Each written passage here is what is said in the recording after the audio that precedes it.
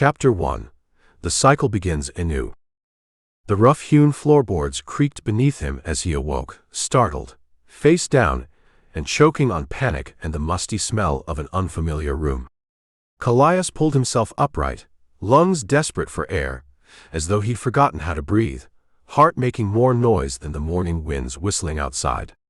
His hands and voice shook as he struggled to find solid ground, in this place and in his own jumbled mind. Where, he tried to say. How, he tried to ask. It came out sounding like a wounded thing. And everything came back to him, the world and its howling future. His legs almost gave way as he found his feet, chest heaving, the floor's cold grit scraping his bare palms as he tried to steady himself. The room offered no hints, only bare walls and empty shadows, like his heart should have expected. How long had it been since he last knew stillness like this? Since he had felt so unsure. Kallias spun in place, eyes and ears scavenging the space for some answer, some reminder, as a shiver claimed him, and his mind rioted against all he saw. There was nothing familiar in the faded hangings that lined the stone walls, none of his past lives lingering in the simple wooden table or the low cot that dared him to sleep. The air was not thick with fear or foreboding, only with dust, with quiet, with the damp promise of a morning, the likes of which Kallias had almost forgotten. Almost. It wasn't the past he'd known. It couldn't be the future he'd seen. The pieces were here, though, all scattered about. A clean cloak draped over a stool. A wash basin of still water. A tattered bag spilled half open and lazy on the floor, like it knew it could take its time. It seemed impossible. It seemed like someone else's life, and Kallias fought to fit himself into it, watching, waiting, searching, knowing it would change as soon as he turned his back. A short, harsh breath cut the air. It might have been a laugh. His young body bore the signs of a warrior, scars, readiness, a restless energy beneath the disorientation. The clothes Kallias wore showed that life too, though they seemed to mock it now. Light armor designed for quick movement. Dark fabrics and carefully concealed weapons. Armor that couldn't protect him from this uncertainty. Fabrics that couldn't disguise how the floor moaned underfoot, and the air seemed to shake with a silence he didn't trust. And yet, here he was, letting the sights and smells soak into his guarded awareness. He drew in the scent of old wood and stone and wondered when it would turn. A pulse hammered in his ears, but the creaking floor and whispering winds were not as unkind to his senses as they had first been. They might have even been reassuring, if Kallias could be reassured, if he knew this life belonged to him. His unsteady gaze fixed on the small, cracked window on the far wall. Light sifted through it, a dim intrusion into the room's half-dark. This, too, should have been more than it was. More ominous. More violent. More Kallias's to contend with. But he crossed the room in a half-measure of hope and uncertainty, the boards groaning beneath him as he pressed his hand to the thin glass. Nothing gave. Nothing roared at him or swept him under. He drew his fingers away, eyes narrowed, as if testing the boundaries of what this all might mean. Again, his gaze found the things strewn about the room, the life half packed away and expectant. It watched him, as much as he watched it. Kallias felt it in the surface of his skin, in the twitch of his fingers, as they reached for what was waiting there. He knelt, feeling the ache of old wounds and older memories, and brushed against something that answered back. A forgotten keepsake. A weapon of another kind. An object Kallias could never leave behind, not after what it had done. He held it close, feeling the distant edge of a smile. Feeling the dread it could never take away. Images seized him, flames that should not have found him here, towers toppling where towers had no right to stand. Voices shouting at him from centuries ago, each one as close and urgent as the last. How did you get here, Kallias? How did you find us? The air held steady around him, kept him fixed to the floor while everything else splintered and crashed, He wanted to believe it. He almost did. Then he let the object fall, let it claim the silence as he had not been able to. A long breath escaped him. His body unwound just slightly, drawing out the tension that still gripped him, knowing he was wrong about everything, or he was wrong about nothing at all.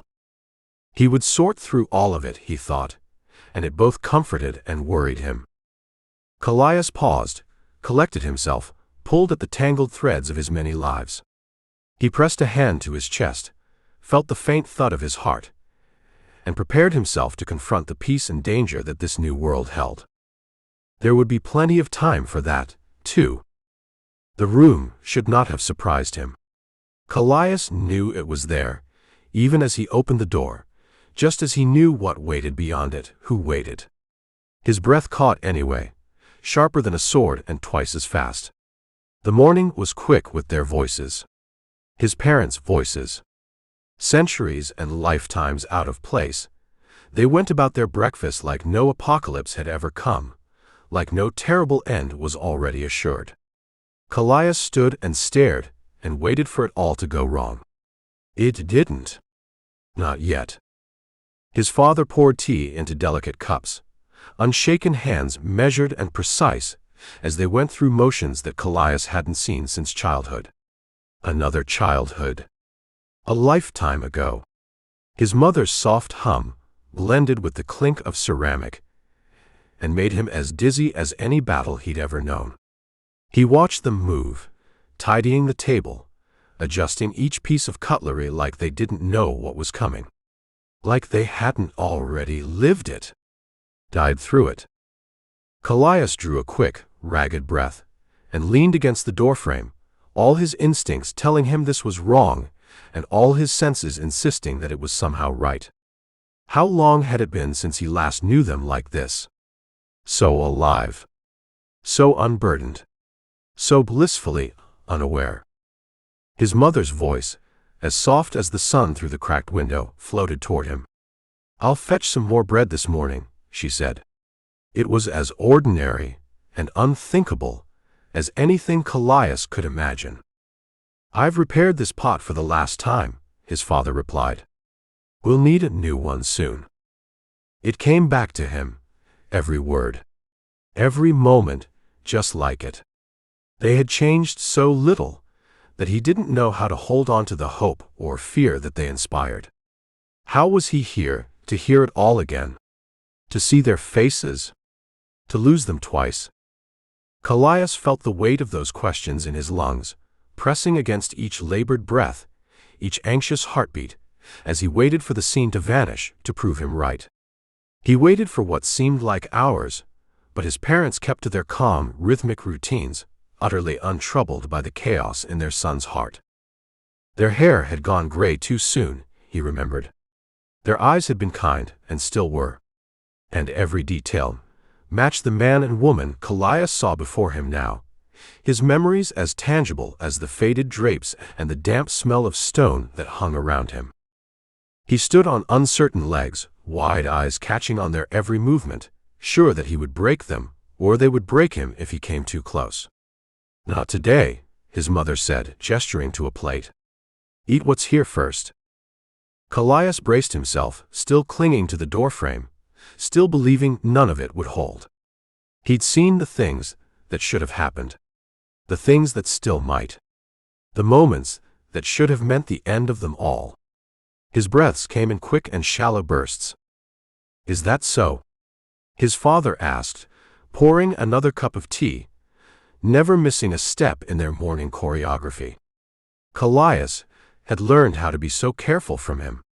From both of them. "You know it is," she replied with a quiet laugh, more soothing than any balm, more piercing than any arrow. Her hands kept moving. His hands kept moving. Time, it seemed, kept moving.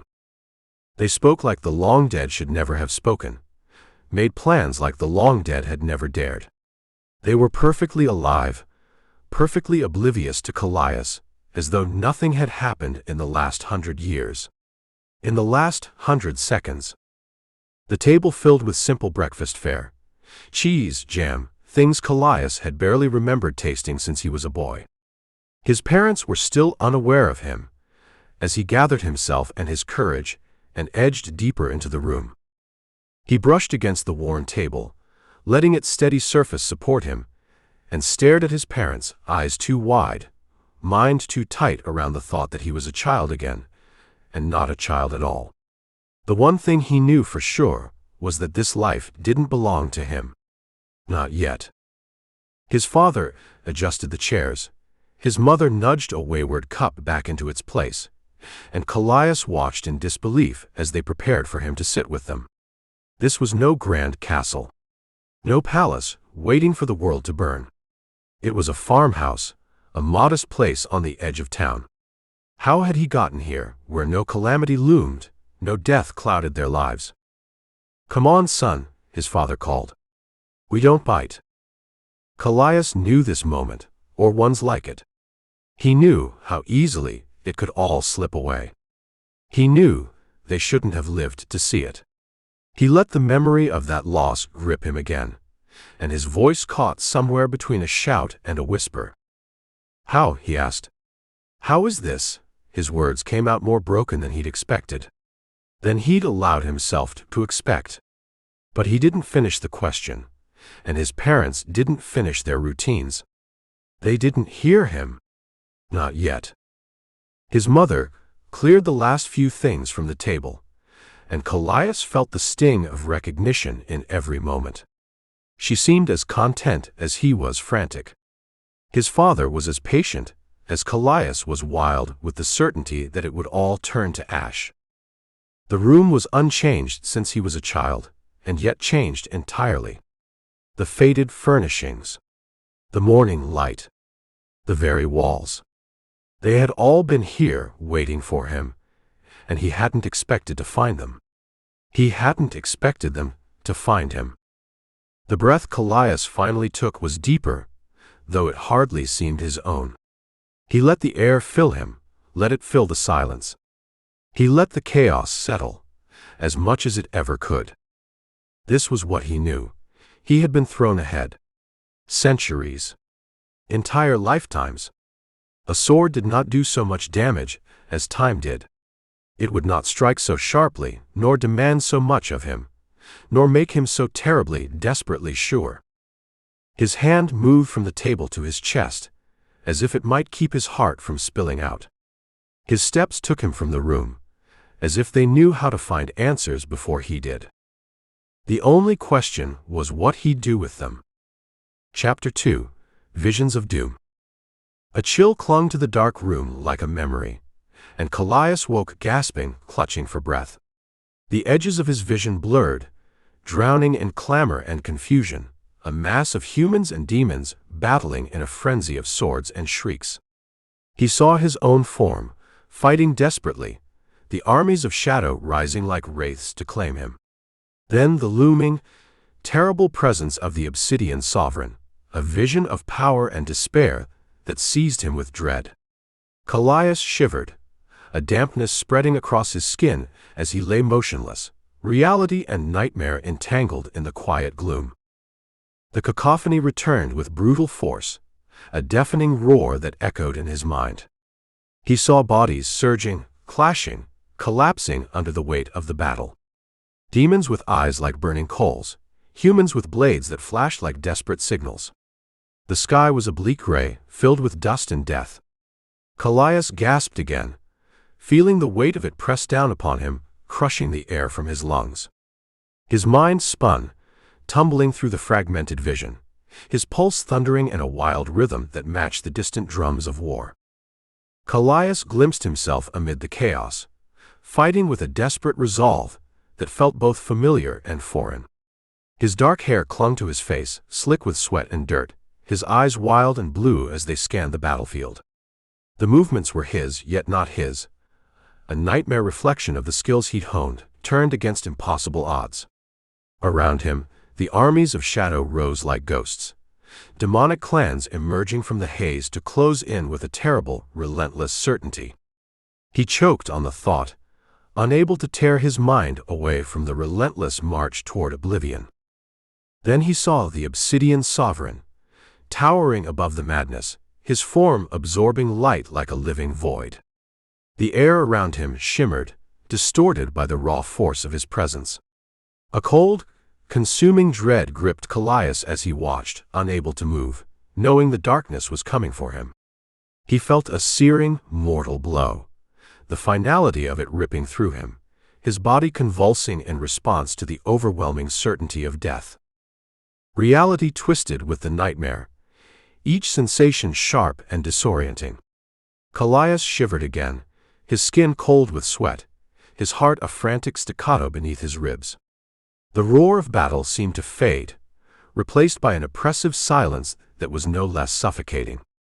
Confusion and dread entwined, leaving him suspended between two worlds, one that threatened to overwhelm him, the other that felt distant and unreal. He lay there, gasping, as the terrible images attacked him with renewed ferocity, replaying themselves in a relentless cycle. Every detail of the nightmare filled his thoughts with ruthless precision. The darkness closing in, the coldness of his fate. The faces of the fallen, both demon and human, blurring together in a single accusatory stare. He fought to regain control, to pull himself free of the vision's grip, but the echoes of prophecy and fear lingered like a relentless specter. He felt the weight of the future bearing down on him, the awful knowledge that the vision was both true and inescapable. Slowly, as if clawing his way to the surface, he focused on the room around him. It was quiet and still, the air heavy and cold in the dim light of early morning.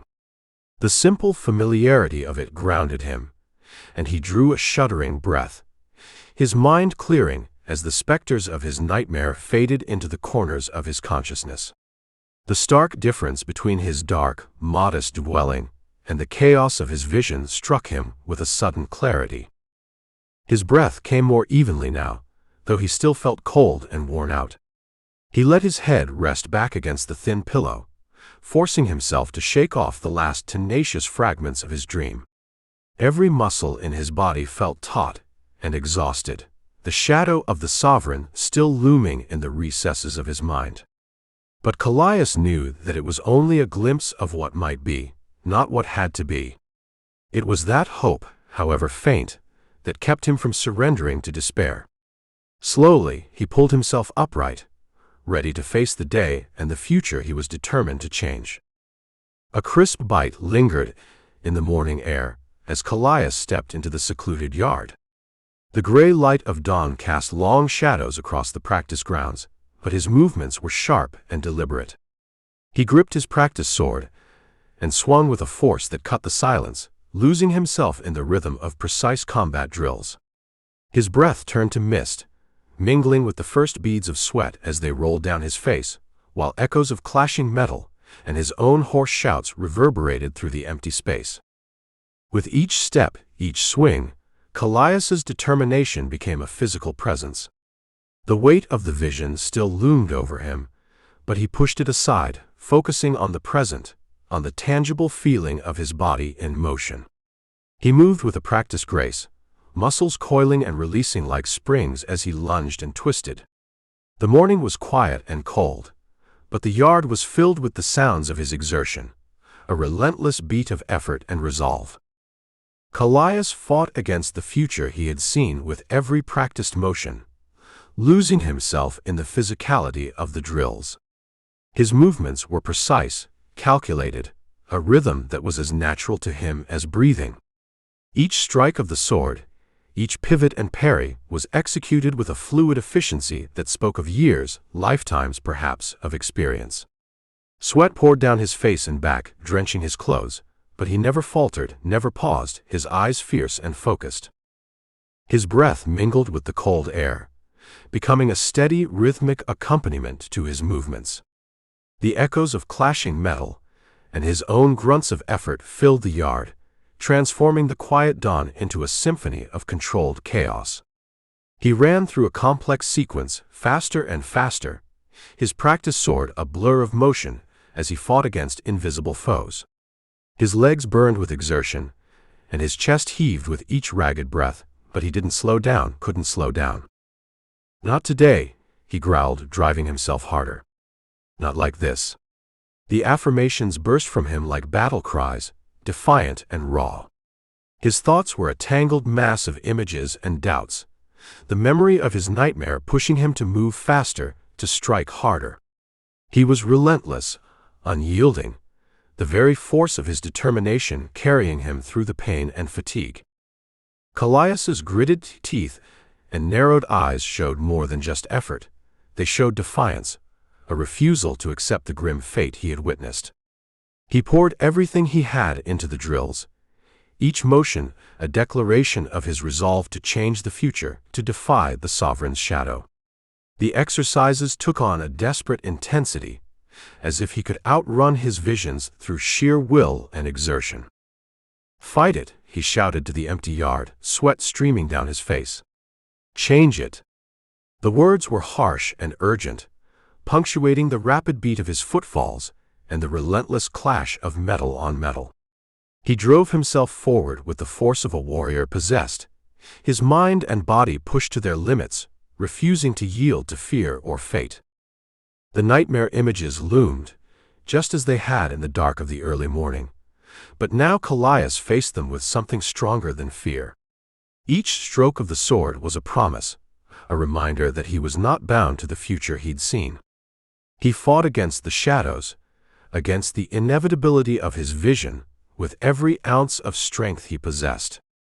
Finally, his breath and his pace slowed, the morning air cooling the heat of exertion that radiated from his body. He stood still for a moment, his chest heaving, the practiced sword hanging loosely at his side. The yard was silent once more, save for his ragged breathing and the soft rustle of wind in the trees. Though drained and exhausted, Kallias felt a grim satisfaction, a certainty that as long as he drew breath, the future was not set in stone. The dim light of a single candle cast a quivering glow across the cramped study, shadows warring for space on the crowded walls. Kallias leaned over the cluttered desk, eyes scanning the brittle pages with fierce concentration. Dust hung in the air, a ghostly reminder of forgotten ages, while ancient manuscripts surrounded him like silent sentinels. He unrolled a fragile scroll, the worn parchment whispering as he traced its cryptic symbols and scribbled notes in the margins, the scratch of his pen and the mutter of his voice, a rhythmic testament to his unyielding resolve. The night outside was silent, the oppressive darkness barely kept at bay by the flickering light within. Kallias moved with careful precision, unrolling another scroll, shifting through stacks of yellowed pages and neglected tomes. His fingers, ink-stained and deft, turned the fragile documents with the reverence of one handling sacred relics. The room smelled of old paper and determination, a heady mix that fueled his frantic need for answers. Dust clung to everything, layering the shelves and hanging like a spectral cloud in the air, testament to the age and obscurity of his sources. The manuscripts around him were both comfort and challenge, offering glimpses of knowledge long buried, each promising a key to unlock the future he'd seen. Kallias's eyes burned with fatigue, yet his movements were relentless, driven by a fierce urgency. He paused, squinting at a particularly faded text, the characters nearly lost to time. "This has to mean something," he muttered, his voice barely above a whisper but full of conviction. He ran his fingers along the delicate surface, tracing the ancient script, as if willing it to reveal its secrets. His notes sprawled across the pages, a chaotic map of his thoughts and deductions, the candle casting them in wavering shadows. Kallias's thoughts lingered on the dark future he'd witnessed, the memory of it as vivid and threatening as it had been in the nightmare. Each scroll, each passage, became a potential weapon against the inevitable, a thread he hoped to weave into a new destiny. His resolve was etched in every line, every frantic annotation, the scratch of his pen like a pulse in the heavy silence of the room. Determined to alter his fate, he pored over more texts, refusing to let exhaustion slow him. The words and symbols mixed with his memories, creating a tapestry of ancient prophecy and personal conviction. He flipped through brittle pages, scanning for patterns and meanings, his mind a relentless machine, sifting through possibilities and connections. Ancient stories seemed to merge with his own, the legends of heroes and martyrs speaking to him with an intimacy that felt both comforting and ominous. "Not yet set," he murmured, repeating the prophecies in a low, determined voice. "I can change this." The room was cold, but the fire of his conviction burned bright and insistent, pushing back the chill that threatened to seep into his bones. Kallias's eyes drooped with fatigue, but he ignored it, immersing himself in the lore that surrounded him. The mission consumed him, its importance blotting out all else, the weight of his responsibility a constant companion. Every detail seemed to hold significance, each symbol and story another piece of the sprawling puzzle he was determined to solve. The solitary candle flickered, a fragile light in the shadowed room, yet it reflected the unyielding determination in Kallias's heart. He resolved to uncover the truth, to find the answers he needed to defy the Sovereign's shadow. His fingers traced the final line of a scroll, his breath a soft exhalation of hope and certainty. As long as he still fought, the future was his to change. Chapter 3: The Orphan's Plight. The alleys of Ethoria's underbelly curled and coiled, sleek with rain and menace, and Kallias walked them with the knowing air of a cat among wolves. Voices pierced the mist, an edge of panic wrapped in fear and fury, and he felt them more than heard them at first, senses attuned to the shift. Demon spawn. The shout was followed by a swell of movement, a dark, hooded figure ahead, a hunting party at its heels. He hesitated only for a fraction of a heartbeat, before plunging into the chaos with the steady intensity of one who had done so 1,000 times. Kallias moved with a graceful efficiency, the wet cobblestones reflecting his deliberate strides. The air was thick with anticipation, and the alleys themselves seemed to conspire, turning each sound into a whispered threat.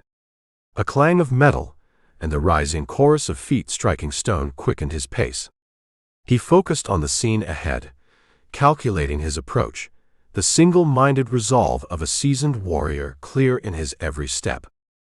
The mob was gaining, a ragtag assembly of fists and fury, and the hooded figure stumbled, barely keeping ahead. Kallias could see the defiance in the way she held herself, even as the shouts grew louder, the words biting into the air with each angry breath. Demon. Monster. His jaw tightened with decision, and he cut across the alley, his movements a perfect blend of precision and urgency. A fist swung towards him, crude and clumsy, and he deflected it with the ease of someone who had been born for this. He became a blur of calculated motions, redirecting every lunge and swipe with a calm that only added to the chaos around him. The rain seemed to dance to the rhythm of the scuffle, each droplet a note in the discordant symphony of shouts and clashes. "This way, now," he murmured, grabbing her arm as the mob recoiled in surprise at his intervention. She looked up, and in that brief moment their eyes met. Kallias saw the flash of violet, a glimpse of the fierce spirit that fueled her flight. He nodded, decisive and commanding, pulling her along as they vanished into the maze of damp passageways.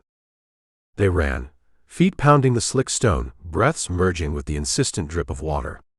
The alleys twisted and turned, each corner a new chance for ambush or escape. The sound of pursuit lingered behind them, a relentless echo that seemed to find them no matter which path they chose. Kallias led with the certainty of one who knew these streets, dodging debris and leaping narrow gaps in a dance of life and death.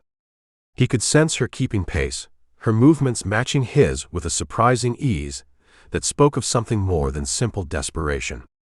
He glanced back, curiosity flickering alongside the urgency.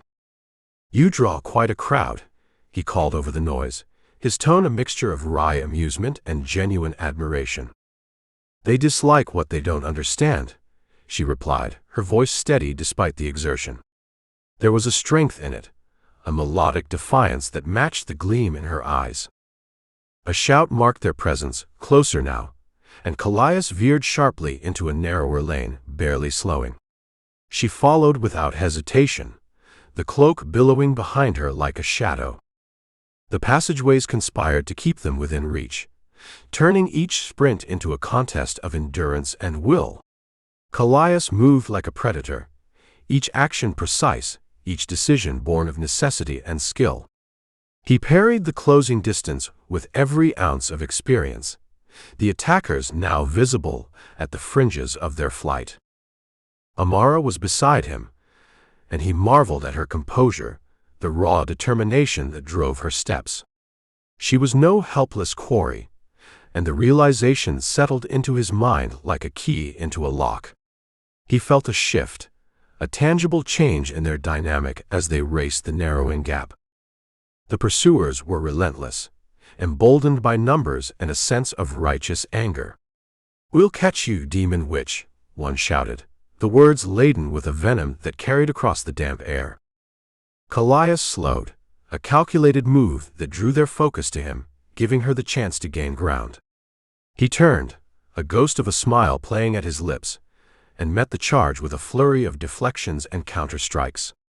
His body moved with the confidence of one who understood every nuance of combat, each blow a conversation he knew how to control. Amara stopped, looked back, saw him outnumbered but undeterred. Something in her changed, a decision made in an instant, and she was there at his side again, the glint of violet in her eyes a challenge and a promise. They stood together, back to back, the space around them alive with the clamor of struggle. Kallias adapted to the new rhythm with seamless intuition, and they became a single force, her resilience matching his expertise in an unspoken harmony. She pushed, not just running now, but fighting, her will manifesting in a way that shocked the encroaching circle. A shiver of uncertainty passed through the mob, the recognition that this was not a hunt, but a confrontation with unexpected prey. "Keep moving," Kallias urged, breaking the line of attackers with a well-placed strike that sent two of them sprawling. He felt the tension, the ebb and flow of momentum, and seized the moment. They bolted, leaving the confusion behind, the renewed chase a testament to both their skills and resolve.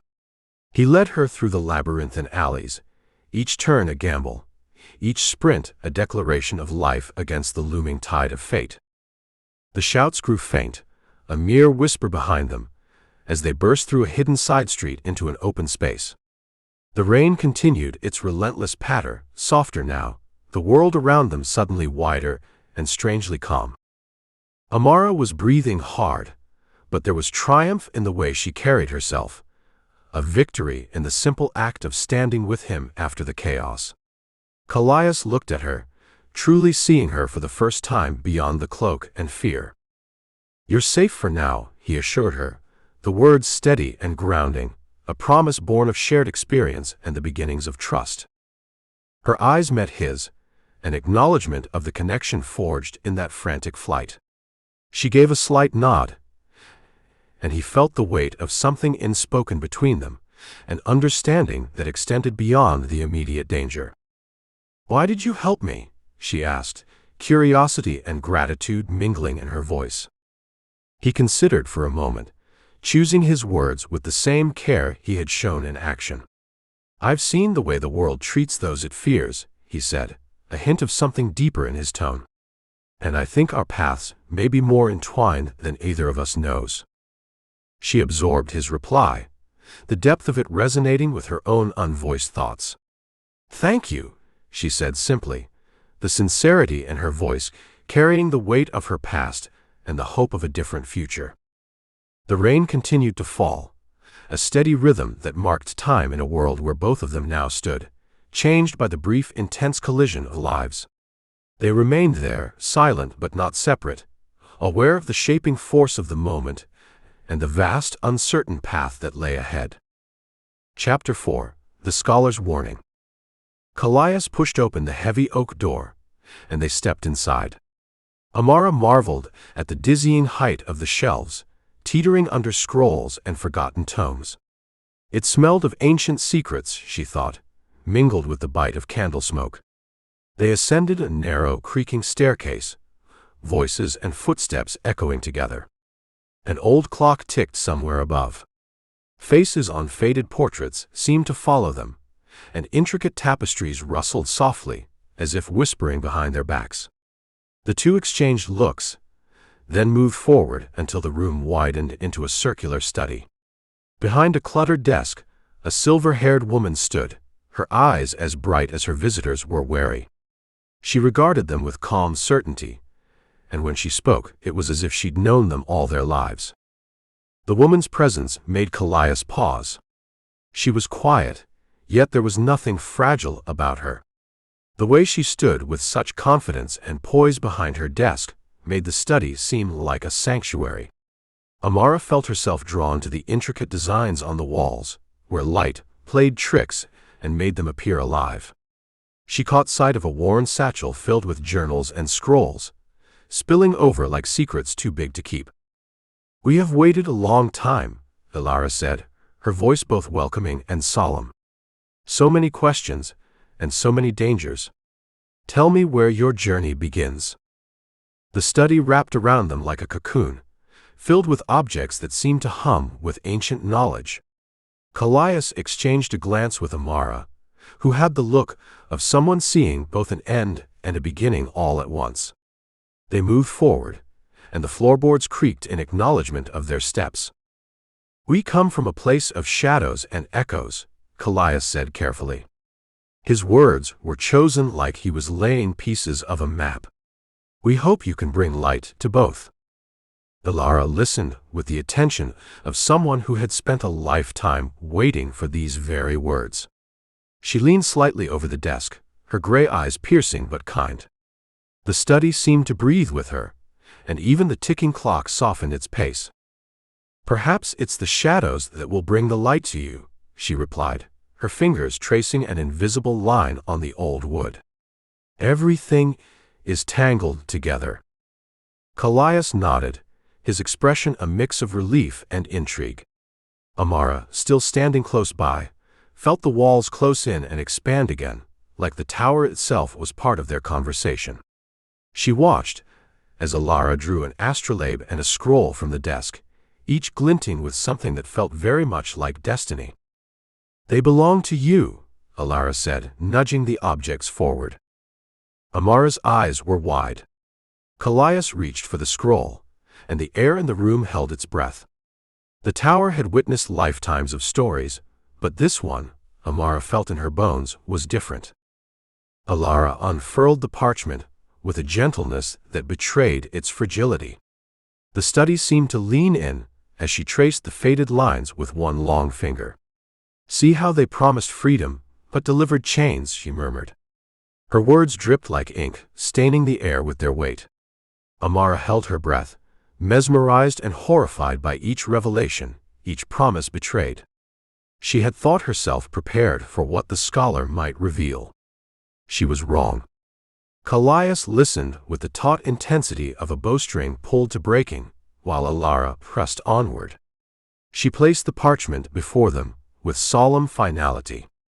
Its illustrations seemed to writhe with secrets too dark to hold. The divine care nothing for mortals or demons. "You are all just the game they play with each other," she said. Her voice was a shadow in the candlelit room, echoing and true. The words wrapped around Amara, suffocating and real. She had always feared being a pawn, but hearing it laid bare made her chest tighten. The inked images twisted and turned on the parchment, daring her to look away. Kallias sat across from her, his face set in rigid lines of focus. Amara's revelations poured over him, each one confirming the visions and memories that haunted him. "How long?" he asked, his voice steady but urgent. "How long have they been playing this game?" Amara's eyes met his, unwavering. "Since the beginning," she said. "Since the first dawn, the first fall. It is a cycle that binds us all." Amara's breath came quick and shallow. Each word made the air feel thinner, more precious. The images on the parchment danced before her eyes, and she struggled to find her voice. "And no one's ever escaped?" she asked, a tremor beneath the question. "Escape is not in the divine vocabulary," Amara replied, her voice tinged with the sorrow of knowledge. "But they did not count on mortals like you." Amara blinked, unsure whether the scholar's words held hope or only more despair. She watched Amara reach for another text, sealed with sigils that seemed to pulse with warning. "They treat us all as pawns," Kallias said, anger flaring beneath his usual control. "Humans, demons, everything is a game to them." Amara nodded, the motion slow and deliberate. "But every game has its loopholes," she said, "if you know where to look." The air in the room grew dense with the weight of her pronouncement. Kallias leaned forward, his blue eyes fixed on Amara with an intensity that bordered on desperation. "And you believe these are the clues?" he asked, gesturing toward the parchment and the forbidden text. "This is how we stop them?" "They are more than clues," Amara insisted, her voice like an arrow finding its mark. "They are the keys to understanding what you truly face." Amara watched Kallias, his jaw clenched and eyes narrowed, as if he could will the answers into submission. He reached for the sealed text, hesitating only for a moment before taking it. "Is it even possible?" Amara whispered, the enormity of their task settling like a stone in her gut. "Or are we just another chapter in this story they're writing?" Amara looked at them with a steadiness that seemed to come from another world. "Only you can decide that," she said, her voice a lifeline in the tumult of uncertainty. "But know this, the divine's greatest flaw is their hubris. They underestimate those who refuse to follow their script." Kallias and Amara exchanged a glance, a silent conversation full of questions neither of them could answer. Yet there was something else there, too, an unspoken resolve that grew stronger with each beat of silence. Amara took a deep breath, trying to find steadiness in the chaos. "Then we'll read every word," Kallias said, his tone shifting from questioning to commanding. "And we'll find those loopholes." Amara's lips curved into a small, knowing smile. "Heed them well," she said, her final warning soft yet insistent. "For the road ahead is more dangerous than you can imagine." Amara picked up the parchment, its texture both fragile and unyielding beneath her fingers. She felt the weight of their task, their choice, pressing down on her, yet somehow it was less terrifying than it had been moments before. They stood, the chair scraping against the floor like a reluctant goodbye. The study watched them as they turned to leave, its shadows deepening with each step they took. It was as if the tower itself breathed in their resolve, and somewhere in its vastness, an ancient clock resumed its ticking, marking the start of something both inevitable and new. Chapter 5: Awakening Powers. Twilight settled over Ethoria, cool and quiet and edged with nervous tension. Kallias and Amara moved through the open courtyard, his precise strikes and fluid movements cutting through the air while she struggled to steady her surging energy. The sound of pounding footsteps on the rough pavement merged with their low, focused dialogue, as small bursts of Amara's uncontrolled power cracked the stone and drew nervous glances from passing townsfolk. Kallias intoned firmly, "Focus your energy, Amara. Breathe with the rhythm of your body," his tone light with a trace of humor despite the tension. She attempted to mirror his controlled postures, eyes widening with determination and fear. The crackle of dissipating energy blended with the growing sounds of chaos as they practiced against the looming darkness, on the brink of mastering an unspoken hope that their combined efforts could counteract the forces gathering around them. Kallias watched Amara closely, his eyes steady, his expression calm as he moved with graceful precision. "Try to match the flow," he encouraged, weaving around her with swift, deliberate steps. Amara's face twisted with effort, her black hair swirling around her as she fought to contain the volatile energy inside her. A sudden release sent cracks spidering across the courtyard floor, but Kallias only shook his head, his gaze still gentle. "You have it within you, Amara," he said with an almost teasing smile. "Perhaps we should ask the townsfolk to move further back next time." Amara grimaced, a mix of frustration and amusement flickering in her eyes. "Perhaps we should," she agreed, her voice breathless yet determined. She paused, drawing a deep breath, the cool evening air filling her lungs.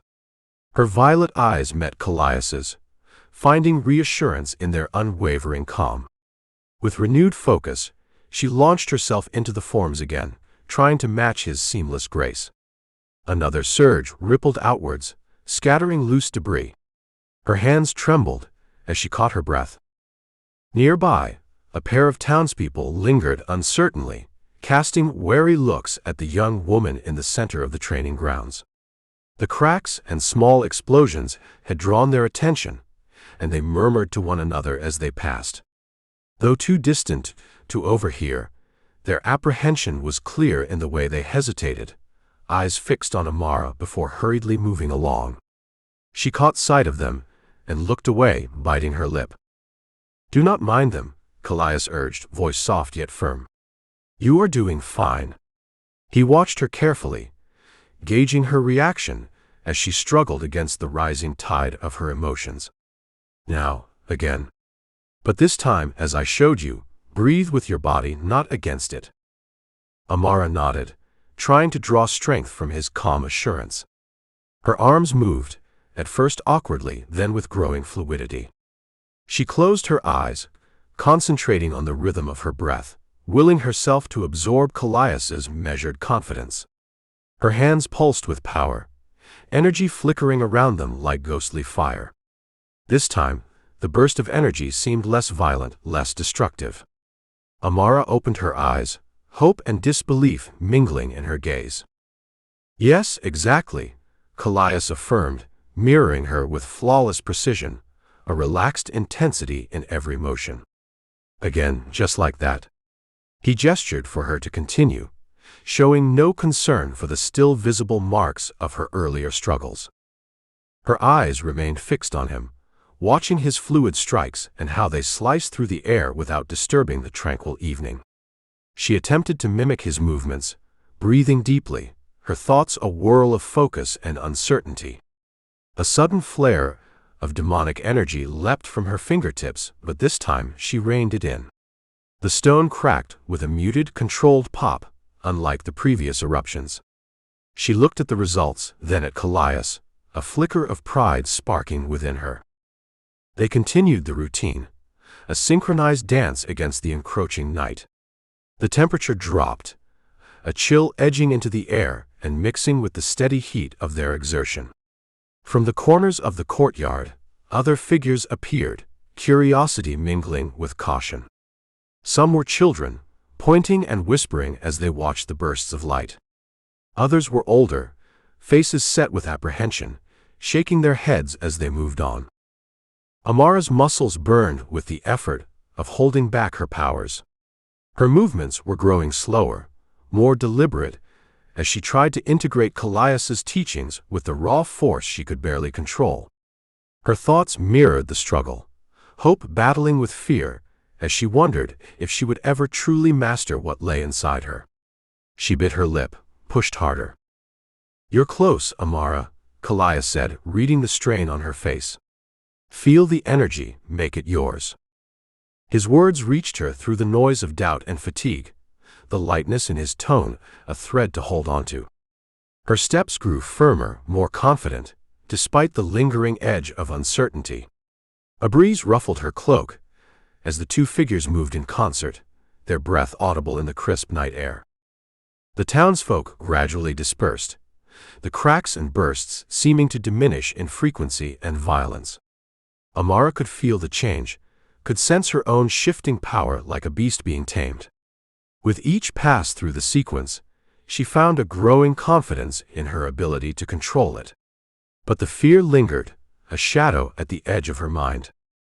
"You're doing well," Kallias praised, nodding as she began to match his flow. "I told you, it was possible."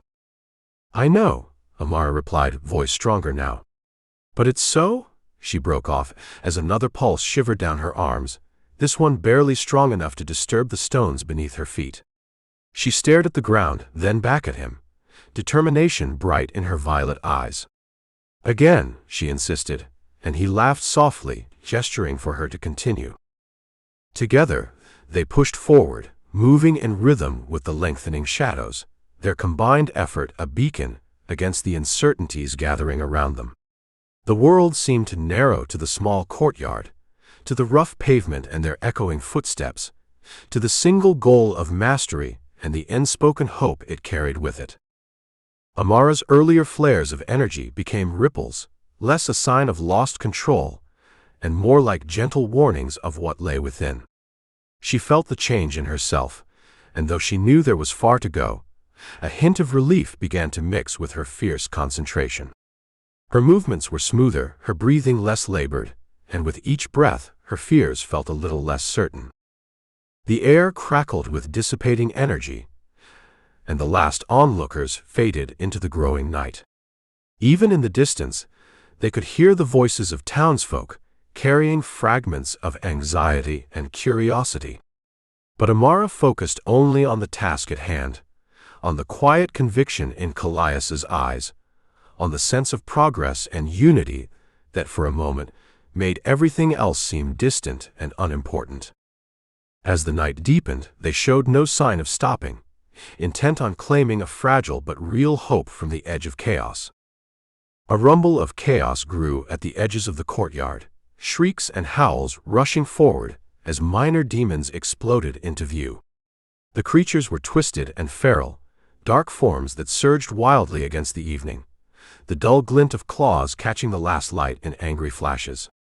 Kallias reacted instantly, positioning himself between Amara and the intruders, eyes narrowing with concern as he noted the demons' unnatural aggression. "Stay close, I've got us covered," he instructed, his voice steady and commanding, a rock amid the storm. Amara watched, trembling but resolute, as Kallias unleashed a series of fluid, precise strikes. Her own powers stirred within her, volatile and eager, and she knew she had to act. "They're closing in," she cried, sending a burst of energy scattering around her. The echo of battle grew, merging with the shouts of panicked townsfolk as the skirmish escalated and Kallias began to realize that the timeline was slipping, leaving them suspended on the edge of chaos.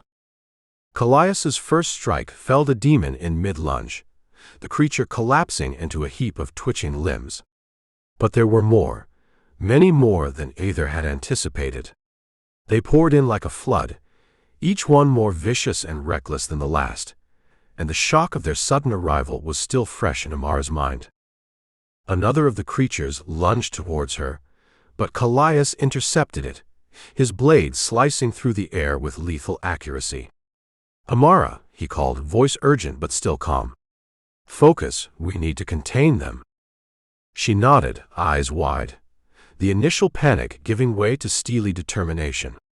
Energy crackled in her hands, an extension of the raw fear she felt, and she released it in a violent arc. The blast sent two of the demons sprawling, but it also shattered the nearby wall, chunks of stone raining down in a deafening crash.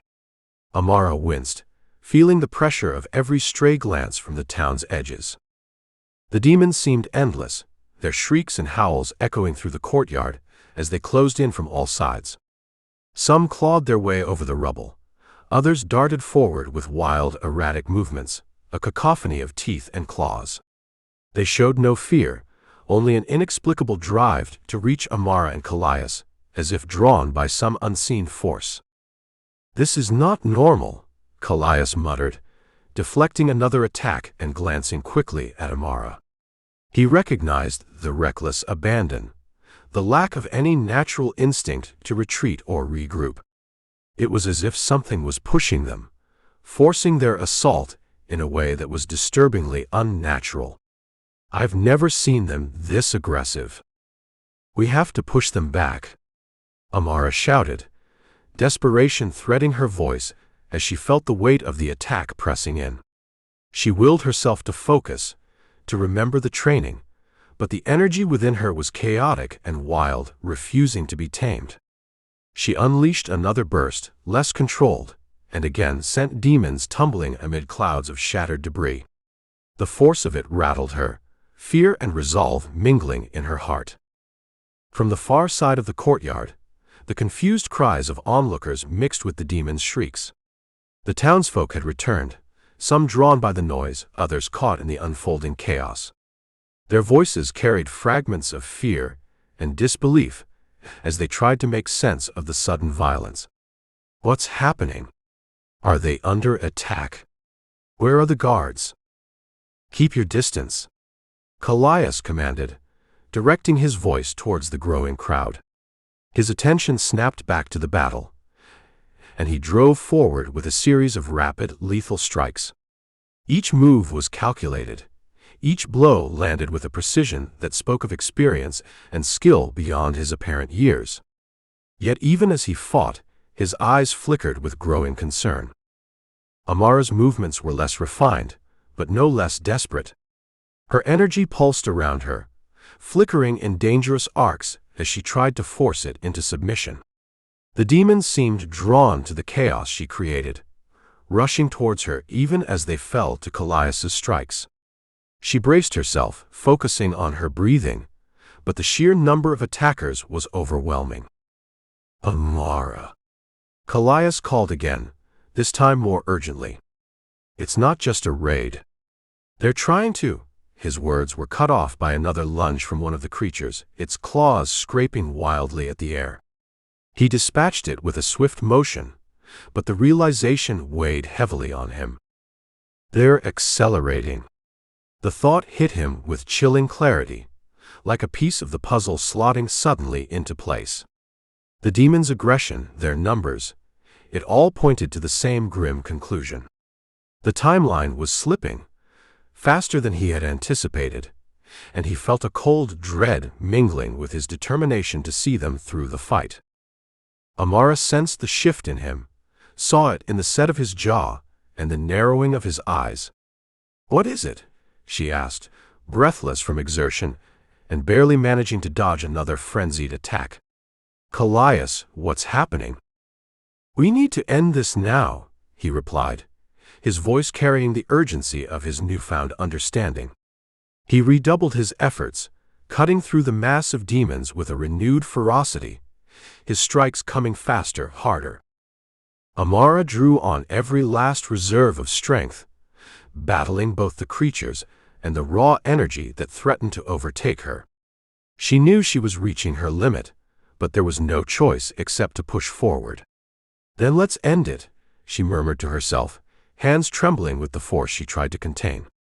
She released it in a final, explosive wave, scattering the closest demons and leaving the courtyard shrouded in a haze of dust and flickering energy.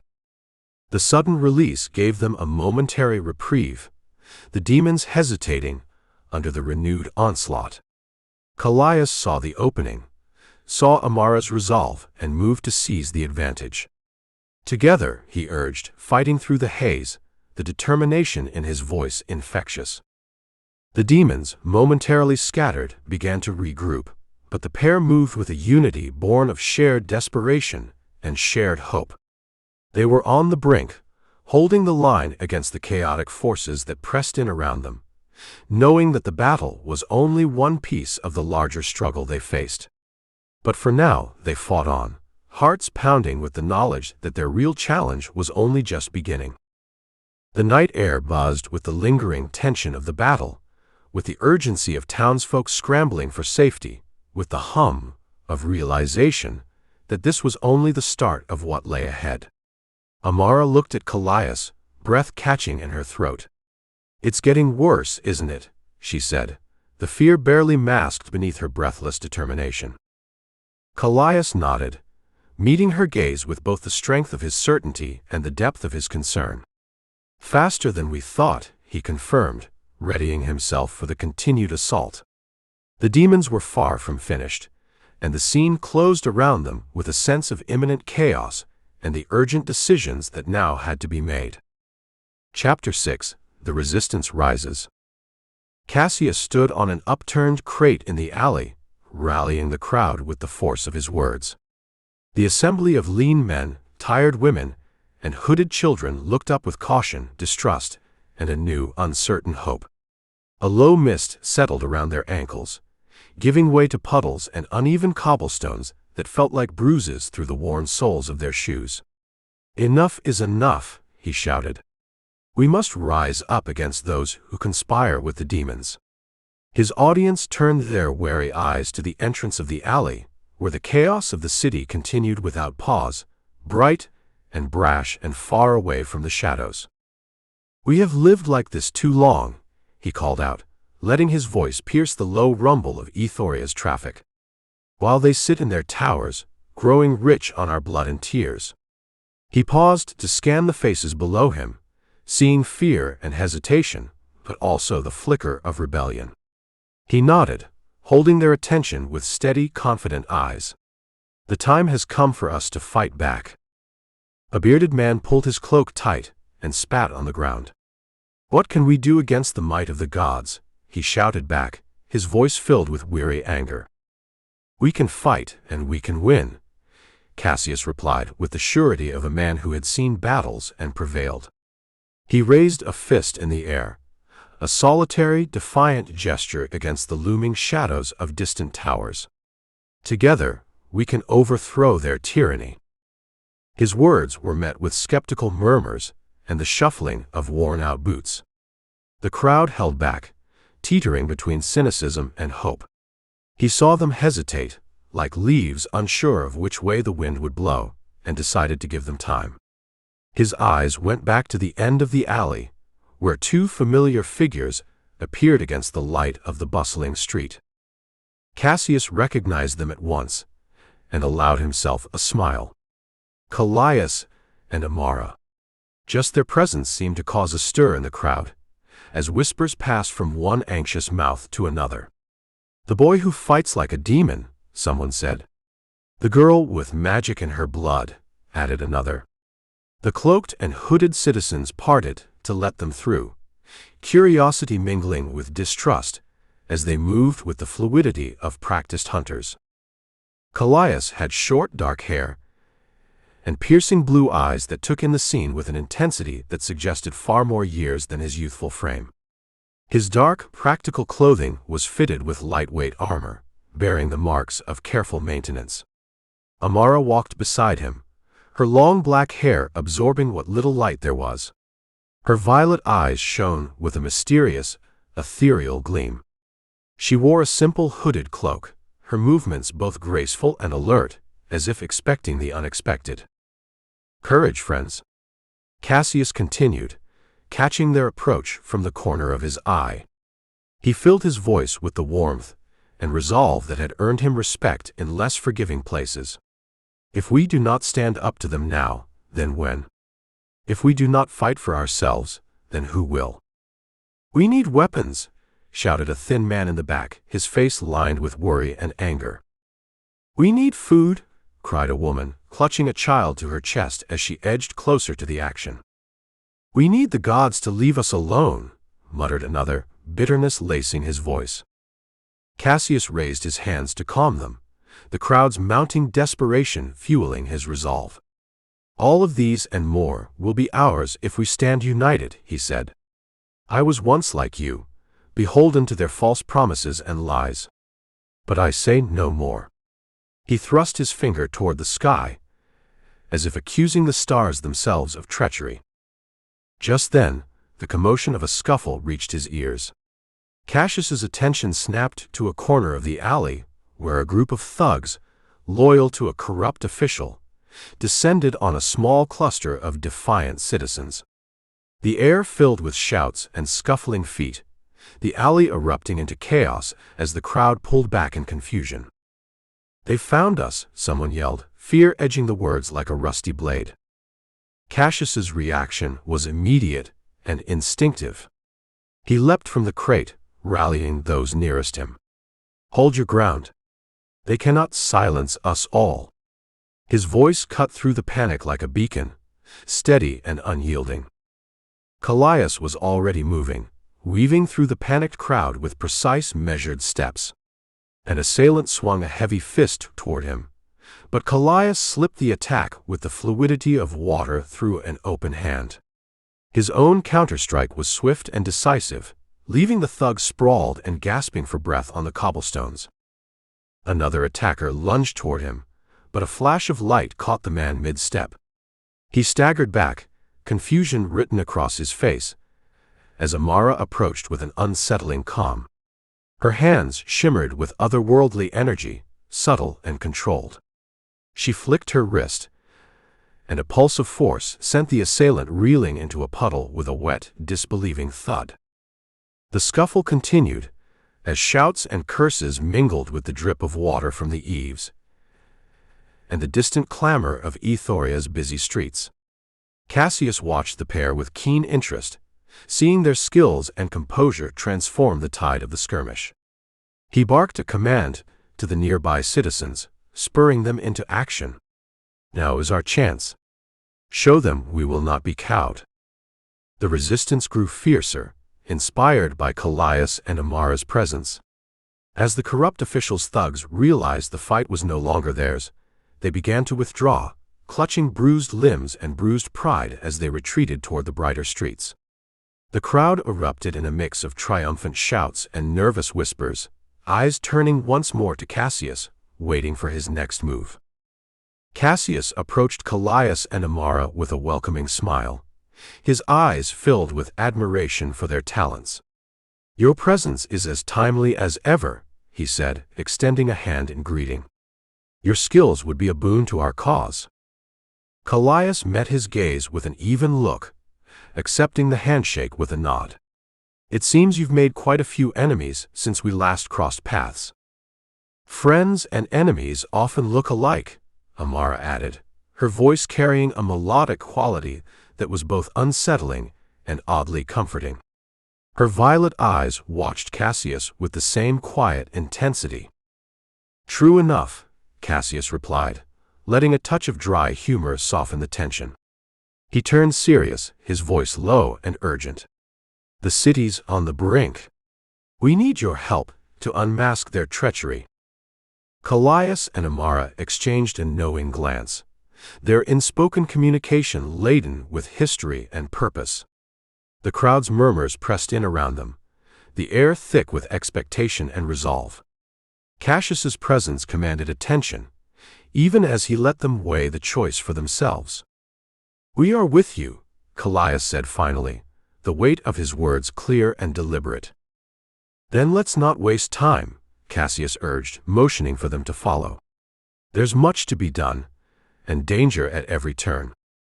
The trio moved together, a new sense of urgency propelling them into the depths of the alley.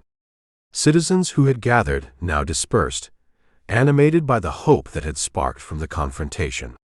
They whispered the names of their unexpected allies, letting the words fly through the shadowed streets like embers seeking kindling. Cassius, Kallias, Amara. The crowd would remember this day, and so would the ones who thought them weak. They moved under the cover of night, a group of shadows against the darker shadows of the sleeping city. The path took them along deserted streets, past the occasional street lamp that lit their way with tired, indifferent light. In the distance, the glow of a fire gave the horizon a jagged, unsettling shape, like the sharp edge of something they couldn't see. Cassius led them, with unwavering certainty, toward a crumbling storehouse, its outline barely distinguishable against the gloom of Ethoria's far reaches. As they neared the building, he signaled for them to stop, and motioned for the others to gather close. "Stick to the shadows," he said in a firm, quiet voice, "and follow my lead. We don't have time for mistakes." Kallias nodded, his piercing blue eyes scanning the dark perimeter with an intense, watchful gaze. His every movement was controlled and deliberate, his athletic frame ready to react with precision and speed. Beside him, Amara pulled her cloak tighter, her striking violet eyes reflecting the sparse light as she took in the scene with calm determination. The team advanced toward the storehouse with stealthy purpose, slipping through a narrow side door that creaked in protest against its rusted hinges. The building's interior was a world of its own, filled with dust and shadows and the scent of damp, decaying paper. Kallias moved forward, leading them with confident familiarity through the gloom. "Kallias," he said, "make sure we weren't followed." Kallias gave a quick nod, already slipping into the deeper shadows with the silence of a practiced hunter. He worked his way along the perimeter, alert for the telltale signs of trouble. The cold air outside nipped at his skin, but he remained focused, his movements as fluid as they were controlled. A lone guard appeared at the edge of his vision, oblivious to the presence of intruders. Kallias narrowed his eyes, closing the distance with swift, measured steps. His approach was like a breath of wind, unseen and unfelt until it was too late. In a single, controlled maneuver, he struck. The guard crumpled to the damp concrete, unconscious before he even realized what had happened. Inside the storehouse, Kallias led the team with the same confident resolve. He moved quickly but carefully, urging them on in low, urgent tones. "Stay sharp. We'll need to move fast once we have what we came for." The sound of their footsteps was muffled by years of accumulated dust, but every scuff and scrape felt like a thunderclap in the tense, expectant silence. The walls loomed around them, towering sentinels that seemed to lean in and listen. Amara moved with them, her presence both quiet and commanding. Her eyes caught the faint glint of metal in the dim light, leading her to a stack of official documents bound in worn leather. She picked one up, letting her gaze travel across the pages filled with dense, incriminating text. "This is what we need," she said, her voice carrying a soft certainty. She looked up at Kallias, a spark of determination in her eyes. He glanced at the documents and then at the team, urgency edging his words. "Gather as many as you can. We can't let them hide these crimes." The team moved with quick, practiced efficiency, scooping up bundles of records and stashing them in weathered sacks. The dust of forgotten secrets rose around them, catching the dim light in a ghostly haze. The tension in the air was a living thing, pressing in on them as they worked. "Make sure we have it all," Kallias urged, his voice a steady anchor amid the frenzy. He watched as the others followed his command, determination mirrored in their eyes. Satisfied that they had gathered enough, Kallias motioned for them to move on. "Supplies too," he said. "Let's not leave empty-handed." Amara gave him a nod of agreement, already turning her attention to the far end of the storehouse, where boxes of goods lay in haphazard piles. She and Kallias moved toward them, their steps synchronized by a shared purpose. The boxes overflowed with essential items, canned food, medicine, clothing, hoarded by those who had no need for them, and taken from those who did.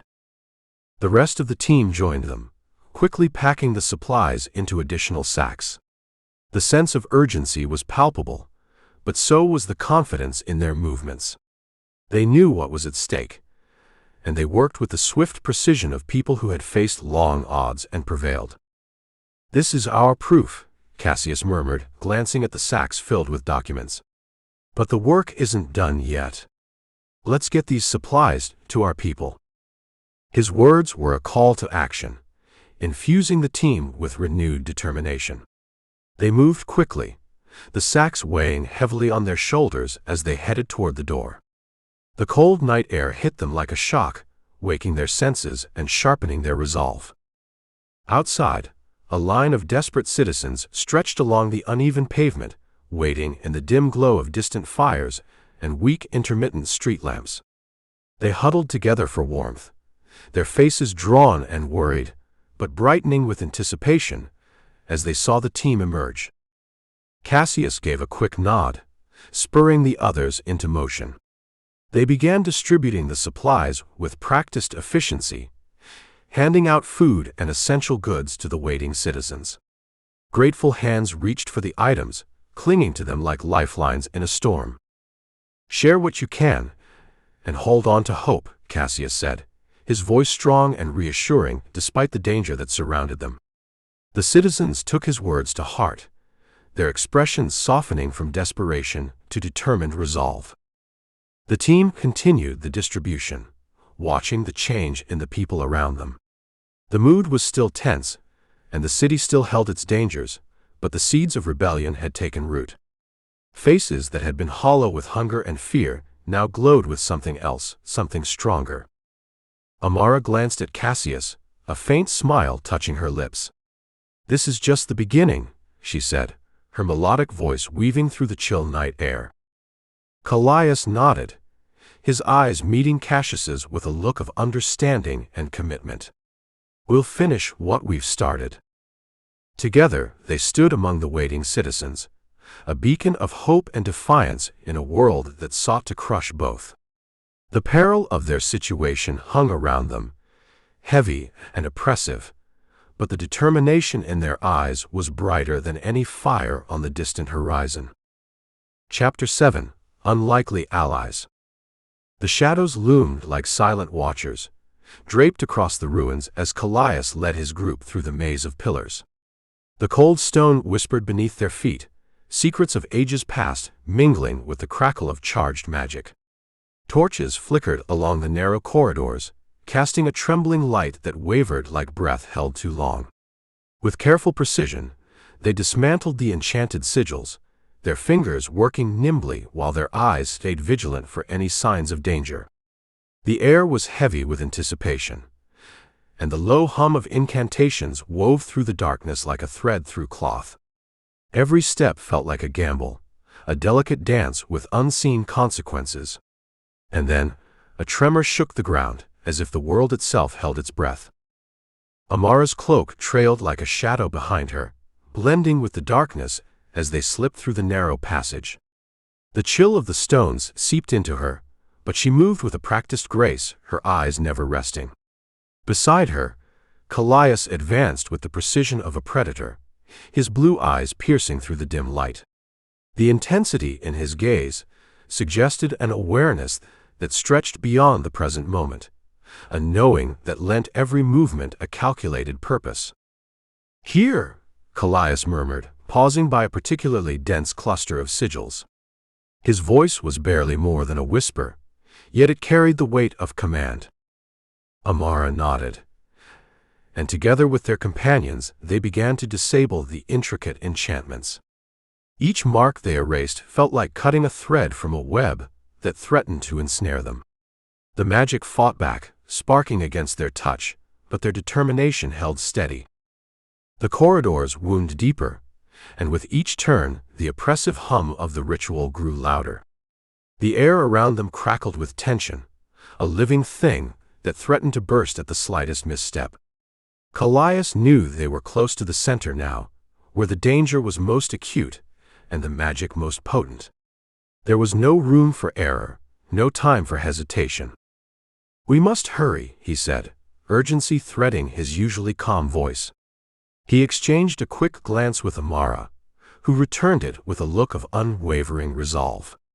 The shared understanding between them spoke volumes, more than words could convey. They moved with renewed speed, weaving through the forest of stone pillars that stretched like skeletal fingers toward the vaulted ceiling. Amara's violet eyes shimmered in the torchlight, a flash of determination that matched the fire in Kallias's own. The narrow path led them ever closer to the heart of the site, where the air vibrated with the weight of dark intent. The group pressed onward, their presence like ghosts among the ruins. Despite the haste, they remained a unit, their actions synchronized by unspoken agreement. Each step, each movement was part of a well-rehearsed plan, a dance with disaster that demanded flawless execution. The urgency was palpable, a constant reminder that they were racing against unseen hands that sought to complete the ritual. "Almost there," Amara breathed, her voice soft yet fierce. Her eyes flicked to the walls, where layers of runes pulsed with malignant energy. It was a language she understood too well, a reminder of her own complex ties to the supernatural. A slight tremor ran through the floor, barely noticeable yet full of ominous promise. They had reached the very threshold of the ritual, where the forces at play were both immediate and terrifying. It was a place steeped in forbidden power, a place where failure was not an option. As they approached the central chamber, the noise of the incantations rose to a fever pitch. The very walls seemed to pulse with the rhythm of the spells, alive and watching. Kallias could feel the magic reaching for them, eager to snare the unwary and claim them for its own. But he would not be deterred. He had glimpsed too many futures to falter now. "Stay close," he instructed, his voice a mixture of warning and resolve. "It won't be long before—" He didn't finish. The ground shook violently, cutting him off mid-sentence. From the far end of the chamber, a massive figure stepped into the wavering torchlight, its silhouette unmistakable even at a distance. The sudden appearance brought them to an abrupt halt, their careful plans upended in an instant. Astarion Thorn stood before them, his presence dominating the space like a force of nature. His obsidian skin absorbed the light, and the curved horns jutting from his temples gave him an unmistakably demonic appearance. Crimson eyes, glowing even in the shadows, fixed on them with an intensity that bordered on menacing.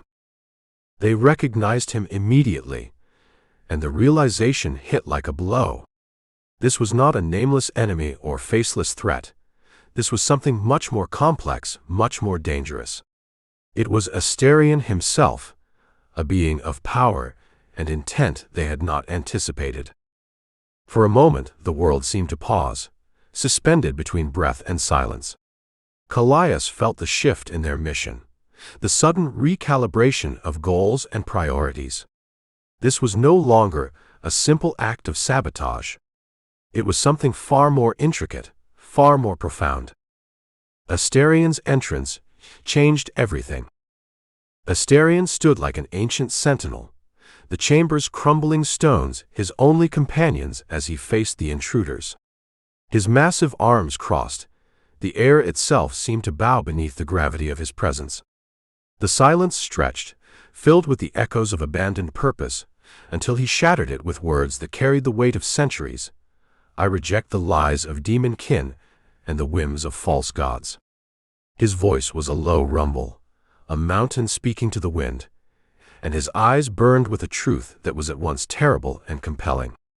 Kallias felt the world shift around them, the fragile lines of destiny twisting as he met Amara's gaze.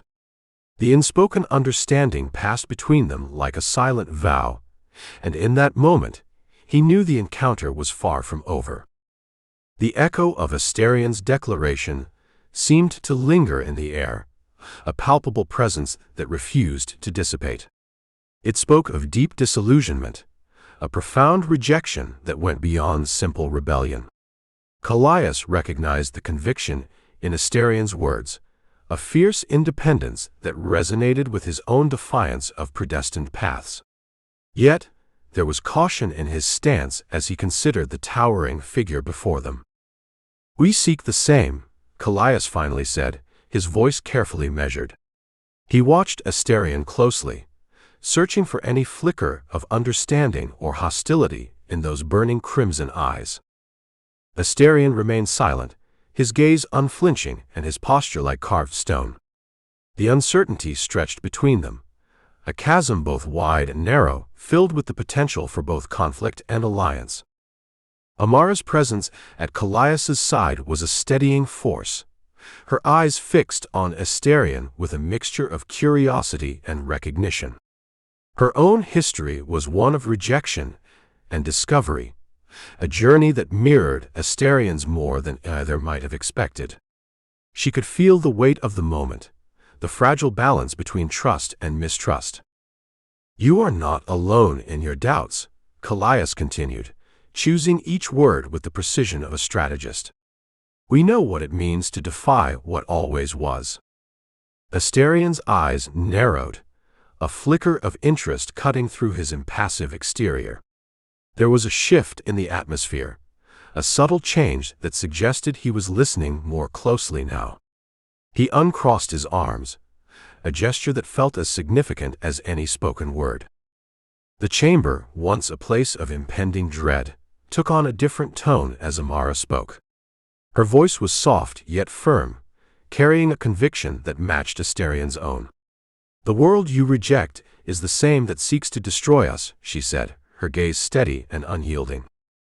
Her words hung in the air, resonating with an unexpected kinship that was both surprising and profound. The silence that followed was heavy with possibility, a waiting breath that anticipated what might come next. Asterian's reply came slowly, as if each word was tested and weighed before being spoken.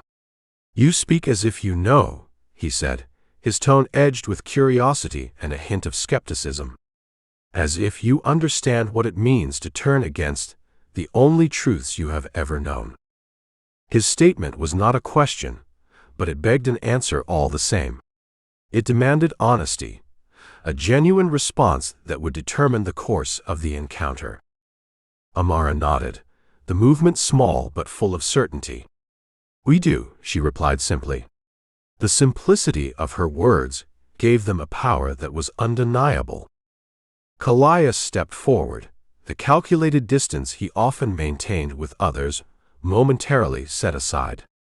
"The gods play their games," he said, "and the rest of us are left to pay the price. We aim to change that." His directness caught Asterian's full attention, and for the first time, a glimmer of something almost like understanding softened the hard lines of his expression. There was a connection forming, a recognition of shared purpose that transcended their previous enmity. The tension that had gripped the chamber began to dissolve, replaced by a cautious hope that this unexpected alliance might actually hold. Asterian considered their words, and the room seemed to hold its breath once more, waiting for his decision. When he spoke again, there was a note of resolve in his voice that matched the certainty in theirs. "I once thought myself alone," he said, his deep gravelly tones carrying the weight of long centuries.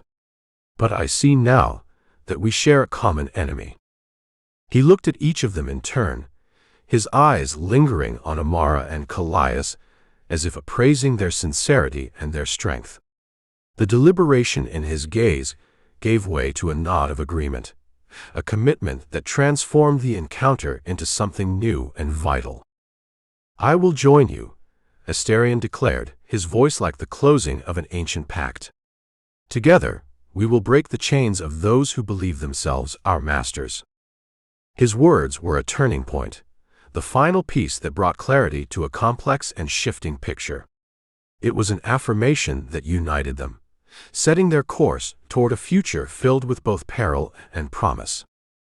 The atmosphere in the chamber shifted again, but this time it was one of shared resolve and newfound alliance.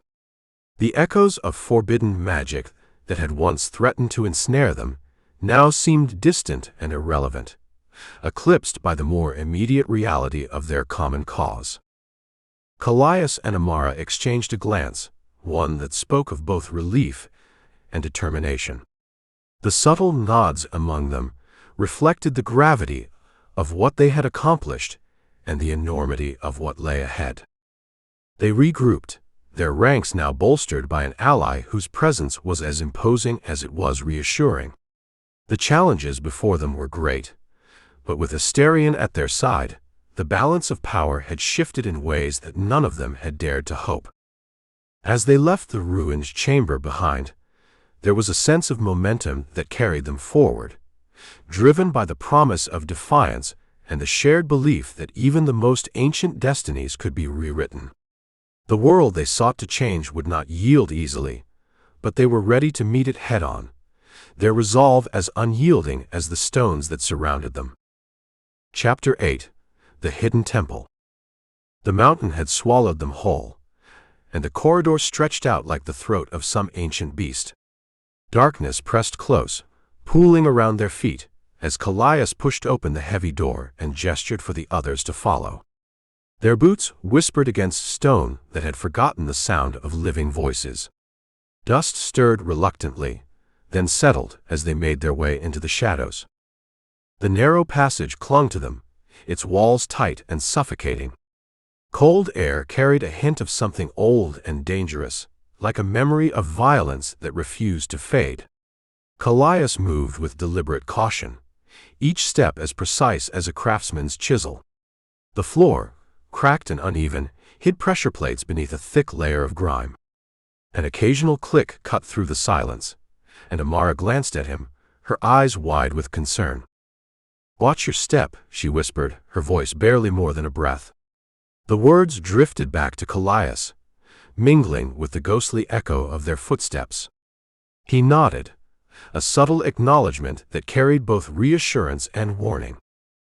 The corridor seemed to stretch endlessly, each stone a testament to the time and treachery it held. Kallias moved like a shadow, a dark silhouette against darker walls, while Amara stayed close, her eyes flicking nervously to the concealed apertures that promised darts or worse. Every creak and shift of stone set her on edge, and her fingers traced absent patterns in the air as if to ward off the unseen dangers.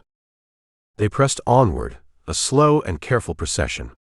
Kallias signaled for caution, his hand a quiet command in the dimness. Amara tightened her grip on her cloak, her steps measured and wary. The cold of the mountain seeped into their bones, but a warmth began to form between them, a wordless trust as they navigated the ancient tomb. A flicker of movement caught Amara's eye, and before she could speak, Zara Vex emerged from a shadowed alcove with a grin that gleamed even in the gloom. Her entrance was as silent as a cat's, her presence unexpected but not unwelcome. "Miss me?" Zara's voice cut through the quiet like a spark, bright and sharp. She slipped beside them, her quick, confident movements a stark contrast to their cautious pace. Kallias allowed himself a small, knowing smile.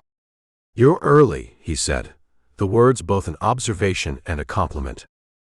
"Or you're late," Zara replied with a playful shrug. Her eyes danced with mischief as she assessed the corridor. "Looks like you could use a hand with these relics." Without waiting for a reply, Zara approached a particularly intricate mechanism.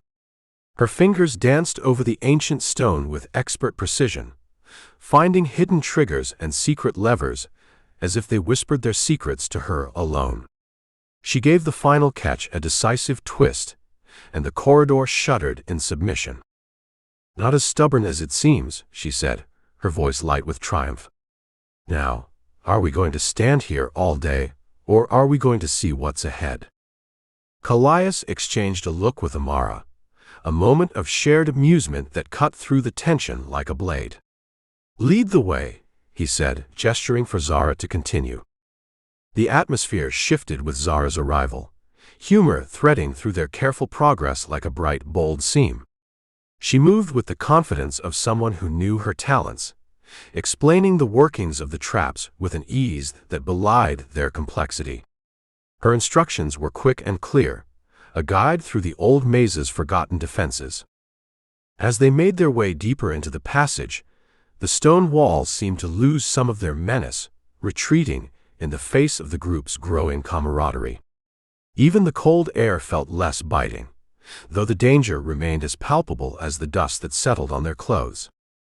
Kallias and Zara exchanged banter, their words weaving a tapestry of friendly rivalry. Amara listened, her initial nervousness giving way to something warmer, more certain. She kept her eyes on the mechanisms, but allowed herself a soft laugh at Zara's sarcastic commentary. "You've done this before," Amara said, the awe in her voice almost teasing. "Once or twice," Zara replied with a smirk. "Good thing too. You two look like you've never seen a trap in your lives." "Better cautious than dead," Kallias said, his tone wry but approving. His eyes caught hers, a moment of mutual respect. The corridor wound on, a stone serpent twisting through the mountain's belly. Each step forward felt like a small victory, each conquered trap a testament to their combined efforts. Kallias's strategic insights and Zara's dexterous skills meshed seamlessly, while Amara's perceptive observations proved invaluable. "This one's tricky," Zara announced, pausing before a particularly complicated array of locks and plates. Her voice was bright with challenge. "Think you can manage it?" Kallias asked, his tone both teasing and sincere. "Watch me," Zara shot back, her hands already at work. The others watched as she bent the ancient mechanism to her will, a dance of quick fingers and quicker wits. "Remind me not to get on your bad side," Amara said, admiration clear in her voice. "You've nothing to worry about," Zara replied with a wink. "Unless you've been holding out on me with treasure." They moved onward, confidence growing with each step. Amara and Zara shared a conspiratorial smile, the easy camaraderie as unexpected as it was welcome. Even the echoing stone seemed to join in, their voices filling the long-abandoned halls with a sound it hadn't known for centuries. The corridor began to widen, the walls pulling back to reveal hints of what lay ahead. Faded carvings appeared, shadows of stories waiting to be told. Kallias slowed, taking in the signs with a look of intent concentration. "Almost there," he said, his voice carrying a note of anticipation. The group's pace quickened, the darkness retreating as they pushed forward. Their movements were surer now, guided by a sense of shared purpose. Whatever lay beyond, they were ready to face it together. It felt as if the mountain had inhaled, leaving the chamber hollow in its wake. The room arched above them, a great stone lung, its walls saturated with fading color. Once bright hues of red and gold, strained to breathe life into scenes of creation and ruin. The murals dominated everything, even the air, their details too vivid to be anything but truth. They covered every inch of stone, an unbroken testament to the ancient gods and their pact with mortals. The colossal figures twisted and turned, their expressions ranging from stern command to watchful malice. Between them, human figures pleaded, fought, and despaired, caught in a relentless cycle of apocalypse. The colors, though faded, were bold and unforgiving, demanding the viewer's belief. The group stood in a stunned silence, their earlier confidence eroding beneath the weight of the discovery. Kallias was the first to move, stepping forward with slow deliberation. His blue eyes were dark with concentration as he studied the scenes, absorbing each detail with a scholar's intensity and a warrior's suspicion. "More than we expected," Kallias said, his voice a calm ripple in the heavy air. Amara joined him, her gaze darting from one figure to the next. The disbelief in her eyes was as bright as the mural's colors, and her hands trembled as they reached for his arm. "This isn't what we were told," she said, her voice cracking like old plaster. The realization shook her, and she drew closer to Kallias as if his presence alone could anchor her. "Looks like our history is more twisted than a labyrinth," Zara remarked. She leaned in for a closer look, her sharp eyes catching every detail. The humor in her voice was laced with an edge, a thin veneer over the uncertainty beneath. The group moved as if in a trance, orbiting the center of the chamber while their minds struggled to catch up with what their eyes were seeing. The murals pressed in on them, unyielding in their revelation. "These gods, they're—" Amara couldn't finish. Her violet eyes shimmered, searching the faces of the divine figures for something, anything familiar. "In control," Zara supplied. "They've been holding the strings all along." "And us," Amara continued, her voice thick with emotion. "We're just pawns." The accusation hung in the air, as solid and immutable as the stone itself. The murals seemed to watch them, eternal witnesses to the group's dawning realization. Kallias traced a path through the chamber, stopping before a particularly vivid depiction of destruction. Divine figures loomed over crumbling cities, their expressions as detached as they were powerful. The scope of it all was too large, too grand to dismiss. "It changes everything," he said, more to himself than the others. "If it's true." Zara gave a dry laugh, a short and brittle sound. A lot of effort for a lie, don't you think? Amara shook her head, her features set in disbelief and defiance. Why would they keep this from us? Why? To control what we do, how we act, Kallias interrupted. His voice was steady, but his eyes were stormy seas. They feared what we might do with the truth. The group fell silent, their thoughts a whirlpool of confusion and doubt. They had come seeking answers, but each answer seemed only to spawn more questions. The murals loomed above, indifferent to their struggle. They spread out, each following a separate thread of the same tangled tapestry.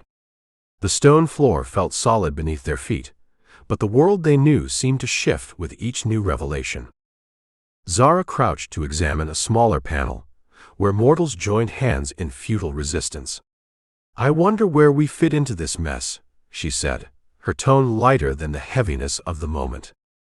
Kallias turned from the wall, his expression as chiseled as the murals themselves. "We're part of the cycle," he said. "Maybe even the ones who break it." "Or the ones it breaks," Amara added softly, fear threading through her voice. The chamber's vastness seemed to close in around them, the echoes of ancient stories suffocating in their intensity. Zara straightened, her usual sarcasm tempered by something more sincere. "What do we do now?" she asked, looking to Kallias as if expecting him to decipher the tangled truths. "We face it," he replied, his voice carrying both resolve and resignation. "Together." Amara drew closer to him, her hand finding his. The touch was brief but grounding, a connection in the chaos. Zara watched, her expression thoughtful, then gave a small nod. The air in the chamber felt thicker, weighed down by the enormity of the past and the uncertainty of the future. But as the group stood in silence, a new sense of purpose began to take shape.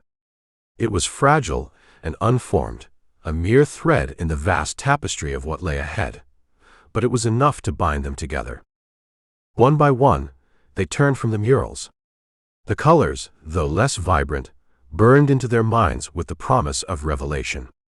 They knew now that their journey would be more perilous than they had imagined, but it was a journey they would face with eyes open, the truth before them like a torch in the darkness.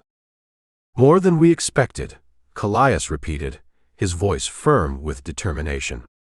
And this time, the others nodded in agreement.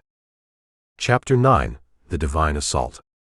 Like a swarm of hungry locusts, the demons poured through the sundered gates of Ethoria, a ravenous tide eager to devour all in its path. A single figure stood firm before them, the only fixed point in a storm of motion. Kallias moved with practiced precision, his blade an extension of his will as he cut through the onslaught. Chaos unfolded around him in vivid detail, the air thick with the stench of brimstone and ash. Shattered stonework and splintered wood turned the cobblestone streets into a treacherous obstacle course, and the relentless clamor of weapons filled the air. Amara struggled against the surge, erratic flashes of violet energy snapping like whips around her. "I can't hold them back," she shouted, her eyes wide and her fists trembling as she fought to rein in the wild power. Cassius maneuvered between barricades and fallen debris, barking orders that carried urgency and precision. "Hold the line. Flank them now." He moved with brisk determination, guiding the defenders with tactical expertise. Asterion, a formidable figure of muscle and armor, was at his side, his obsidian skin glistening with sweat as he used his deep knowledge of the enemy's formations to outwit them. Each strike had a tangible impact, and the visceral clash of battle echoed around every corner. The demonic lieutenant, a towering figure with flames licking at his armor, pushed forward, driving his forces with ruthless determination. Kallias remained focused, every movement deliberate as he wove through the chaos. The broken streets were filled with clashing steel and guttural roars, a symphony of destruction that threatened to overwhelm the defenders. Amara's power surged uncontrollably, striking both friend and foe. Her face was a mask of determination and panic, and she struggled visibly to harness the energy. "They're too strong," she cried, a mixture of fear and resolve in her voice. Her violet eyes shimmered with an otherworldly light as she fought to regain control, a battle within a battle that left her vulnerable yet unyielding. Cassius's voice cut through the chaos, rallying the resistance with clarity and conviction. "Focus your fire. Stay together." His presence was a beacon amid the chaos, inspiring loyalty and determination. He moved swiftly, coordinating the defenders with practiced skill, his warm brown eyes scanning the battlefield for any advantage. Asterian's deep voice carried authority as he addressed the troops. "Break their lines. Show no mercy." His massive form moved with the fluid grace of a seasoned warrior, and he fought tirelessly beside Cassius. The demon-forged armor he wore glinted darkly as he swung his ancient warhammer, each blow landing with crushing force. The defenders fought back with fierce determination, holding the line even as the demons pressed their attack. The ground was littered with debris and the fallen, and the air was filled with the taste of burning ash and the relentless sounds of combat.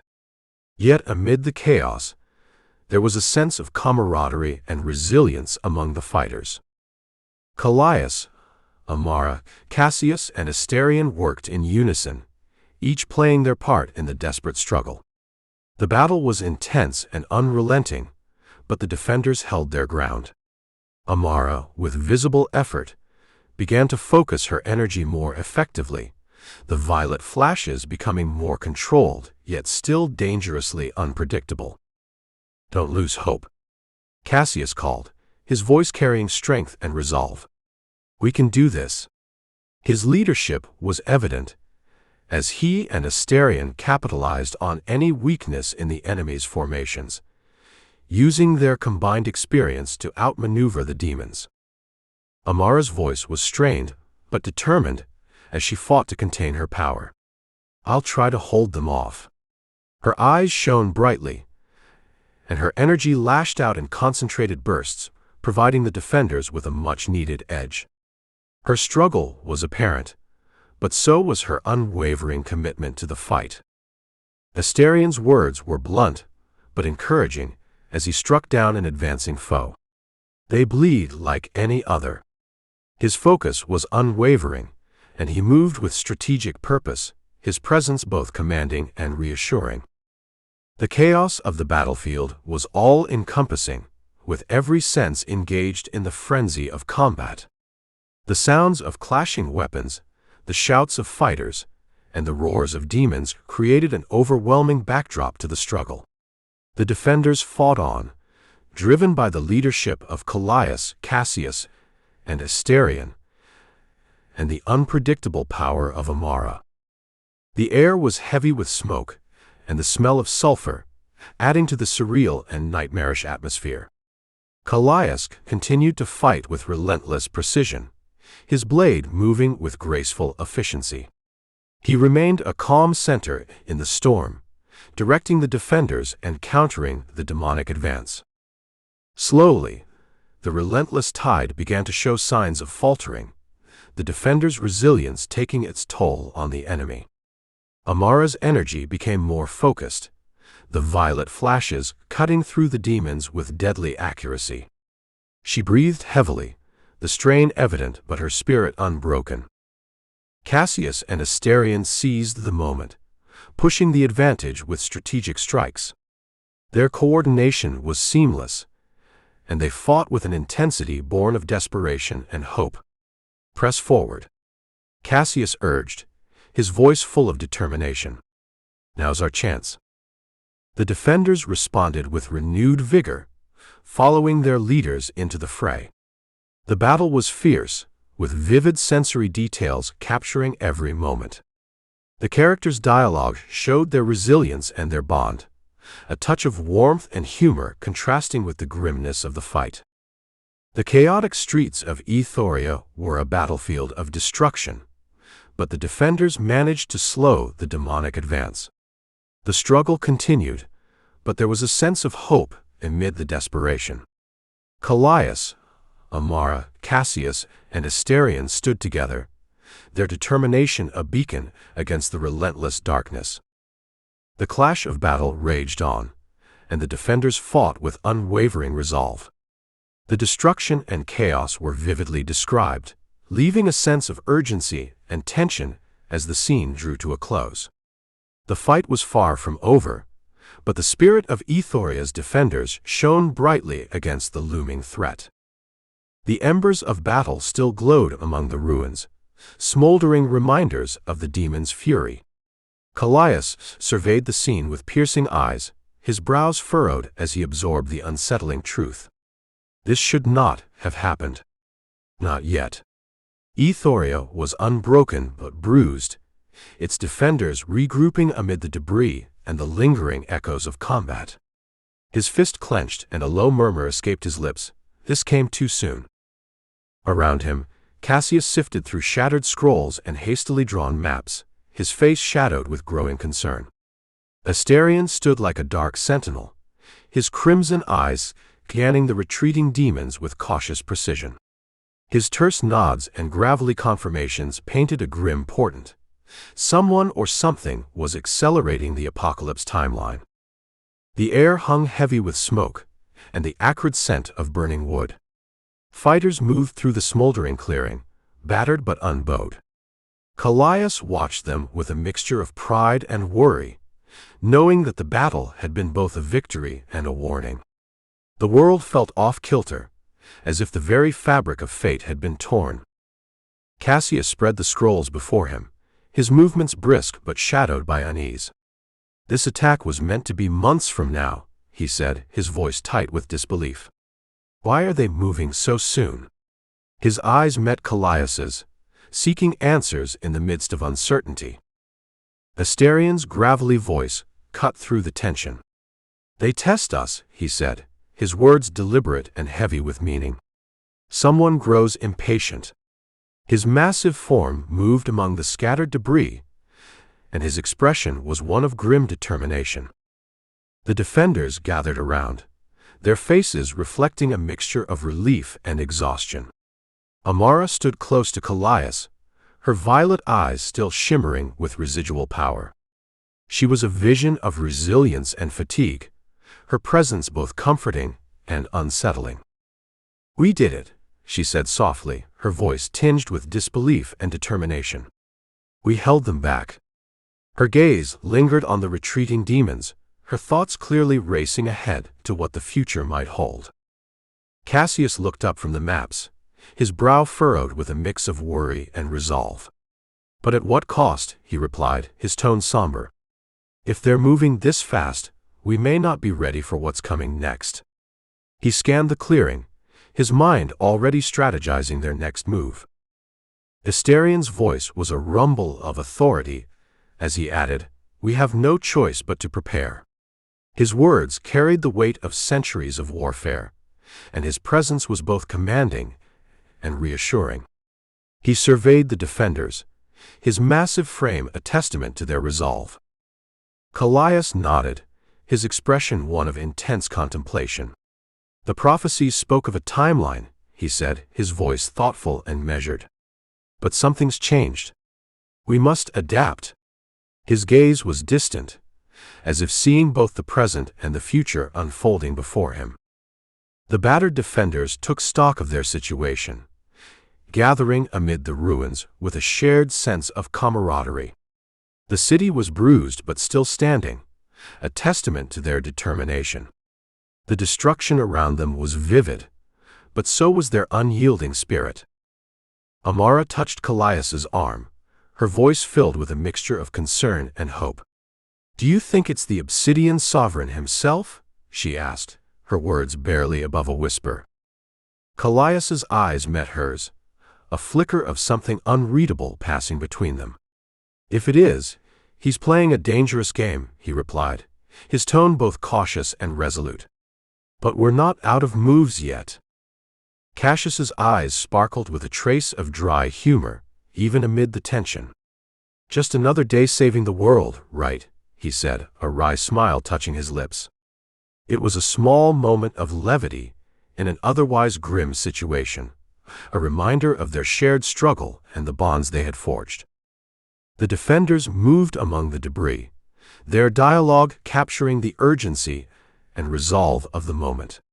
The sensory details of the setting were rich and engaging, from the flickering flames to the taste of ash in the air. The scene was alive with the tension of uncertainty and the warmth of shared purpose. Kallias, Amara, Cassius, and Asterion gathered around the makeshift command center, their conversation filled with urgency and determination. They discussed the implications of the accelerated timeline, each voice contributing to the unfolding crisis. "Everything we've planned is at risk," Cassius said, his tone urgent but steady. "We need new strategies, new alliances. We can't do this alone." Asterion nodded, his crimson eyes fixed on the distant horizon. "Agreed," he replied, his voice a deep rumble. "They won't expect us to regroup so quickly. We can use that to our advantage." Amara's voice was soft but strong as she added, "But what if the prophecies are wrong? What if everything has changed?" Her words hung in the air, a chilling reminder of the uncertainty they faced. Kallias's response was thoughtful and unwavering. "Then we change with it," he said, his tone both commanding and hopeful. "We're not just fighting for Ethoria. We're fighting for the future itself." The conversation continued, filled with tension and resolve. The characters' voices blended into a symphony of determination, each note contributing to the complex melody of their shared struggle. The embers of battle flickered in the background, a constant reminder of the recent clash and the looming threat. The defenders regrouped, ready to face whatever came next with courage and unity. The description was vivid and engaging, capturing both the grimness of the situation and the unbreakable spirit of those who fought. The scene ended with a sense of hope amid the uncertainty. Ethoria stood, scarred but unyielding, its defenders ready to face the unknown. The air was filled with anticipation and tension, leaving a lingering sense of urgency and possibility as the story unfolded. Chapter 10: The Immortal's Truth. The city of Ethoria lay in pieces, splayed out beneath a sky heavy with gloom. Kallias stood high atop a damaged wall, surrounded by shadows and drifting smoke, the remains of battle clawing at the night air. The fractured landscape spread out below him, with splintered towers leaning in final salute to a victory yet unclaimed. A cool breeze rattled through the broken stone, carrying the taste of ash and uncertainty. He surveyed the ruined city, his eyes narrow and searching. A measured silence wrapped around him, until it shattered with the echo of soft footsteps. Seren Valeria emerged from the darkness, her robes flowing like the night itself. He did not turn immediately, instead keeping his gaze fixed on the vast stretch of desolation before him. Smoke curled up in thin fingers, reaching for the stars that dared peek through the heavy clouds. Rubble lay scattered like the bones of a fallen giant, and the silence was thick, broken only by the occasional groan of shifting stones. Kallias stood unmoving, a statue carved from resolve and desperation. The battle had left the city hollow, a shell of what once was, and he felt the weight of it pressing against his thoughts. His hands were fists at his sides, the tension in his shoulders betraying the turmoil beneath his calm exterior. Each breath tasted of charred hopes, of futures as fragile as the shattered structures below. Memories and visions jostled for space in his mind, their edges blurred and bleeding into one another. Was this what he had foreseen, or was it merely the prelude to something worse? He could not tell. He could only watch and wait, the tightness in his jaw a reflection of the helplessness he refused to accept. The ruins lay silent, a testament to both triumph and failure. Kallias's eyes moved over the scene, searching for signs of life, for survivors or something salvageable among the wreckage.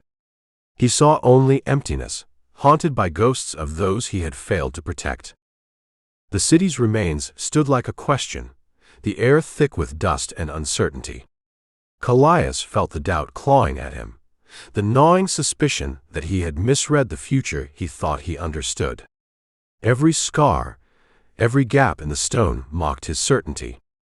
He clenched his jaw, the frustration and echo of 1,000 other battles fought and lost. There were no clear victories here, only another piece in a puzzle that seemed determined to stay unsolved. A future that slipped further from his grasp with every moment he failed to seize control. His focus shifted with the wind, and he became aware of the footsteps, the measured approach that had gone unnoticed amidst his inner chaos. He turned at last, muscles coiled and ready, instincts sharp and unerring. She was closer now, Seren Valeria, stepping lightly through the debris with an ease that belied the night's confusion. Her presence was an anchor in the chaos, her calm a stark contrast to the world falling apart around them. Her robes flowed like water over rocks, never quite touching the ground, and her golden hair seemed to hold the last light in a sky gone dark. Kallias watched her, his eyes a mix of suspicion and reluctant admiration. She seemed untouched by the ruin, as though she walked a different plane, one where despair had not yet found purchase. "Seren," he said at last, the name slipping from him like a question.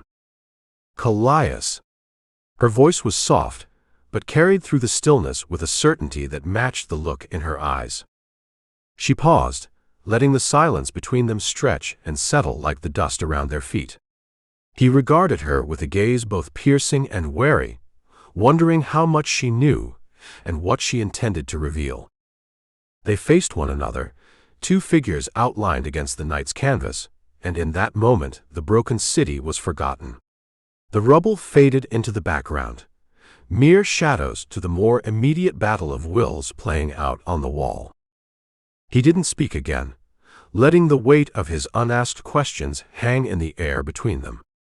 "What are you doing here? How long have you known? Why didn't you stop this?" His doubts swirled, gathering force as he struggled to read her expressionless face.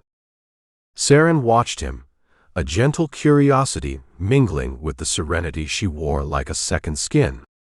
Her presence was unsettling and reassuring all at once, a paradox he found himself unwilling to unravel. The silence grew thick again, and Kallias felt it press against him with more insistence than any words could. Her arrival changed everything, shifted his perspective like a compass that no longer pointed north. At last she moved, a subtle shift that set her robes in motion, swirling like galaxies around her slender form. The cool breeze carried the faintest scent of something unplaceable, something eternal. "You are not alone," she said, the simple statement laden with implications that reached far beyond the moment. Her eyes held his, unwavering, unyielding, and the challenge within them sparked a familiar determination deep inside him. He nodded slowly, the tension in his jaw easing just enough to allow a flicker of something else, resolve perhaps, or the first stirrings of hope. The weight of the city, the uncertainty of his visions, the questions of alliances and trust, Seren's presence touched them all, reshaping the battlefield in ways he was only beginning to understand. Kallias stood atop the damaged wall of Ethoria, and for the first time since the battle's end, he felt the future call to him with a voice he could almost recognize. Seren watched him, her eyes pools of calm that refused to ripple with the night's chaos. "The Obsidian Sovereign was once human," she said, the revelation leaving her lips with the same ease as a whisper on the wind. "Corrupted by divine power." Kallias absorbed the shock like a stone in deep water, the truth sinking slowly into him with heavy spreading waves. He shook his head, slow and disbelieving, as if trying to dislodge the enormity of what she had said. His brow knit with confusion and thought, and he glanced from the distant ruins to her serene face, looking for anchors in a sea of uncertainty. She held his gaze, the silence speaking for her.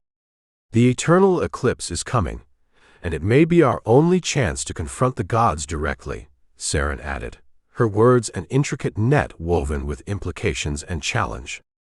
Kallias felt the weight of them pressing down, urgent and suffocating. He opened his mouth to question, to protest, but she had already turned, her figure merging with the darkness until only her absence remained. Her words hung in the air like the aftermath of a thunderclap, vibrating with the tension of what had been said and left unsaid. Kallias stared at the space where Seren had stood, his mind struggling to reconcile the simple truths she had laid bare with the complexity of their consequences. The thought of the Obsidian Sovereign as human, as something that he himself might become, twisted inside him like a living thing. The ruins around him suddenly felt more personal, each broken stone a whisper of a possible future, of power that corrupts and consumes. Kallias shook his head again, this time with a more desperate urgency, as though hoping the action would dispel the fog of doubt settling around him. But Seren's revelations were like echoes, persistent and unyielding, bouncing off the walls of his certainty. He found himself replaying her words, searching them for signs of manipulation or deceit, but finding only the cold clarity of truths he could not yet grasp. He looked back at the distant city, the ruins stark and accusing against the night sky. Were they warnings or promises? His eyes flicked to the place where Seren had stood, seeking answers in the emptiness, feeling the tug of disbelief and the stirrings of a new, uncertain hope.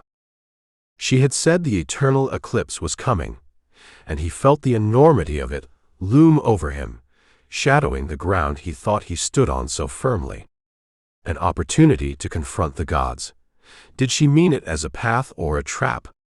Each possibility weighed heavily on him, filling the night with its oppressive, suffocating presence. Kallias turned back to the wall's edge, his thoughts a chaotic echo of past visions and new fears. He closed his eyes, trying to see a way through the maze of futures Seren had hinted at, a map that would lead him to victory without losing himself along the way. But the images remained jumbled and elusive, slipping through his grasp like water through a sieve. The silence grew heavy again, a cloak of inevitability draped across the night. Kallias opened his eyes and found them drawn back to the ruins, a constant reminder of the stakes, of the price he might have to pay. He had thought himself ready, prepared to face whatever the future threw at him, but Seren's revelations had tilted the world, leaving him off balance and unsure. His hands tightened into fists, the physical gesture grounding him, anchoring him to the one thing he was certain of, his own resolve. Seren had given him much to consider, her words a double-edged sword that cut through illusions but left more questions than answers. As the chill breeze swept over the wall, Kallias stood firm, refusing to yield to the uncertainty that threatened to drown him.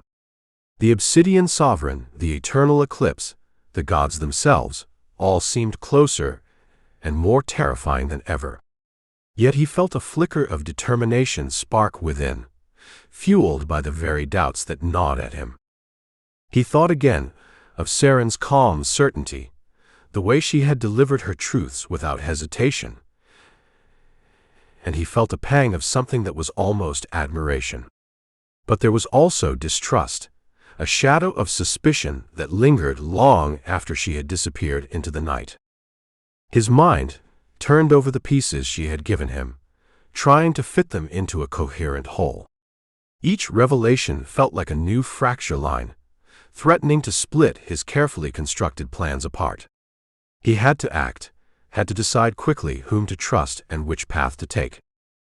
The urgency of it all pressed against him, squeezing the breath from his lungs and the clarity from his thoughts. Kallias let out a slow, measured breath, trying to steady himself against the onslaught of new possibilities. It was a lot to take in, and he knew that he was running out of time to understand it all. As he began to voice the questions that burned within him, he turned to where Seren had been, only to find the space empty. Her absence felt like another statement, another deliberate choice in a series of carefully calculated moves. She had left him alone with her revelations, the dark sky and ruined city his only companions. The cool breeze whispered through the broken stone, as if carrying her words back to him in endless repetition. Human. Corrupted. Eclipse. Gods.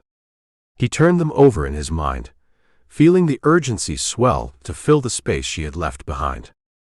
Kallias stood atop the damaged wall, and the future that had seemed so clear only moments ago now stretched out before him in tangled, uncertain threads. Each step, each choice could lead to salvation or ruin, and the burden of it settled heavily on his shoulders. The night around him remained impenetrable, but within it, Kallias felt the first stirrings of a plan, a strategy taking shape from the chaos. Seren had challenged him, perhaps more than she realized, and as he faced the ruin in the sky, he knew he had to meet that challenge with everything he had. Chapter 11. The Sovereign's Shadow. He stood alone in the near dark, the low lantern light making the bare stone walls feel like a cave or a tomb. His breath had a steady rhythm, the sure breath of a young man, of a warrior, but his eyes, old eyes, watched for something unseen. And then it came. The vision struck him all at once, a ferocious tide pulling him under. Images flashed, brutal and swift, blinding him to everything but the nightmare spectacle. He saw the Obsidian Sovereign, regal and dignified, his eyes not yet hard or hollow. There was warmth in them, a glimmer of care that seemed to reach out from beyond the depths of time. His hands moved with gentle purpose, not yet the cold instruments of dominion, but protectively, like a father's. It was the Sovereign, as he must have once been, kind, almost human. The vision hovered like a cruel tease before the torrent resumed. Kallias's heart thudded painfully against his ribs, each beat a heavy drum marking the Sovereign's dark descent. He could feel sweat beading on his brow, an icy sheen that made him shiver even as the room seemed to vibrate with unbridled heat. There it was, the corruption. It began like a whisper, but grew like an avalanche, swallowing everything. Shadows twined around the Sovereign, darkening his skin to a polished black void. His noble bearing cracked, fractured by the spreading poison of ambition. Kallias watched as a sneer, sinister and knowing, marred those once kind features. It was monstrous, and it was happening right in front of him. The noble leader, turning into something else, something pitiless and consuming. The transformation continued, unstoppable, like a seed of darkness sprouting into gnarled tendrils that smothered everything light and human.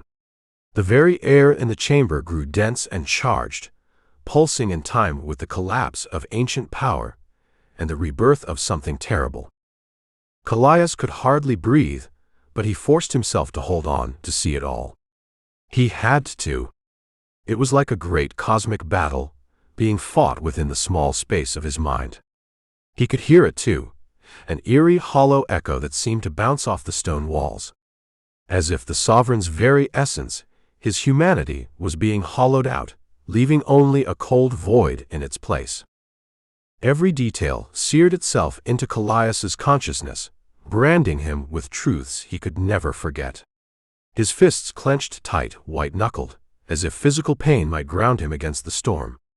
The final flash of the vision, the Sovereign, completely consumed, a being of darkness and nothing more, struck like lightning. It was all he could see, even when he shut his eyes tight. Then, just as suddenly as it came, the vision loosened its grip, receding like a cruel tide. Kallias was left panting, the stone walls swimming back into view, as his ragged breaths filled the space where those awful echoes had been. Sweat ran down his face, a tangible reminder that he was still here, still standing. His eyes, darting and frantic just a moment before, stilled and sharpened with the hard glint of resolve. He stood there, trembling but determined, knowing what he must do. The room was still again, the low flicker of the lantern the only movement, as Kallias gathered himself for the truths he must soon relay. Shadows danced across ancient scrolls like ghostly scribes recording untold truths. Kallias leaned forward, his eyes still haunted by the visions, and his companions listened in breathless silence. He spoke in a measured voice, the words heavy and potent. "I saw him," Kallias began, his gaze intense yet vulnerable. The room was sparse, a solitary lantern casting its dull glow over worn stone walls and a rough-hewn table. The dimness seemed to swallow the corners, giving the space a hidden, conspiratorial feel. His hand trembled slightly as he held a small, rune-inscribed charm. "There was a time when he cared for us," Kallias continued, his voice firm but with an edge that spoke of raw memory. "A man who tried to protect humanity before the power consumed him." The charged air felt even thicker as his words hung there. Asterion and Cassius exchanged quick glances, a silent conversation loaded with concern and urgency. The man with the strong jawline and shoulder-length auburn hair, Cassius, stepped forward, his leather armor creaking softly. "Are you certain, Kallias?" he asked, the skepticism in his voice tinged with genuine worry. "Could it be some trick? You know he paused, weighing his words. "He manipulates with illusions. What makes you sure this is real?" Asterion, always the strategist, tilted his head, his eyes narrowed in thought. "Whether real or not, the vision carries meaning," he interjected, crossing his arms with a slow deliberation. His gaze flicked to Kallias, studying him. "What are you thinking, Kallias? Is this an appeal to the sovereign's better nature?" Kallias drew a breath, steadying himself. The visions still flashed behind his eyes, persistent phantoms of a time that felt distant yet immediate. "I don't know if he has any of that left," he admitted. "But I know what I saw. A leader, not a tyrant. Someone who changed." His voice wavered, and he paused, letting the others absorb the weight of what he was saying. The stone walls seemed to close in, the echoes of their voices barely dissipating before the next volley of questions came. Cassius frowned, a shadow of doubt crossing his face. "Changed into what, though? And can it happen again? That's a gamble we can't afford." Amara stood apart from the others, leaning against the cold stone wall. Her flowing black hair caught the light like a raven's wing, and her striking violet eyes shimmered with inner conflict. She watched Kallias with a look that was both trusting and afraid, the kind of look that said she had been disappointed too many times. Her fingers twitched, small sparks dancing along her skin. She murmured, almost to herself, "I'm scared of what I might become." The words were fragile, but they hit the air like a revelation. The silence that followed was thick and expectant. Even the lantern's flame seemed to hold its breath, crackling quietly in the corner. Asterion's eyes softened for just a moment, the tactical facade slipping.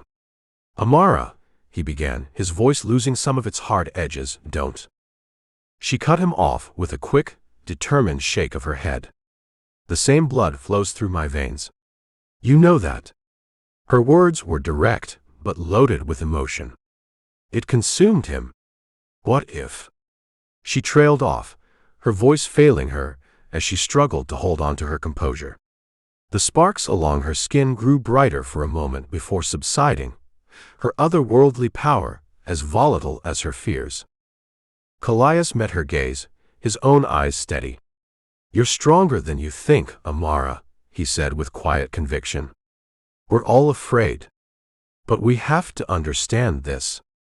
We have to know what he was to know what we're up against." Cassius rubbed the scar on his forearm, a memento from battles past. It was a gesture Kallias had seen before, the kind that meant Cassius was thinking hard. "So, we find out if this former version of him can still be reached?" he asked. His tone was skeptical, but laced with the barest hint of hope. "Or if there's any trace of it left to reach." "It's a risk," Asterion said, his strategic mind always turning. "One we might not be able to take." But there was a flicker in his eyes, a momentary glint of something that looked almost like belief. Amara crossed her arms, her cloak wrapping around her like a protective shell. "And if it's already too late?" she asked, her voice small yet defiant. Kallias held the charm tighter, his resolve evident in the way he squared his shoulders. "Then we do what we must," he said, the authority in his words underscored by an unwavering determination. "But we can't turn away from the truth, no matter how dark. If the power could change him once, we need to know if it can happen again." The conversation was fraught with unspoken fears and unsaid hopes, each of them feeling the weight of Kallias's revelations. Amara looked at each of them in turn, a fierce loyalty shining through her worry. Her voice barely above a whisper, she said, "I'm with you. Whatever it takes." The lantern flickered, shadows jumping on the walls, reflecting the uncertainty and tension that filled the space. Kallias nodded, the briefest hint of a grateful smile tugging at the corners of his mouth. "We have to be ready for all of it.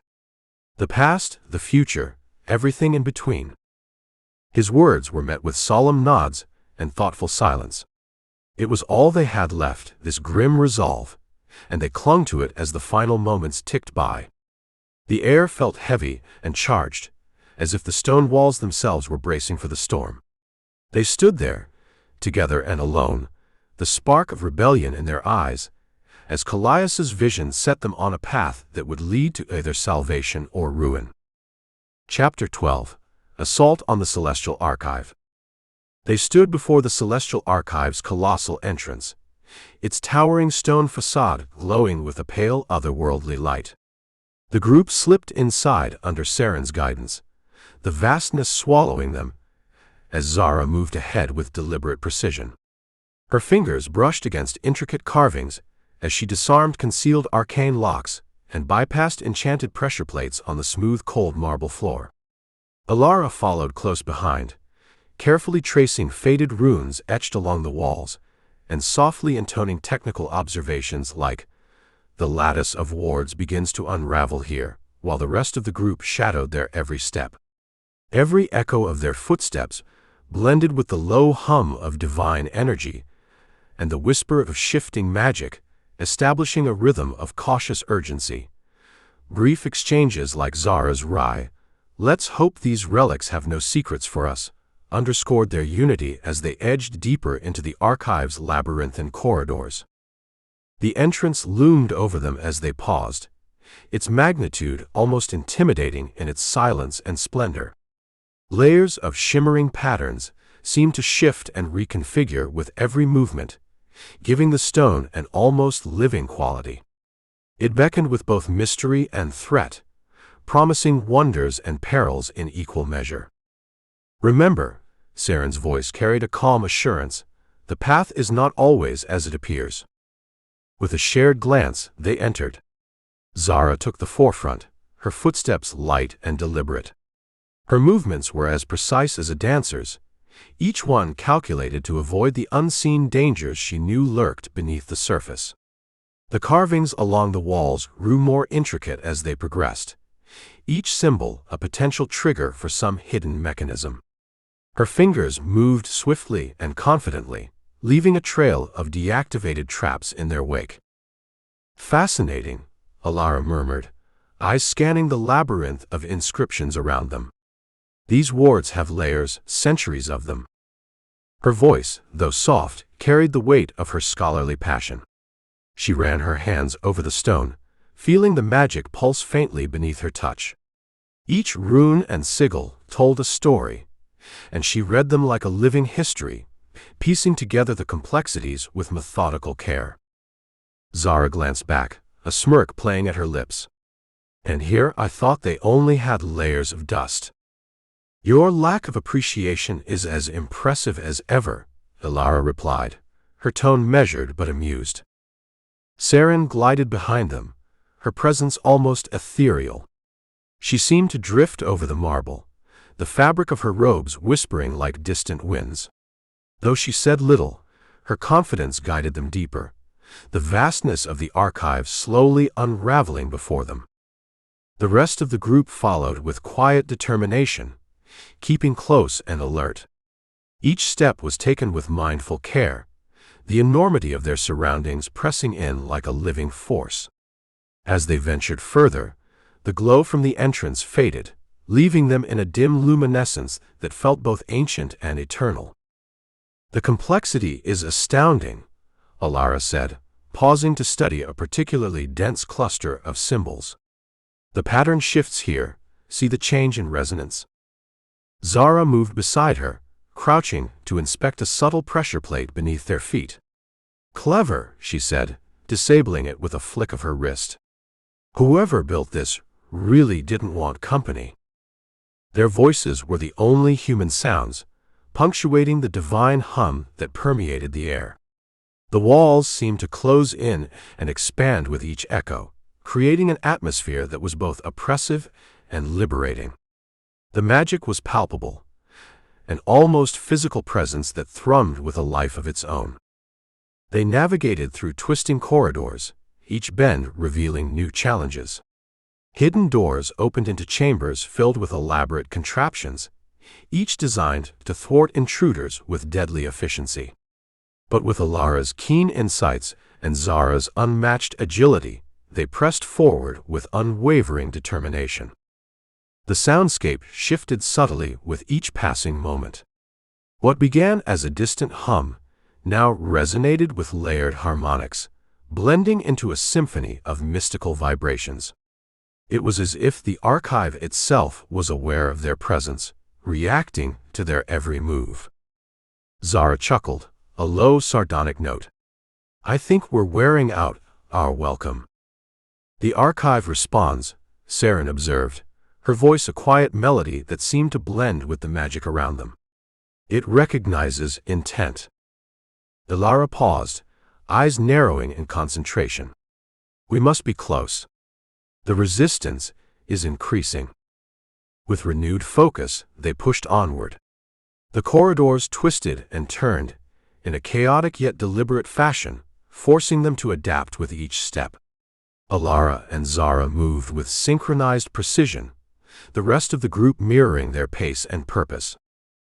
"Let's hope these relics have no secrets for us," Zara quipped, her tone light but edged with tension. Amara gave a rare smile, the expression both confident and contemplative. "Secrets are what we came for." They wound through the labyrinthine passages, the walls a blur of shifting symbols and resonant energy.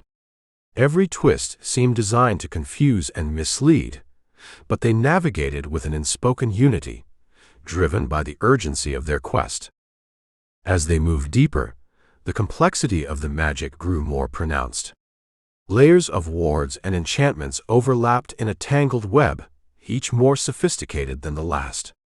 Alara's eyes shone with understanding as she unraveled their mysteries, her voice guiding the others with precise clarity. "The lattice of wards begins to unravel here," she announced, her certainty cutting through the mystical haze. The light around them flickered, a brief but intense flare that hinted at the power contained within the archive. Zara pressed forward, deftly sidestepping a set of shimmering sigils that glowed threateningly underfoot. The path seemed endless, a maze of daunting complexity and purpose. Yet with each step they grew more assured, their collective will forging a path through the divine intricacies that sought to ensnare them. Finally, they entered a long corridor that pulsed with an almost unbearable brilliance, the culmination of their efforts drawing near. The walls here were alive with motion, patterns spinning in fractal geometries that seemed to mock their persistence. "End of the line?" Zara asked, her voice tight with anticipation. "Only the beginning," Amara replied, her eyes fixed on the pulsating light ahead. Together, they braced themselves for the unknown, their resolve unshaken as they faced the heart of the celestial archive. The corridor gave way to a vast chamber, its domed ceiling swirling with constellations that moved like ancient celestial dance. The group halted, eyes widening as they took in the expanse. The archive's magic buzzed with anticipatory energy, and Zara's hand flew to her side, instinct guiding her fingers to the hilt of her blade. In the center of the chamber, a light bloomed into an imposing figure clad in radiant armor. The angelic guardian's eyes blazed like captured starlight, and its voice rang out with crystalline authority, a symphony of command that echoed through the space. The suddenness of its arrival transformed the quiet corridors into a battleground, charging the air with tension and urgency. Zara's retort was clipped and defiant. "This isn't the time for diplomacy." The guardian moved with lethal grace, each step measured and unhurried as if time itself bent to its will. The group's response was immediate, a burst of coordinated motion that filled the chamber with urgency. Seren's robes billowed as she conjured protective wards, her calm composure at odds with the chaos. Alara's voice cut through the din, urgent and precise, directing their efforts with strategic clarity. "We must disrupt the energy flow," she called, her eyes locked onto the Guardian's brilliant aura. The Guardian's strikes were relentless, arcs of searing light that cleaved through the air with deadly intent. Its presence was a blinding beacon, a source of power that seemed to draw the very magic of the archive into itself. Zara darted forward, weaving through the chaos with agile precision, her movements a blur of speed and intent. Her blade flashed as she cut through ethereal chains, disrupting the glowing conduits that fed the Guardian's strength. "This one's got a bit of an attitude," she shouted, a note of exhilaration in her voice. Alara's focus was unshakable, her mind racing through possibilities as she scanned the intricate web of inscriptions that filled the chamber. Her hands moved in concert with her thoughts, tracing the counter-patterns she sought with deliberate speed. "Overload the aura," she urged, her tone a mix of command and revelation. The Guardian's response was immediate, its armor flaring with light as it intensified its assault. Waves of force emanated from its form, bending the air around them in visible distortions. The room pulsed with chaotic energy, every surface vibrating with the intensity of the confrontation. Zara's laughter was breathless and sharp, a cutting counterpoint to the tension. "Overload it is, then." She moved with relentless purpose, exploiting every weakness with uncanny instinct. The shimmering floors cracked beneath her swift passage, fragments of ancient mosaics breaking free as she disabled one magical node after another. Alara pushed forward, her gaze locked onto the ever-changing tapestry of runes that danced across the chamber. The Guardian's aura projected illusions and diversions, a living puzzle that sought to obscure and mislead. But Alara's understanding ran deeper, her knowledge an unerring guide through the complexities. "Keep the pressure on," she called, voice unwavering. The Guardian's form was a tempest of motion and light, a celestial fury that tested the limits of their endurance. But the group held firm, their unity a counterbalance to the overwhelming power they faced. Seren's chants wove through the melee, a steady refrain that lent strength to their resolve. As the battle stretched on, the chamber became a symphony of struggle and determination. Every movement was a brushstroke in the unfolding tableau, each clash a note in the orchestral sweep of conflict. Zara and Alara worked in seamless concert, their divergent skills converging in a relentless assault. The Guardian's brilliance was undiminished, yet its strikes grew more frantic, its invulnerability tested by their persistence. The Guardian's voice rose above the tumult, resonant and defiant. "You challenge what is beyond you." Alara's reply was a quiet conviction. "Knowledge is never beyond us." The air shimmered with possibility, the battle teetering on a knife's edge. Zara pressed her attack with renewed fervor, disabling a final conduit that linked the Guardian to the archive's deepest energies. "Now or never," she shouted, breath ragged but triumphant. The group's efforts converged in a single, decisive moment. The Guardian faltered, its luminescent form wavering as the intricate lattice of energy around it began to unravel. In an explosion of brilliance, the Guardian collapsed, its radiance dissolving into a shower of dissipating light. The room went still, the echoes of their exertion fading into a charged silence. At the center of the chamber where the guardian had stood, a delicate set of scrolls lay exposed. Their surfaces glimmered with inscriptions, the words shifting and reconfiguring in a fluid dance of revelation. Zara picked up a scroll, her hands uncharacteristically gentle. "All that fuss for some old paper," she said, but her voice carried a note of awe. Lara leaned over, her eyes wide with realization. "The lore of the Eternal Eclipse," she whispered, each word weighted with the significance of the discovery. The group gathered around, the exhaustion of battle mingling with a profound sense of achievement. The scrolls held the knowledge they had risked everything for, truths that promised to change the course of their struggle against divine tyranny. As they absorbed the magnitude of their find, someone whispered, "This changes everything." The words hung in the air, a quiet testament to the shift in their fate. The celestial archive seemed to hold its breath, the magic that infused its halls now a silent witness to the unfolding of new destinies. Together, they prepared to leave, the gravity of their discovery propelling them toward the next desperate move in their defiant quest for freedom. Chapter 13. The Fall of Ethoria. The horizon was a molten line, pulsing with the life of a city in flames.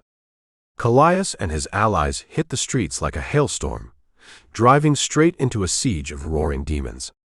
"Fall back," Cassius shouted, though the air was so full of noise and fury that his words seemed to catch fire. The Obsidian Sovereign's shadows carved paths of despair, and Amara answered with a blast that shook the world and shattered ancient stone. Destruction piled upon destruction, every footstep another heartbeat in a city bleeding from its core. They pushed forward through the chaos, Cassius's voice cutting through like a blade. "To the inner quarter," he yelled, waving them on with commanding sweeps of his arm. His worn armor glinted with the reflected glow of infernos, and the rebel leader seemed to defy the destruction that swirled around him. Soldiers, both human and demon, locked in desperate battle, parted in a frenzied dance as the group charged past. Kallias matched Cassius's stride, his eyes alive with rapid calculations. There was no hesitation in his steps, only the efficient grace of someone who had walked through hell before. "Over here," Kallias called, veering down a smoke-filled street. An explosion lit up the alley behind them, showering the ground with shards of burning debris. The air was thick with the acrid scent of timber set ablaze, and the sky itself seemed to bleed with fiery streaks. They pressed on, Amara following closely, her features set with fierce determination. Cassius shouted above the clamor, his voice resonant with urgency. "Fall back. Regroup at the spire." He gestured again, pointing toward a distant landmark obscured by smoke. The city howled in agony around them, yet his commands rang clear and decisive. Kallias took the lead, moving with the fluid precision of a seasoned fighter. He weaved between collapsing barricades and writhing demons, each step a careful dance through the chaos. His piercing blue eyes darted from threat to threat, always anticipating, always calculating. The cries of wounded combatants echoed off the stone walls, and the very ground seemed to shudder with each new onslaught. Kallias ducked low, avoiding a flash of light as a wall disintegrated next to him. "Keep moving," he urged, glancing back to ensure they were still together. The streets were a twisted labyrinth, teeming with enemies and obstacles. Demons with burning eyes and claws like jagged metal lunged from the shadows, their howls a chorus of rage. Cassius met them head-on, his sword an extension of his will. With a powerful strike, he felled one, then another, carving a path for his allies. He fought with the fury of a man who knew what was at stake. Amara moved beside him, her own abilities crackling at the surface. She deflected a leaping attacker with a blast of raw energy, her expression a mix of concentration and controlled chaos. Her cloak billowed around her like dark wings, and she was as much a part of the storm as the lightning and fire that filled the air. Cassius called out again, rallying those who faltered. "We have to hold the square." But even as he spoke, the sheer force of the enemy pushed them back. A towering figure emerged from the smoke, and Kallias's eyes narrowed. The Obsidian Sovereign strode toward them, shadows bending in his wake. His presence was a gravity all its own, drawing destruction to him like a lover. "We need to," Kallias started, but the words turned to dust in his mouth. There was only one way now. Amara caught his look, understanding passing between them with the weight of an unspoken promise. Her violet eyes shone with a terrible, beautiful light as she unleashed her full power. The blast tore through the streets, a wave of pure force that obliterated the demons in its path. Stone crumbled and flames danced higher, a symphony of destruction that both saved and damned. They staggered in the aftermath, the ground littered with wreckage and silence where chaos had reigned. Amara's face was drawn, a reflection of the toll her actions had taken. "Kallias," she began, her voice tinged with sorrow. But Kallias was already moving, taking in the ruins with swift, appraising glances. "We have to keep going," he said, though his own heart weighed heavy with what they had done. He helped Cassius to his feet, noting the grim set of the man's jaw as he surveyed the devastation. "We can't stop now," Cassius said, forcing a breath through his lungs. His words were hard, determined, though a flicker of something, perhaps doubt, perhaps resolve, shadowed his eyes. The rumble of renewed attack reached them, and the moment was gone. The Sovereign's forces surged forward, relentless, driven by the dark will of their master. The air vibrated with tension, and the city itself seemed to cry out for mercy. "Move!" Kallias shouted, the urgency back in his voice, the urgency back in every fiber of his being. They ran, leaving behind a broken landscape that was once their hope. Around them, the noise built to a crescendo, the demons an unstoppable tide. Shadows twisted through the firelit sky, and despair clawed at their heels. Each step was a battle, each breath a victory. Yet they pressed on, the spirit of survival burning in their veins even as the world collapsed around them. With one last, shattering glance at the destruction, they vanished into the chaos, the fight and the future hanging by the thinnest thread. Smoke wove a heavy shroud over the city, draping Ethoria in a bitter tapestry of fire and ruin. They ran like fugitives through the embers, the demons' howls a dark symphony at their backs. Kallias shouted into the oppressive heat, words melting into the air like desperate promises. "Every second counts." They carried Cassius between them, his armor scored and bloodied. Flames gnawed at the skyline, collapsing stone added its own percussion to the nightmare. Loss etched itself into the lines of their retreat, a somber echo that filled every space and breath, even as they clung to hope in the heart of the inferno. Each step was a testament to their determination, a gritty refusal to succumb. Cassius winced with every jolt, pain a constant companion that he tried to ignore. "Keep moving," Kallias urged, his grip tight on Cassius's arm. The younger man's eyes were an intense blue, filled with an urgency that refused to be dimmed by the surrounding chaos. They maneuvered through a narrowing passage, the walls closing in like the jaws of a monstrous beast. The ground shuddered beneath them, and dust rained down like ash from a hellish sky. "Don't slow down," Kallias commanded, though the strain in his voice betrayed how much each moment cost them. Behind them, a chorus of rage echoed through the city's veins, the demon horde relentless in their pursuit. Cassius gritted his teeth, refusing to let the pain show in his voice. "I'm slowing you down," he managed, each word an effort. But his protest was cut off by another explosion, a reminder that there was no room for doubt or weakness. Amara stayed close, her eyes shimmering with both resolve and a sorrow that deepened with each ruined street they left behind. "We'll get through this," she insisted, though her words were more promise than certainty. Her cloak trailed like a shadow, catching the embers that danced madly around them.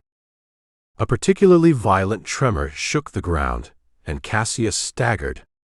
Kallias steadied him with an arm around his shoulders. "Not far now," he said, as much to himself as to the others. His voice was steady, but underneath lay the weight of a man who knew just how fragile hope could be. The city turned into a maze of smoke and debris, each corridor a trial of their resolve. Heat pressed in on them from every side, turning the air into a stifling curtain that threatened to suffocate. "There," Kallias pointed, guiding them through the ruins with instinct born of desperation. Amara's steps faltered only briefly, her gaze flicking to the devastation her powers had wrought. She turned back to the others, her features set with grim determination. "We need to go," she urged, though every fiber of her being cried out for the loss of what they could not save. She felt it in the air, in the tremor beneath her feet, in the shattered skyline that bore silent witness to their failure. They pushed on, urgency their only ally as the world crumbled around them. Buildings leaned precariously, giving in to the embrace of flames that licked hungrily at the night. Explosions tore through the streets with alarming frequency, each one a violent reminder of the forces arrayed against them. Kallias led them with a strategist's mind and a warrior's resolve, though the heaviness in his heart marked every footstep. Amara moved beside him, her voice rising above the chaos. "We can still make it," she said, but the relentless noise threatened to drown her out. She could see the burden of leadership etched into Kallias's expression, a reflection of the unspoken fears that haunted them both. "Don't stop," Kallias called, glancing back to ensure none had fallen behind. His commands were the thread that held them together, the anchor in a storm that sought to sweep them away. He and Amara exchanged a look, filled with all the unspoken promises and silent determinations that burned within them. The alleys twisted like forgotten dreams, each turn bringing a new surge of uncertainty. Desperation shadowed their retreat, but they fought to keep the darkness at bay. Hushed voices of retreating fighters mixed with the fire's roar. "We can't hold them," someone shouted, a grim truth that hung in the air like the smoke. Cassius's strength waned, but his resolve did not. "Leave me," he insisted, his voice strained but unyielding. Yet they did not, could not, and his protest was swept away in the flurry of their escape. "Hold on," Kallias said, his words as much a command as a plea. The physical toll was brutal, yet they bore it with a determination that turned pain into defiance. Their hurried footsteps sent embers skittering, a fiery trail that marked their path through the wreckage. The demons closed in, a relentless tide that fed on despair. Ethoria's streets were a battleground of shadows and flame, but the small group did not break. The harder the world pushed against them, the stronger their resolve became. They carried Kallias between them, every jarring movement a new assault on his battered form. Flames reached greedy fingers toward the sky, twisting the city into a grotesque silhouette of itself. "It's not far," Kallias called, but his certainty wavered under the relentless pressure. The atmosphere was thick with impending loss, a weight that threatened to crush hope itself. Kallias felt the darkness closing in, yet he clung to his cause, to his allies, to the faint promise of survival. "Keep going," he murmured, his voice a fading thread in the clamor. They plunged forward, their escape a breathless dance with ruin. Explosions punctuated their retreat, the backdrop a symphony of chaos and heartbreak. Kallias led with determined urgency, though doubt curled at the edges of his thoughts. His foresight had failed him once, could he trust it now? One last burst of speed, one final push against the despair that snapped at their heels. The city burned, its light searing into the night as they vanished into the unknown. The world bled chaos, and the relentless noise of pursuit was all that followed. They clung to the fragile thread of hope, knowing that nothing would ever be the same again. Chapter 14, Darkness and Doubt. The chill inside the mountain sanctuary clung to every surface, making the air itself feel tense and fragile. In the main hall, Kallias stood near a roughly hewn stone table, his furrowed brows and tense shoulders marking him as a man worn down by regret. "I failed Ethoria," he said, the words low and heavy, like they were meant more for himself than for the others. The dim lighting cast long shadows, stretching the truth of his form until it seemed to bow under the weight of his confession. His fingers traced the scars on his arm with the familiarity of an old wound, as though expecting them to reveal the secrets he couldn't find in himself. Nearby, Amara huddled in a shadowed corner, her hands tightly pressed against her chest, avoiding eye contact while her violet eyes flickered with both fear and pain. She felt the chill in her bones, not from the mountain air, but from the solitude that gnawed at her resolve. Her heart beat an anxious rhythm, threatening to drown out her thoughts. She feared the power that pulsed beneath her skin, the part of her she couldn't understand or control. Though she longed to speak, the words remained trapped behind walls of uncertainty, her struggle evident in the tremor of her hands. Cassius, with his wounded arm bound in rough cloth, wiped dark blood from his face as he questioned, "Is there any point in fighting now?" His voice carried the weariness of a man who had seen too much and was unsure if he could bear to see more. He glanced around at the others, his eyes searching for conviction in a room filled with doubt. The cloth around his arm was already soaking through, a reminder of their failed mission. His usually commanding presence was muted, the tension in his voice betraying the despair he fought to keep at bay. Zara paced along the edge of the hall, her footsteps sharp on the stone floor, each step a punctuation to the muttered doubts escaping her lips. "Maybe we're wasting our time here," she said, her voice carrying an edge of sarcasm to mask the fear beneath. Her movements were restless, betraying a conflict between the urge to stay and the instinct to flee. She avoided the other's eyes, the sharpness of her gaze instead tracking invisible paths on the ground, like a caged animal searching for a way out. Asterion leaned against a wall, his broad scarred frame trembling slightly under the weight of his guilt.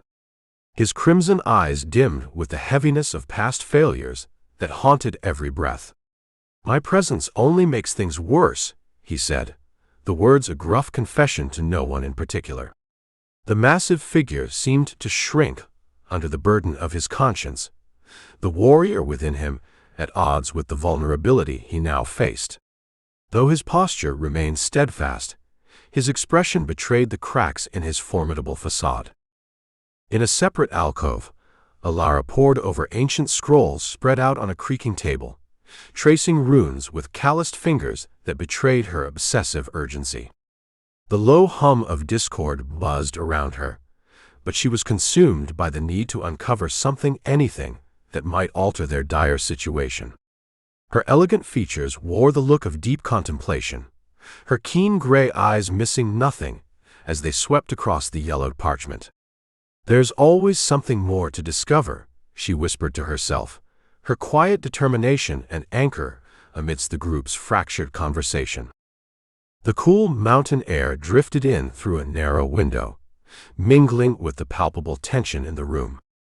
The sense of failure hung heavily, more tangible than the ancient stone around them.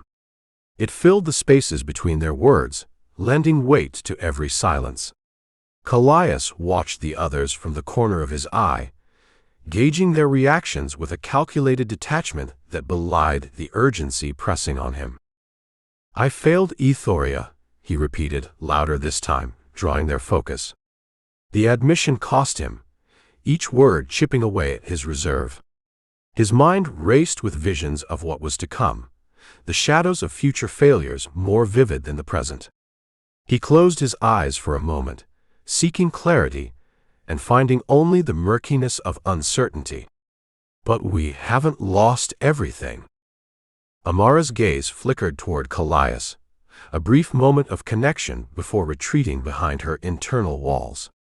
His words resonated with her own fear of inadequacy, and she drew her knees to her chest in a subconscious gesture of protection.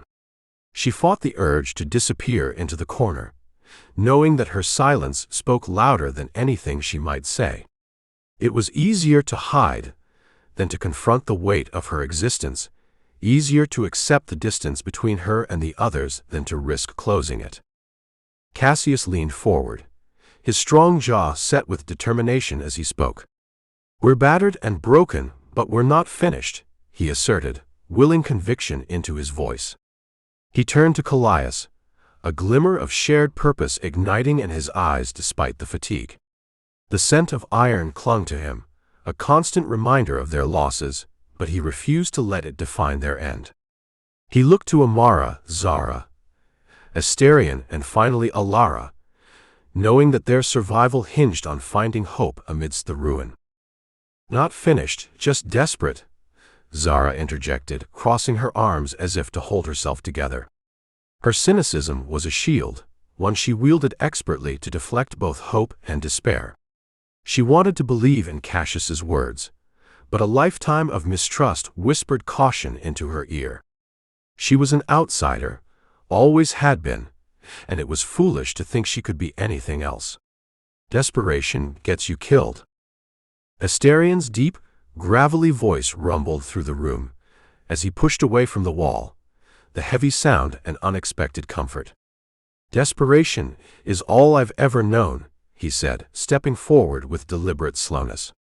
He knew the taste of failure better than any of them, and it gnawed at him even now. But in this shared ruin, he saw the chance for redemption, a chance he was willing to fight for. "It doesn't mean we stop fighting." Amara watched the exchanges unfold, a silent witness to the complexity of their bonds. She felt the tug of each word, the invisible threads that pulled her toward them despite her fears. Her voice was barely a whisper, a tentative admission to herself. "It doesn't mean we keep going either," she said, her melodic tone edged with sorrow.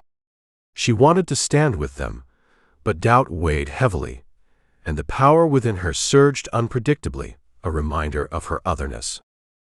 Alara remained absorbed in her studies, but the words around her penetrated the wall of her focus. She paused, her analytical mind parsing the emotions that filled the air like a complex equation. The passion in her voice when she finally spoke was uncharacteristic but undeniable. "Desperation has always been the catalyst for discovery," she declared, rolling up a particularly worn scroll with precise care. The others turned toward her, drawn by the certainty they heard. "Whatever we've lost, we can still find a way forward," she continued, her measured tones transforming doubt into possibility. Her gray eyes met Kallias's, then each of the others in turn, grounding them with the weight of her conviction. She didn't have all the answers, not yet, but the threads were coming together in a tapestry she could almost see. "If we're willing to look beyond the obvious, we might find more than we expect." Kallias felt the spark of Alara's words, an ignition point for his wavering resolve. He met her gaze, grateful for her intervention and the unexpected hope it carried. His strategic mind began weaving possibilities, fragile but real, like the air around them. "We can still change things," he said, determination growing with each word. The doubt in his eyes was tempered by newfound resolve, and he nodded slowly, affirming his own belief. Amara straightened slightly, the power within her calming in response to the shifting mood. She was still afraid, still unsure, but less alone than she had felt moments ago. Her eyes met Kallias's with a question that carried the weight of unspoken history and uncertain futures. Could they truly change things? And if so, what part would she play? The answers were unclear, but the promise of seeking them together softened her doubt. Kallias, spurred by the change in atmosphere, tore another strip of cloth to rebind his arm. The renewed sense of purpose steadied him, the commander in him resurfacing with the prospect of new strategies and chances. He spoke again, his quiet confidence filling the room with strength. "If we're in, we're all in," he said, knowing they had no room for half measures. His warm brown eyes found Zara's, challenging her to confront her uncertainty. Zara hesitated, caught between her instincts and the flicker of something she couldn't quite name. It felt dangerously close to hope, a risk she had never allowed herself to take. But here, among the ruins of their defeat, she saw her own reflection in their shared desperation. She exhaled sharply, a breath that sounded more like surrender than defiance. "All right," she said, feigning indifference even as she conceded. "I suppose I've come this far." Asterion watched Zara with quiet understanding, knowing the battle she faced. His own resolve solidified, the specters of his past momentarily held at bay by the possibility of change. He knew the road would be fraught with danger and uncertainty, but he also knew that the weight was lighter when carried together. "We forge ahead, then," he said, his gravelly voice lending gravity to the commitment.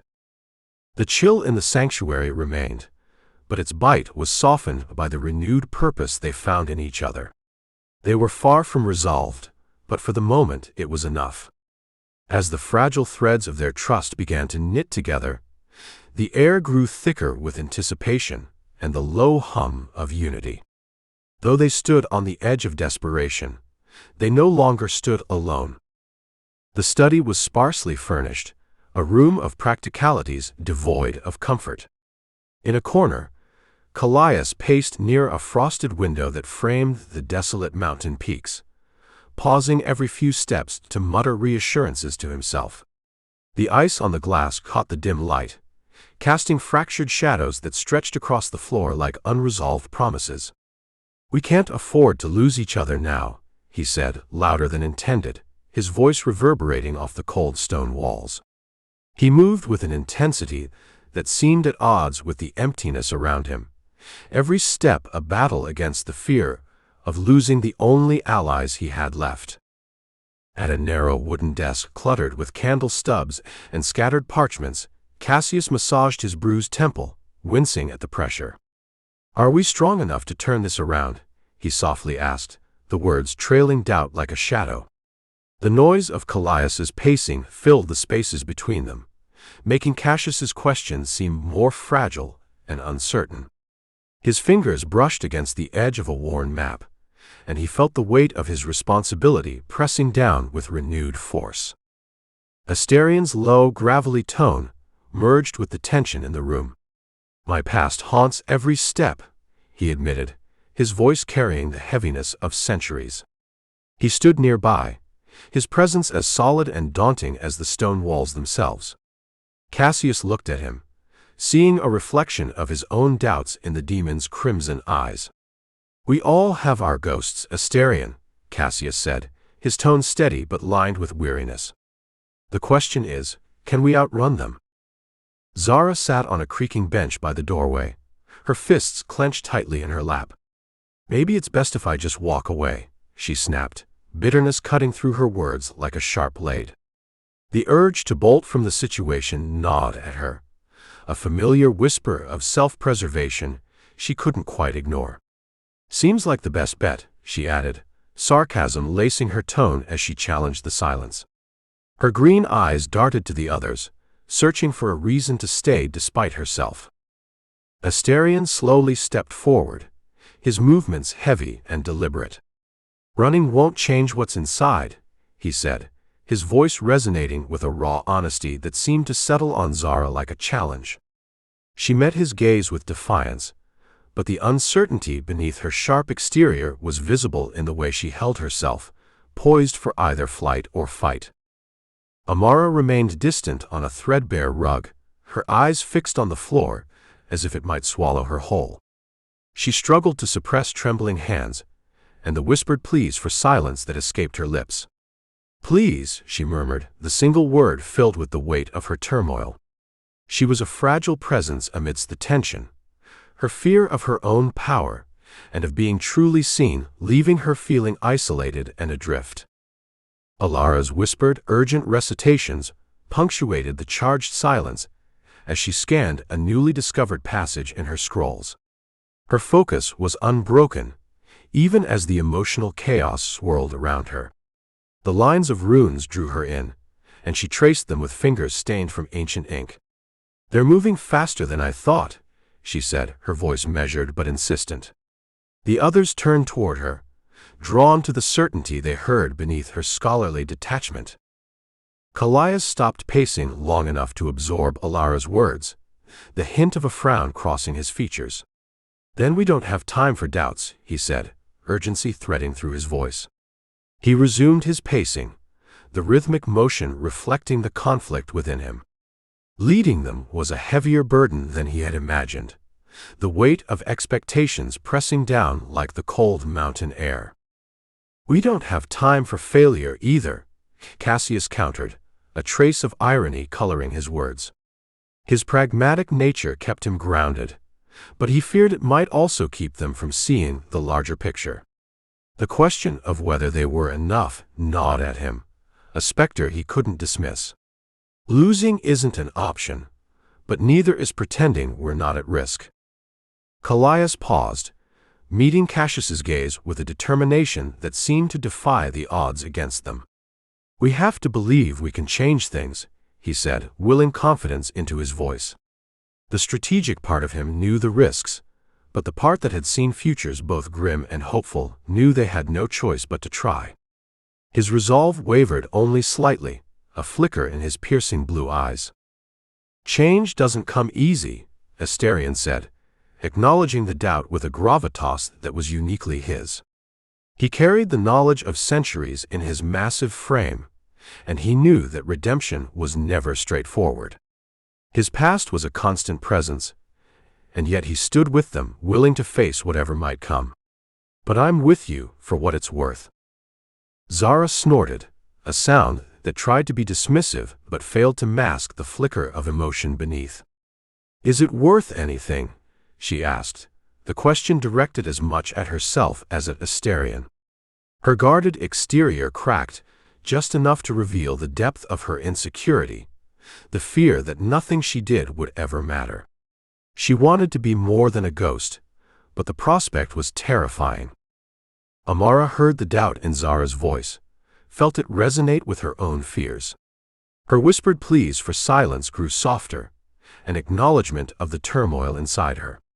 She didn't want to run anymore, but staying meant facing herself and the power she couldn't control. "Can't we just stop pretending?"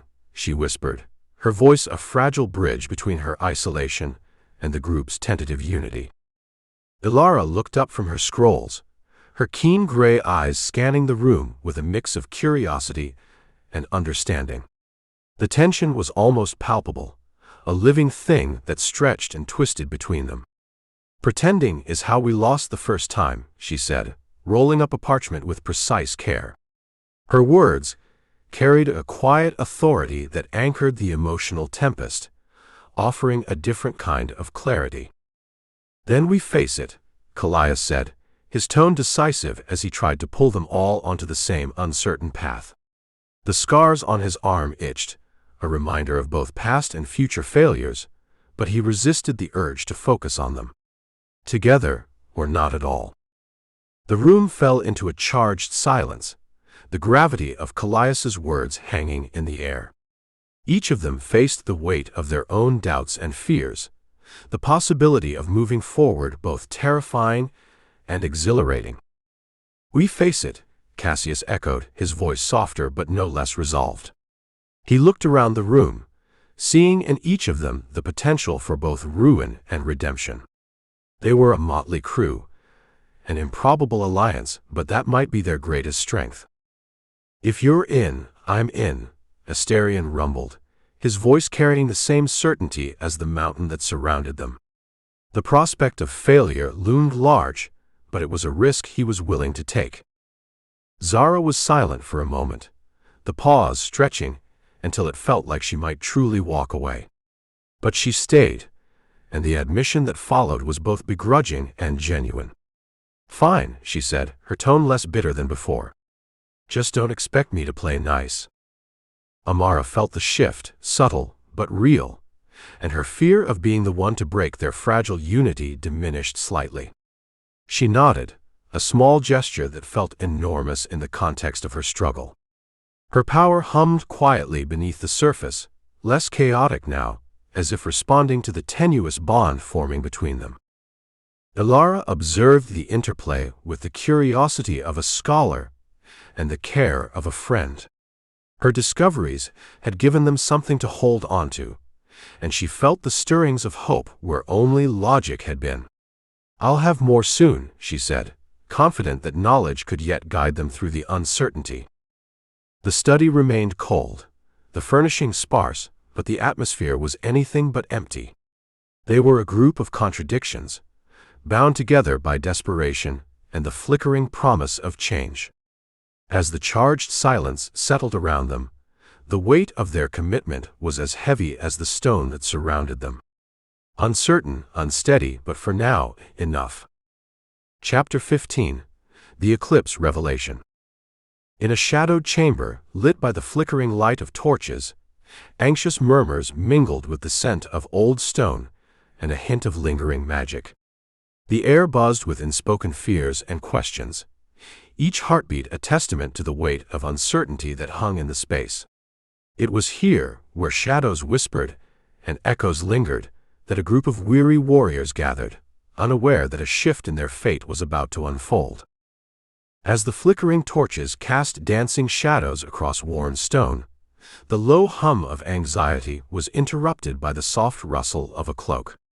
The room shifted its focus as Seren Valeria stepped into the circle of torchlight. Her flowing robes, woven with intricate patterns of silver and midnight blue, glimmered like starlight against the gloom. She moved with an otherworldly grace that caught the eye and demanded attention, every step deliberate and measured, the aura around her charged with authority. Silence settled over the assembled group, the kind of stillness that only comes in moments poised on the edge of destiny. Kallias Aventar's piercing blue eyes narrowed slightly as he studied her. His posture was tense, every muscle attuned to the gravity of the moment. Amara Seraphine's violet gaze shifted from the shadows to the figures standing before them, a flicker of unease and anticipation rippling across her features. "The Eternal Eclipse is approaching," Seren announced, her voice clear and resolute, each word like a stone dropped into still water, sending ripples through the crowd. With those words, the atmosphere thickened, the weight of the message sinking in as her audience absorbed the gravity of her proclamation. Kallias straightened further, his heart pounding as visions of futures intertwined in his mind, a chaotic swirl of destruction and despair, illuminated briefly by the light of hope that might just emerge from this gathering. Seren's steady gaze swept across the faces surrounding her, gauging their reactions, collecting their hopes, fears, and resolve. As her eyes locked onto Kallias, a subtle smile curled at the corners of her lips, promising possibilities amid the encroaching darkness. The murmurs that had punctuated the air before had died down, replaced by a tangible surge of determination. The soft glow of the torchlight flickered over the ancient murals on the stone walls, the images depicting long-forgotten battles and heroes lost to time. Each figure seemed to watch as the group processed Seren's announcement, histories converging on this single moment where past and future intersected. Kallias felt a new energy washing over him, a shift in the collective mood. From weariness, the expressions of his comrades began to transition, blooming slowly from doubt into cautious optimism. Amara stood beside him, her brow furrowing slightly in contemplation before smoothing into resolve. Around the scarred wooden table, their gathering spot strewn with aged maps and ancient texts, soft murmurs of disbelief turned into voices of hope. "What does this mean for us?" one of the gathered allies asked, breaking the silence that had settled thickly in the air. Seren's presence radiated reassurance, her measured pace echoing through the chamber as she continued. "We must be vigilant. The alignment of the celestial bodies during this eclipse could unravel the very fabric of our existence. We must prepare." With that, the atmosphere began to shift more dramatically. Determination sparked in their eyes igniting the possibilities of action. A rustle here, a whisper there, as ideas flitted like fireflies above the table littered with potential strategies. Kallias took a breath, grounding himself. This was the moment that would define their lives. His resolve ignited. He stepped forward, the intensity of his gaze meeting that of each ally in turn. The chamber seemed to pulse with their shared will, and he could feel the warmth of their renewed hope surrounding them like a protective barrier.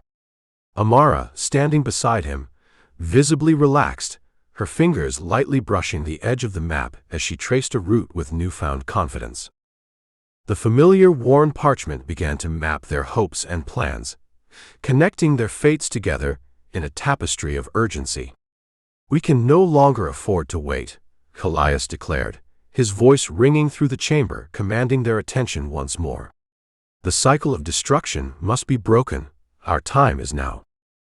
As Kallias spoke, the rest of the group rallied around him, enthusiasm bubbling forth as they exchanged ideas and strategies. There was movement around the table, a flurry of action, as one member traced possible routes with a calloused finger while another adjusted her gear, preparing for what lay ahead. The room thrummed with energy, laughter mingling with the serious discussion, as they started to finalize their daring plan to assault the divine realm during the eclipse. The shadows seemed to lean closer, eager to witness this pivotal moment as voices overlapped, rising and falling like a rhythmic pulse, each heartbeat echoing their united determination. For the first time in a long while, hope was a tangible entity, pulsing alive and binding them together as they prepared to confront the Obsidian Sovereign and defy the relentless cycle of apocalypse that had haunted their every step. The energy in the chamber crackled with urgency as Kallias stepped forward, his posture straightening as he faced his companions. With a fervent intensity, he addressed the group, his voice slicing through the lingering tension like a blade through fog, strong, clear, and filled with an unyielding conviction that sent shivers down their spines. "We must break the cycle of destruction. Our time is now," he declared, his words carrying a weight that resonated deep within each listener's heart. The atmosphere shifted palpably, as if the very air around them thickened with shared purpose. Amara, standing beside him, felt the stirrings of determination unfurl within her. Gone was the uncertainty that once clouded her violet eyes. Instead, a flicker of resolve ignited the depths of her being, offering a glimpse of the strength she was beginning to accept. She glanced at Kallias, the fierce loyalty she felt toward him reinforcing her own identity as something more than an outsider. As his gaze swept the room, Amara's heart raced, each thump a reminder of the bond forming between them. Kallias stepped closer to the table strewn with maps and ancient texts, his brow furrowed in concentration.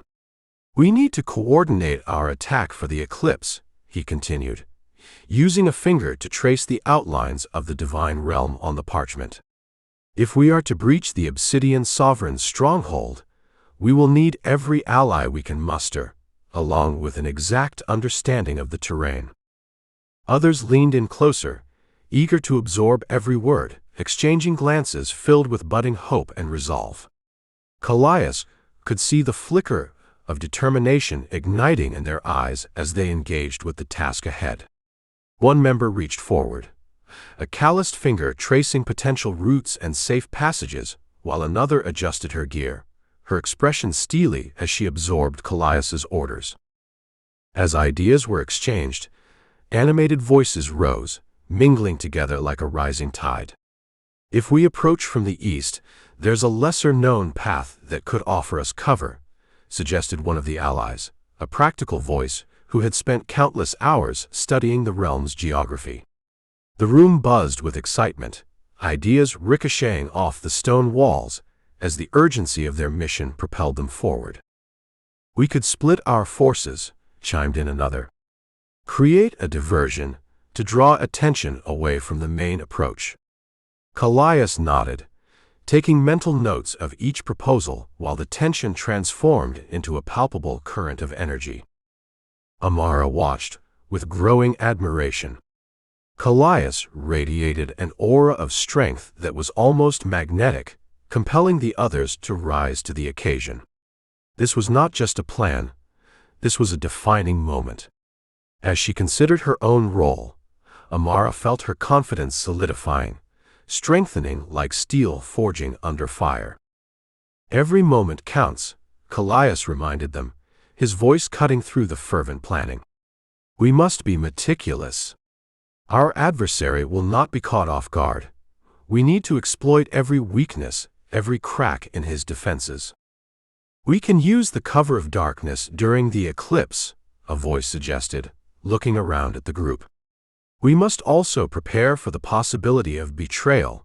We can't trust that others won't be watching us.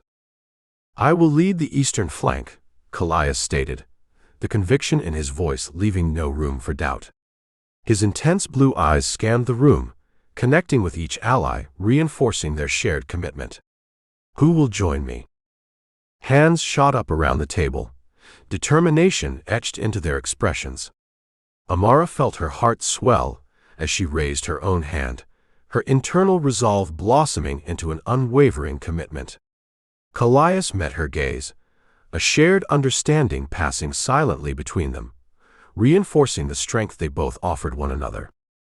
The room hummed with the palpable energy of collaboration as plans coalesced, a web of connection building between each member. Every voice added a layer of strategy, a sliver of insight, each contributing to the greater whole, as Kallias orchestrated the discussion with a steady presence.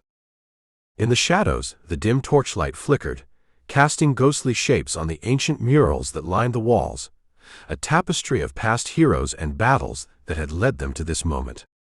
The collective atmosphere tightened, hearts quickening, as they delved deeper into the tactics necessary to confront the Obsidian Sovereign. Amara's thoughts raced, navigating her own emotions while formulating strategies, seeing how her powers could help. We should also consider utilizing my abilities to create an illusion, she proposed, her voice rising above the din, as her confidence bolstered the weight of her words. The group turned to her, intrigued, as if she had pulled back a curtain, revealing a glimpse of possibility.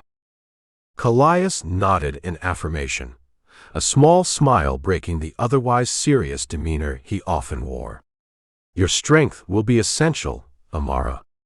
If we can distract him, even for a moment, it could mean the difference between success and failure.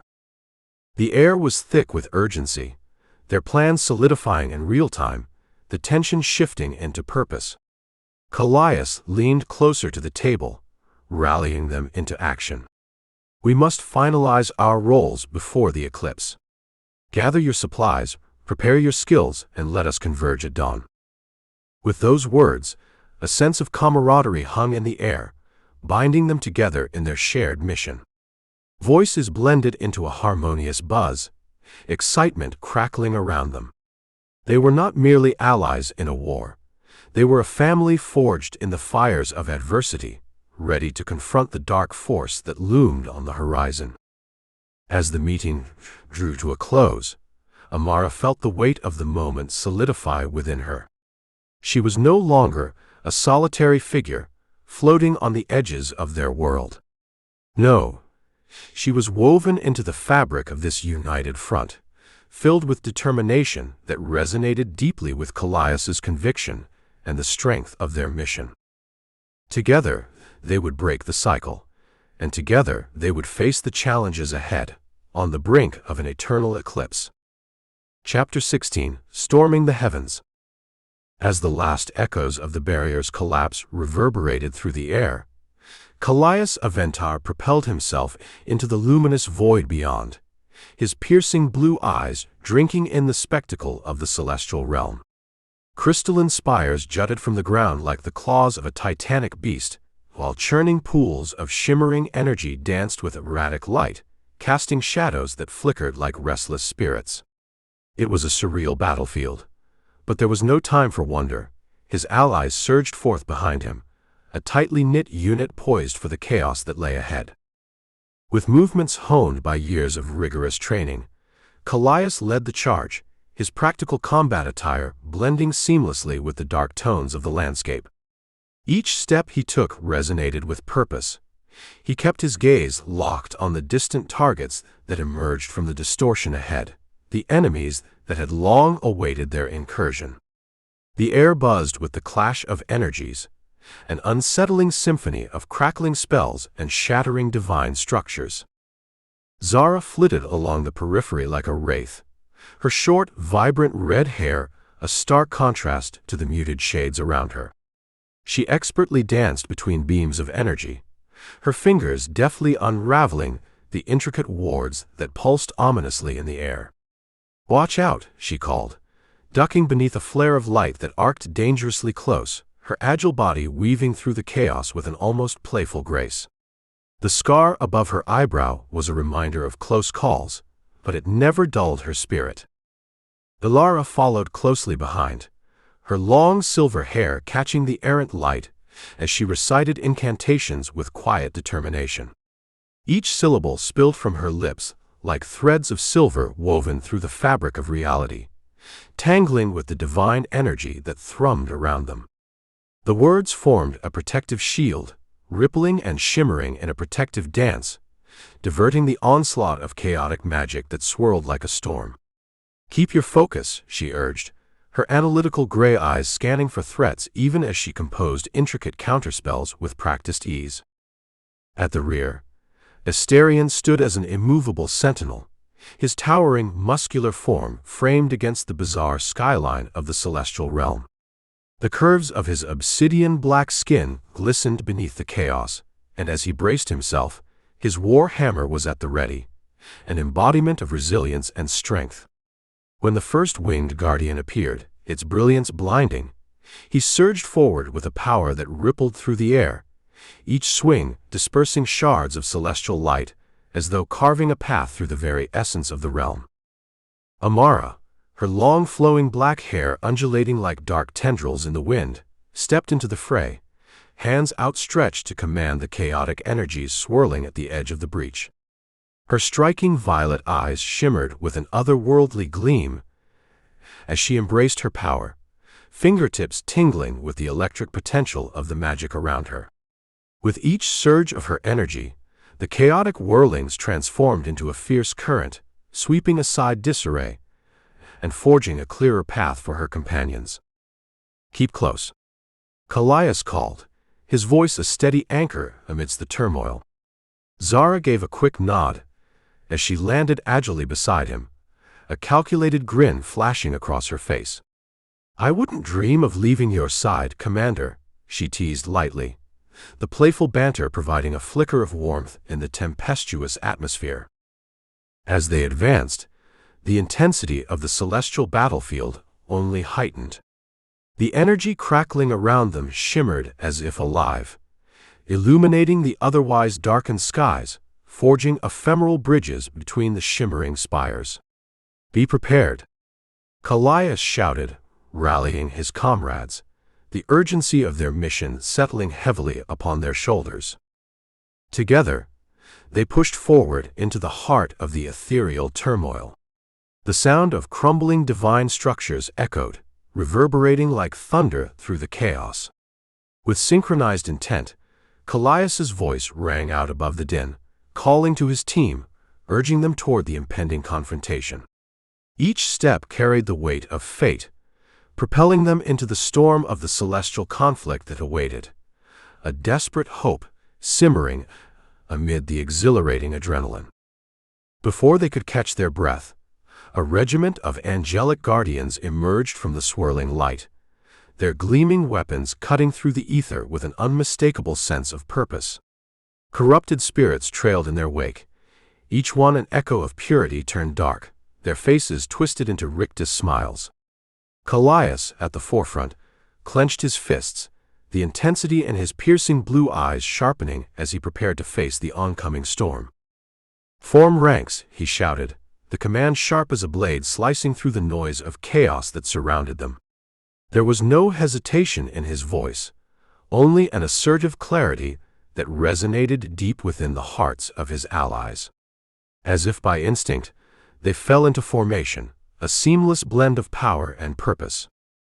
Astarion charged forward, the embodiment of formidable strength. He grappled with a towering guardian, its gleaming wings spread wide, casting shadows over the battlefield.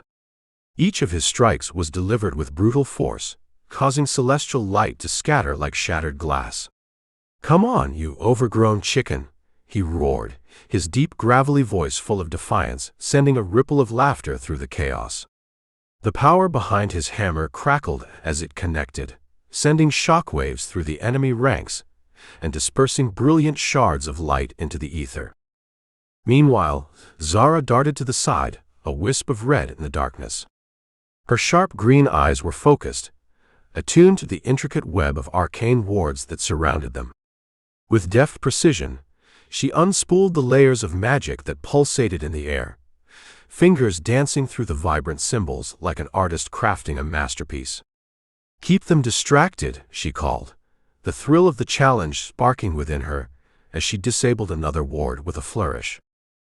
Alara's voice resonated in measured tones, projecting her knowledge against the invading forces. "To trap a heart of light, one must know its shadow," she articulated clearly, weaving her spell casting into the fray. As words slipped from her lips, they manifested into spirals of counter-magic, intercepting divine projectiles mid-air and absorbing their energy, twisting it back upon the guardians. Each flicker of light reflected in her analytical gray eyes, deepening their intensity. Amidst the turmoil, Amara leapt forward, embracing her chaotic power. Her long, flowing hair whipped around her like a storm, as her fingertips sparked with luminescence. "To the void with you," she exclaimed, unleashing a wave of raw energy that cascaded across the battlefield, diverting corrupted spirits from their assault on her comrades. The air rippled with her power, a swirling dance that both mesmerized and terrified those who witnessed it. The chaotic surges of her magic disrupted their ethereal forms, leaving them disoriented and vulnerable. Kallias continued to direct his allies, his voice weaving through the din. "Astarion, to the left. Zara, keep those wards clear." His commanding presence ignited their spirit, fueling their determination as they faced an insurmountable tide. Each time a weapon struck the air, it sounded like thunder crashing against the mountain tops, each clash reverberating with the thrill of survival. "Is that all you've got?"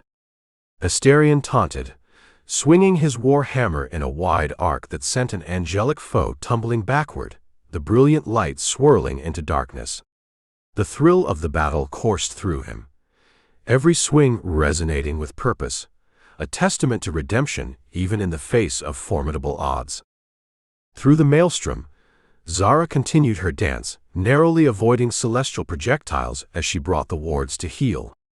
"You're lucky I'm feeling generous today," she called to a spirit, cheeky defiance coloring her tone as she smirked, unfurling her nimble fingers to unravel yet another ward before it could unleash its deadly magic.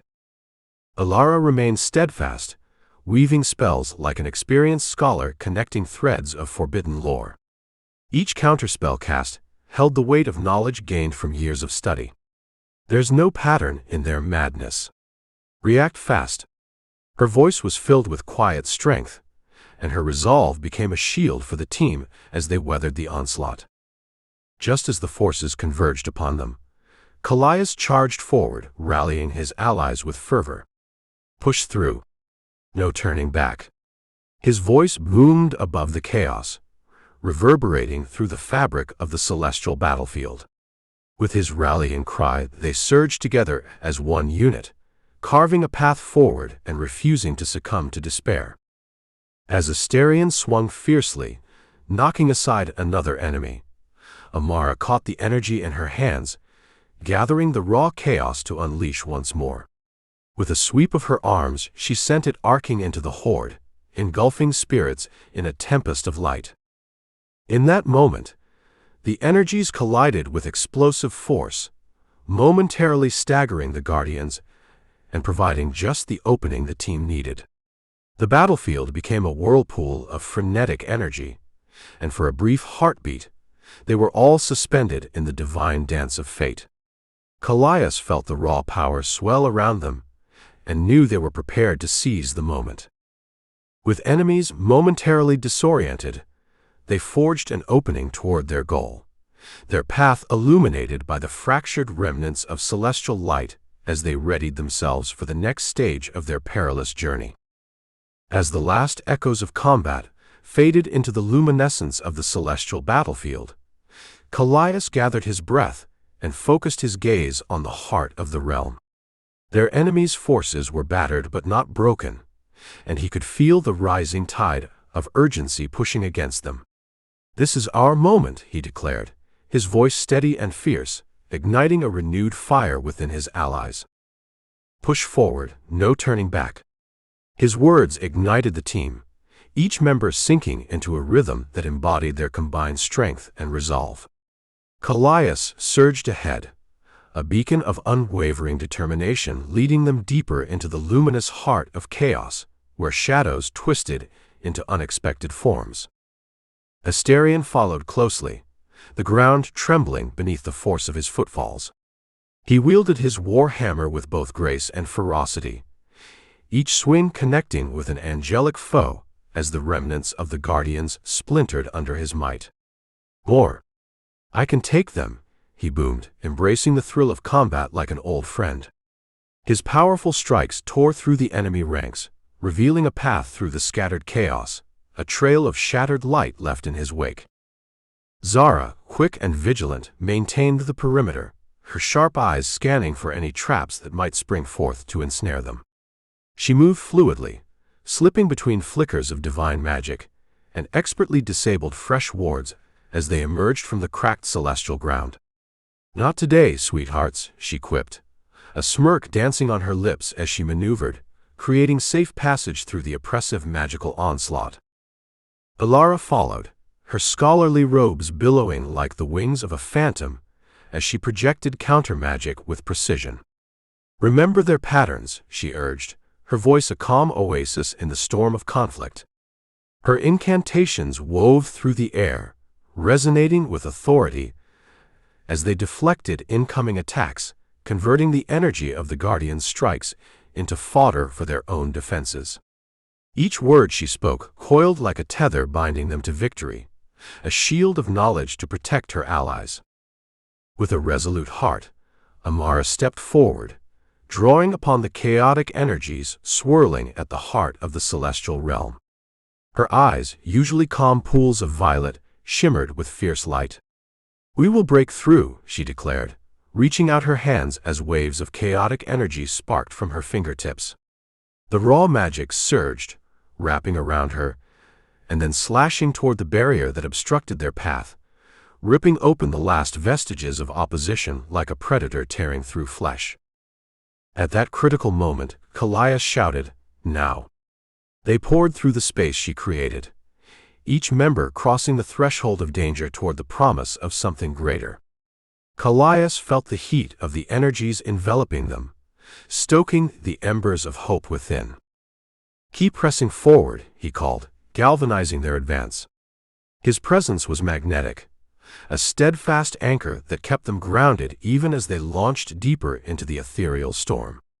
They moved with purpose, an ensemble driven by their individual strengths, each action resonating in harmony as they faced the onslaught. As they broke free into a clear expanse, disoriented angelic remnants scattered in their wake, Kallias felt the palpable rush of energy flowing around them, a surge of possibility that both excited and frightened him. The celestial realm had laid bare its intricacies, and with every step, they were met with the raw promise of deeper challenges yet to unfold. "Together," Asterion bellowed, hoisting his war hammer high, a symbol of their unyielding spirit, as they stood united at the edge of the battlefield, ready to confront whatever came next. Kallias, Zara, Alara, Asterion, and Amara, together they stood, a testament to the power of camaraderie against the forces of manipulation and despair. With their eyes set on the horizon, their hearts beat in unison, ready to forge their destiny in this chaotic, luminescent realm. Chapter 17: Confrontation with Divinity. In the depths of a crystalline chamber, pulsating with an ethereal light that hummed like a living creature, Kallias Aventar stood at a crossroads of fate. The walls danced with shifting hues, each gleam an echo of the power surging through the air. The young warrior's piercing blue eyes, laden with wisdom beyond his years, were locked on the towering figure before him. The Obsidian Sovereign loomed, shrouded in shadows that seemed to writhe and pulse with ancient power, his voice resonating against the crystal surfaces like an ominous echo of fate's cruel promise. Kallias felt a tumult of emotions, a struggle between defiance and curiosity that stirred within, the weight of the chamber pressing down like a prophecy yet to unfold. "You stand before me, child of the stars," the Sovereign intoned, his voice reverberating in a deep, ominous rhythm that enveloped the room. "The gods manipulate the very fabric of our reality, and yet here you are, the one with the potential to reshape it all." He extended a long, slender finger, gesturing toward the kaleidoscope of colors reflecting off the crystalline walls. "Imagine the power to rewrite destinies, to bend the cycle of existence to your will." Kallias stiffened, the proposition hanging in the air like an unspoken spell. He watched the flickering lights dance, caught between the shimmering possibilities laid before him and the heavy shadow cast by the Sovereign's influence. Each facet of the crystal walls mirrored the turmoil within him, a mind torn between youthful ambition and the weight of responsibility that clung to his every thought. "But with such power comes an inexorable cost," Kallias said, his voice steady despite the pulse of anxiety thrumming beneath his skin. He squared his shoulders, prepared to resist the tugging allure of the promises dangled before him.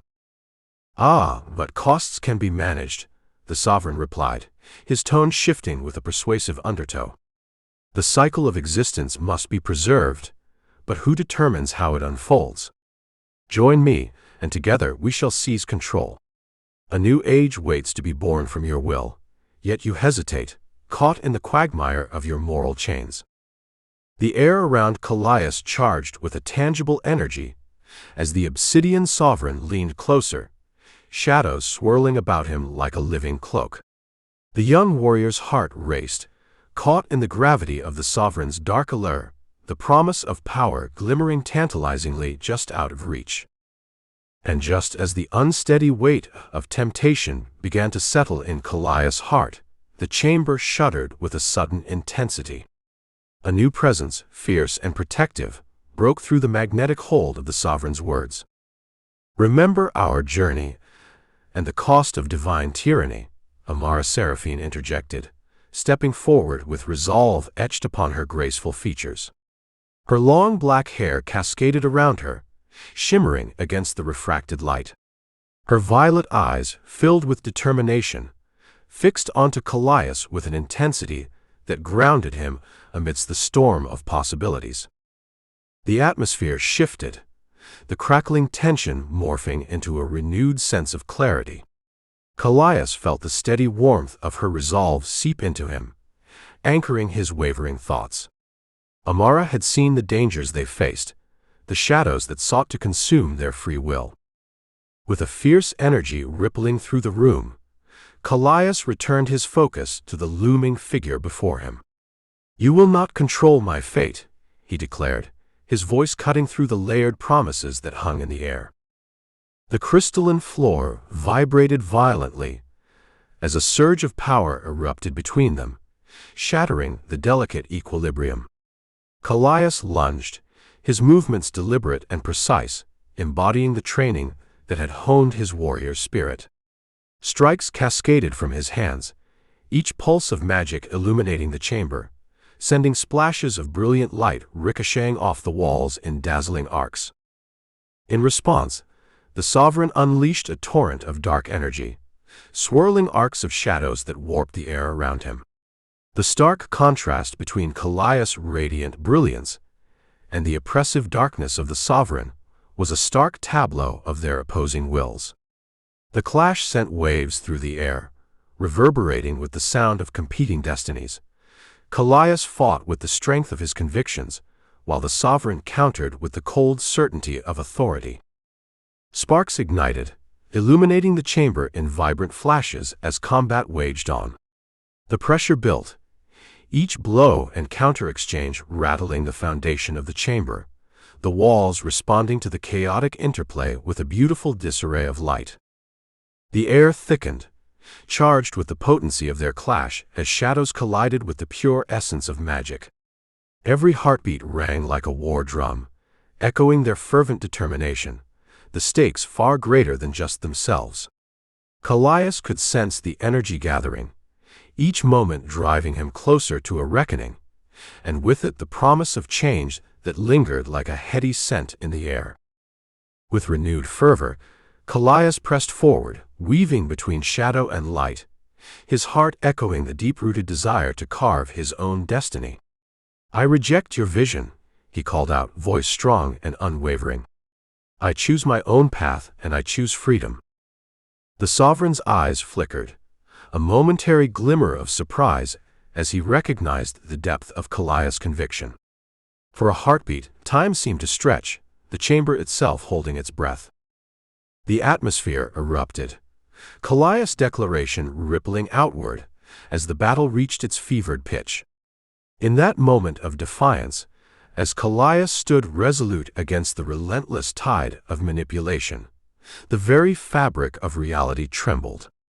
The power of choice coursed through him, shattering the shackles of predestination and sending a surge of warmth rushing through the room, a promise unbound. As the clash of magic intensified, the once brilliant glow of the chamber darkened, drawing together the forces of conflict like the approach of a storm. The air was electric, the consequences of Kallias' rejection resonating through every corner, leaving behind a thrumming residue of supernatural combat and the unmistakable promise of a cycle broken. In the aftermath, the crystalline chamber settled into silence, pulsating light flickering like distant stars, an echo of the battle that had just unfolded, a testament to the enduring power of choice against the currents of fate. Chapter 18: The Price of Freedom. The crystalline chamber, once a bastion of divine grace, now trembled under the weight of impending collapse, its shards of light splintering like fragile hopes in the air. Kallias Aventar stood at the epicenter, his blue eyes alight with the fire of purpose as he faced the Obsidian Sovereign, a towering figure of shadow and might. With the chamber's ethereal glow flickering around them, every pulse of energy felt like a countdown to oblivion. The very fabric of this realm cracked, but Kallias' resolve remained unyielding, a warrior shaped by visions and duty. As Kallias stepped forward, the weight of his choices settled on his shoulders like the armor he wore. Short dark hair whipped about his face, catching glimmers of light through the fractures that appeared in the once polished walls. He tightened his grip around his weapon, its metal cool and familiar, echoing his own resolve as he approached the looming darkness that was the Obsidian Sovereign. The air grew thick with tension, the sounds of distant chaos cascading like a violent storm.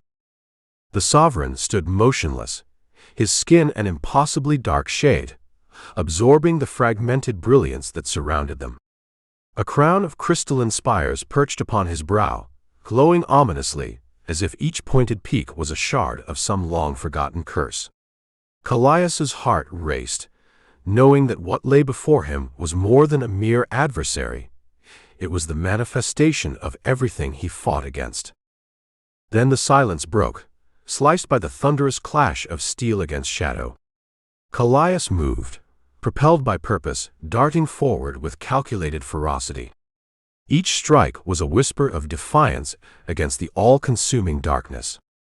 With a flick of his wrist, he swung his weapon in a precise arc, the blade meeting the Sovereign's arm, sending ripples of shock through the air. The impact resonated in the chamber, reverberating against the crumbling architecture, echoing the urgency of their fight. Behind him, the shouts of allies cut through the chaos. "Kallias, watch your flank," came a voice urgent and laden with concern. He could hear them rallying, a mixture of fear and encouragement flowing like lifeblood among them.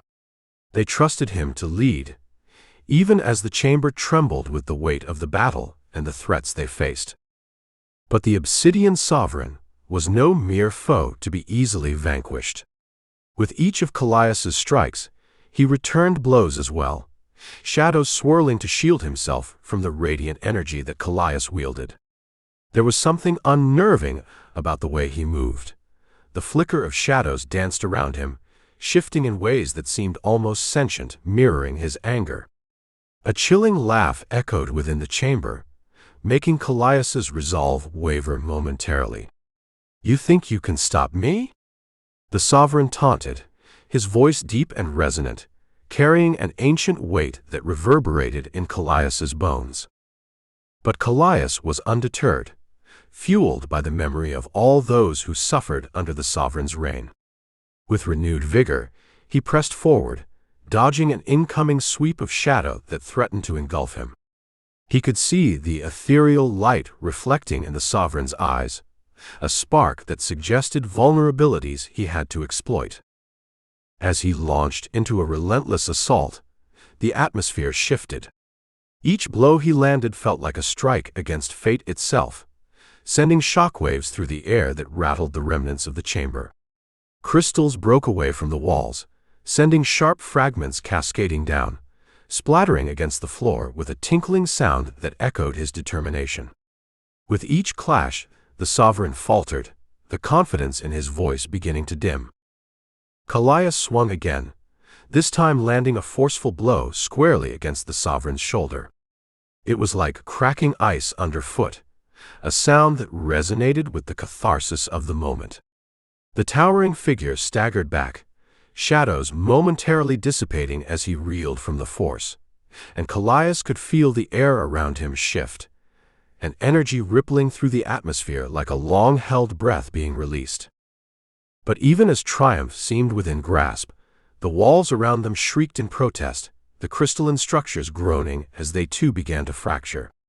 It was a beautiful destruction, the luminous colors splintering and refracting chaotically in the air, filling the chamber with a cascade of brilliance. The alley's voices echoed urgently in his ears, urging him onward as he assessed the fading giant before him. The battle was shifting. They could sense it, as the chamber spiraled into uncertainty.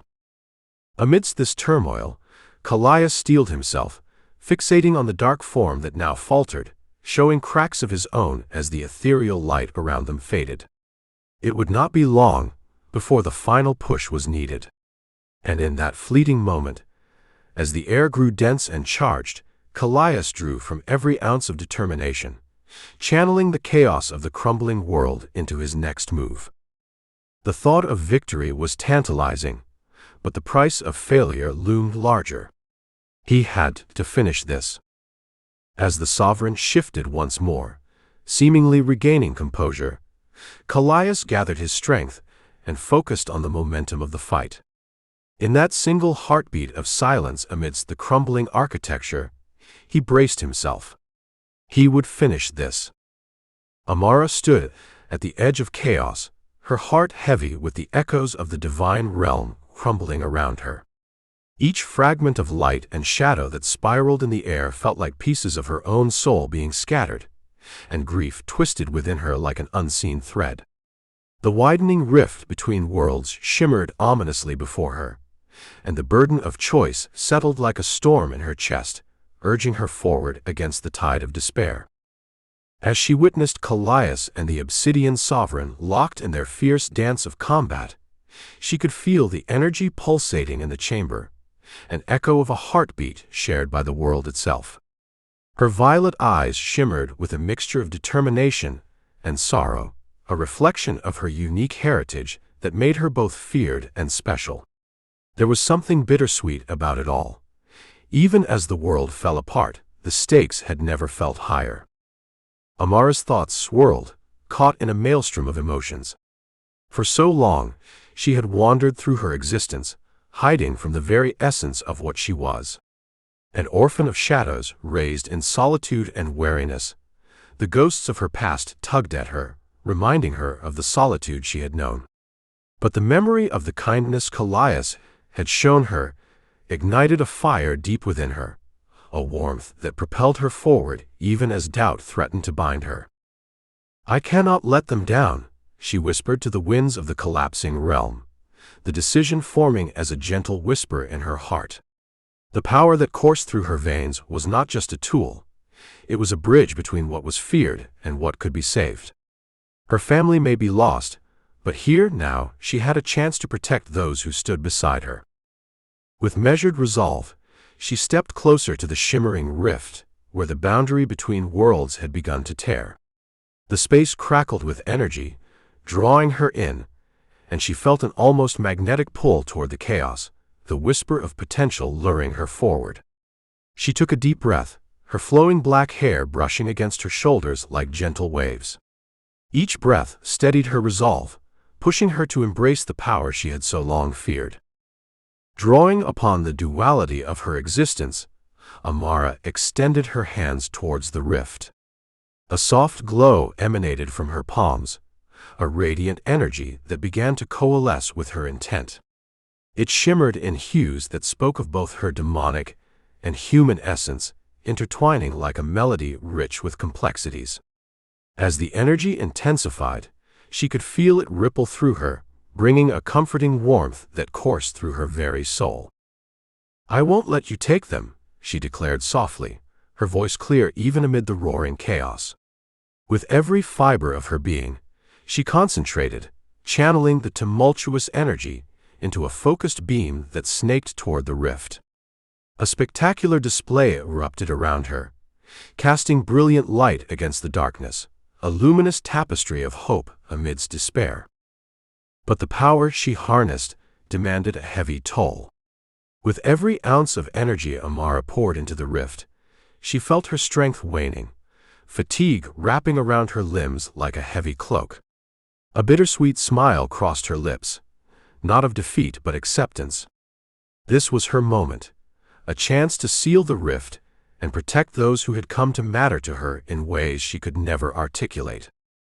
"I'll see you again," she murmured, her voice barely audible above the tumult as she gave into the surge of power. With a final surge, she poured everything she had into her farewell, her essence erupting in a brilliant flash that enveloped the chamber, each spark illuminating the darkness surrounding them. As the light enveloped her, she felt a wave of clarity washing over her, and a surge of emotions flooded through her. Every loss, every fear, and every moment of solitude coalesced into this one decisive act. Amara breathed in the vibrance, letting go of the burden of doubt, allowing the power to lift her beyond the realm of her earthly concerns. But as the energy consumed her, fatigue took hold, and she felt her knees buckle beneath her. The brilliance began to fade, drawing the strength from her frame like a relentless tide. In that final heartbeat, she knew she was fading, becoming one with the light she had created. A faint smile played on her lips as darkness beckoned her, wrapping around her like a soft blanket. In the fading echoes of the divine chamber, her last thoughts lingered on Kallias, the warmth of their shared journey echoing in her heart. Perhaps in this sacrifice she could find her place, not just as a harbinger of darkness, but as a beacon of hope. As the blinding light of Amara's sacrifice receded, Kallias felt the weight of loss settle in his chest like a stone. Grief wrapped around him, each heartbeat echoing the reminder of her courage. She had given everything, and now he stood amidst the chaos, charged with the mission to protect their world and honor her final gift. The cries of allies and the rattle of the chamber closing in around him sparked a fire of purpose, igniting his resolve into action.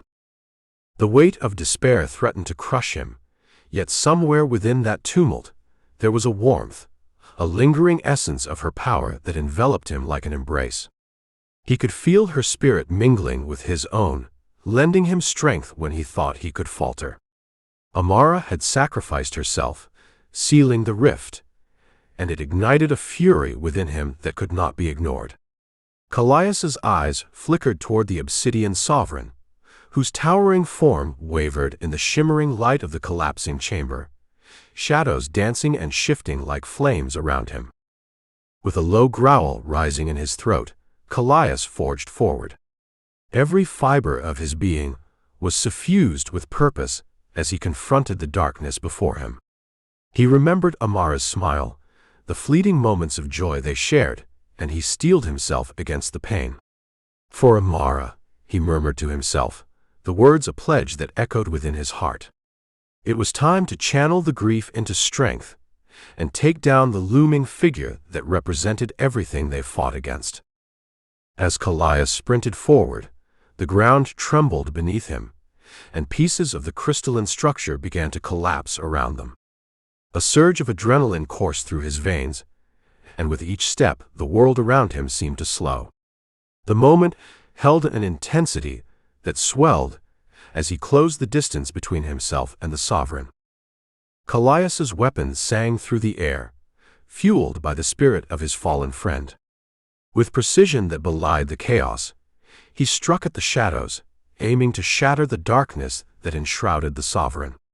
The first blow landed with a thunderous impact, and Kallias could feel the tremors through the ground beneath him.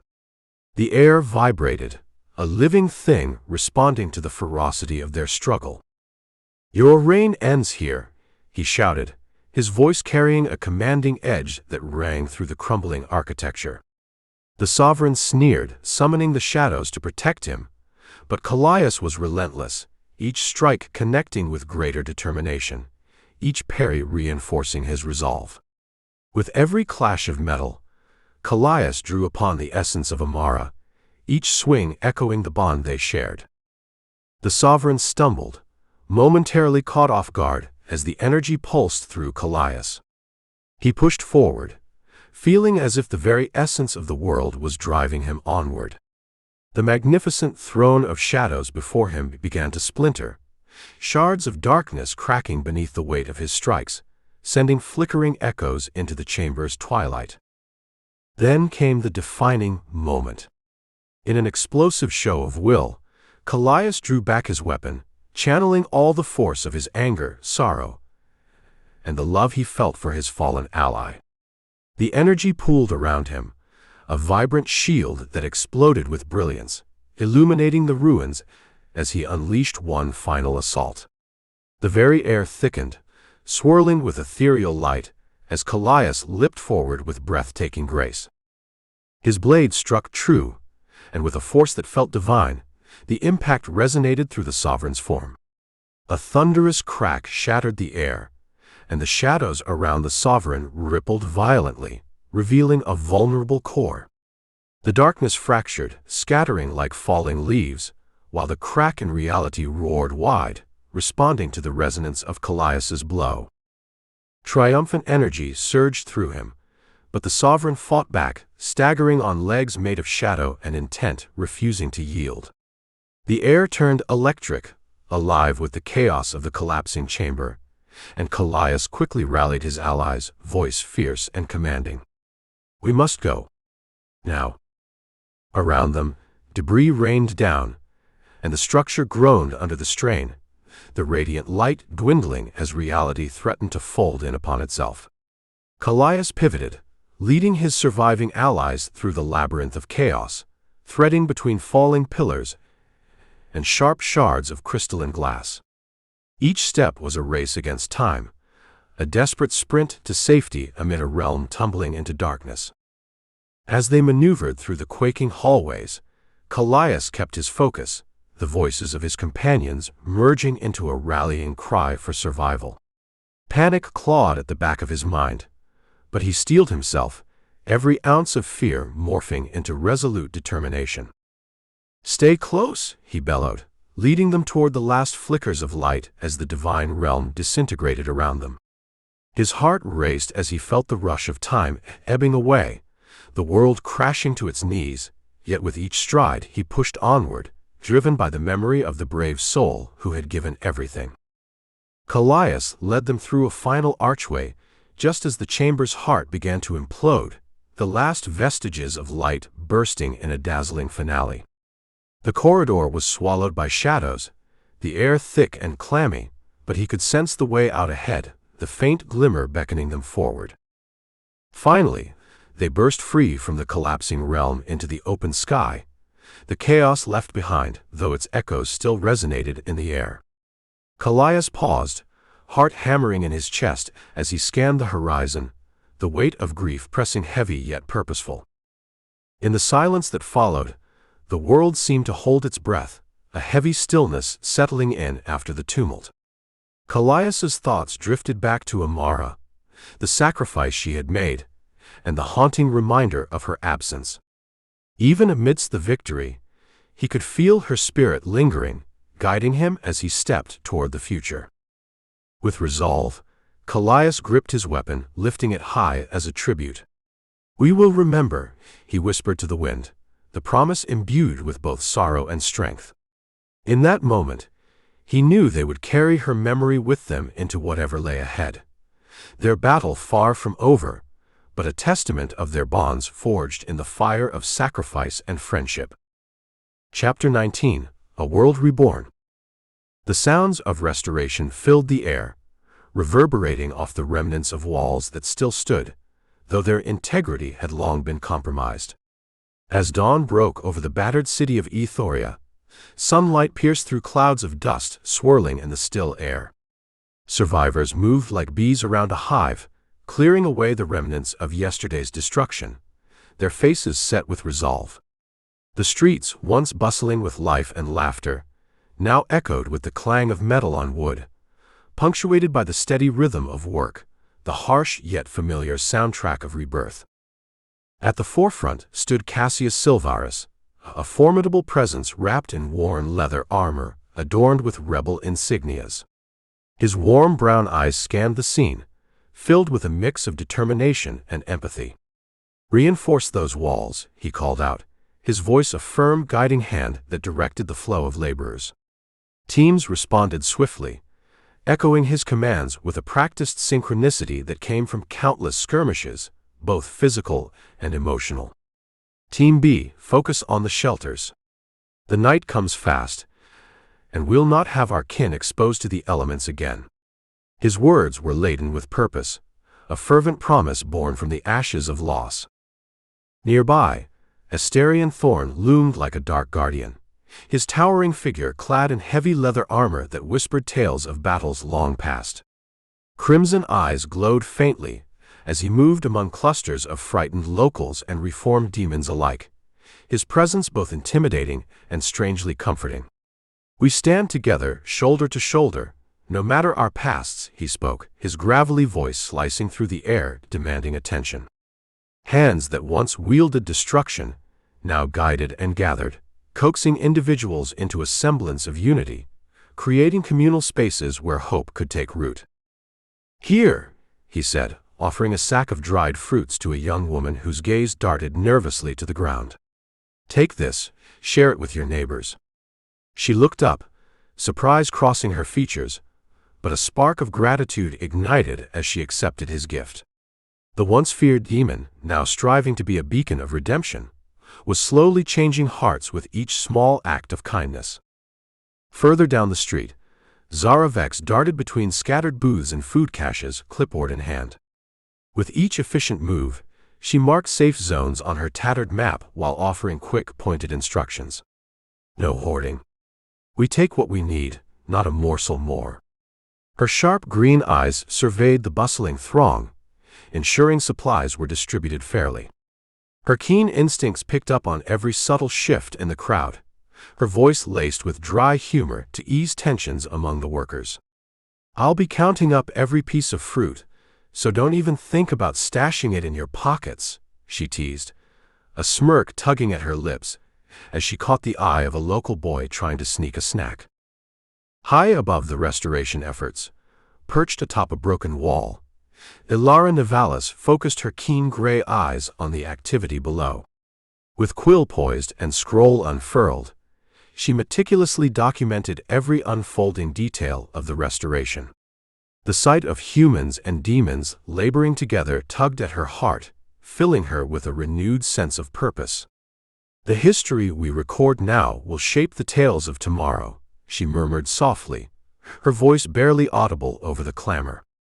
Nearby, a curious worker approached, his brow furrowed in confusion.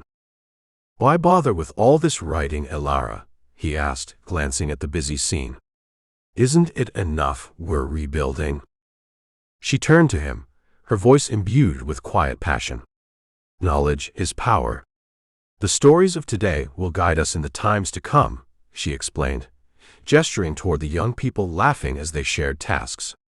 "These moments of unity, she waved her quill toward the lively chaos, will remind us that we chose hope over despair."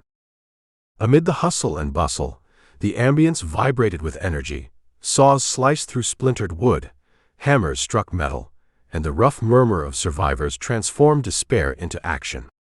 It was an organized chaos, a symphony of resolve and resilience, each character contributing to the magnificent effort unfolding before them. Cassius, Asterion, Zara, and Alara exchanged brief yet resolute dialogues that underscored their commitment to this mission of renewal. As they paused for a moment, Cassius raised his voice, grounding them with an unwavering conviction. "We rebuild today for a tomorrow free of God's tyranny," he declared, and his words resonated in the hearts of all who heard.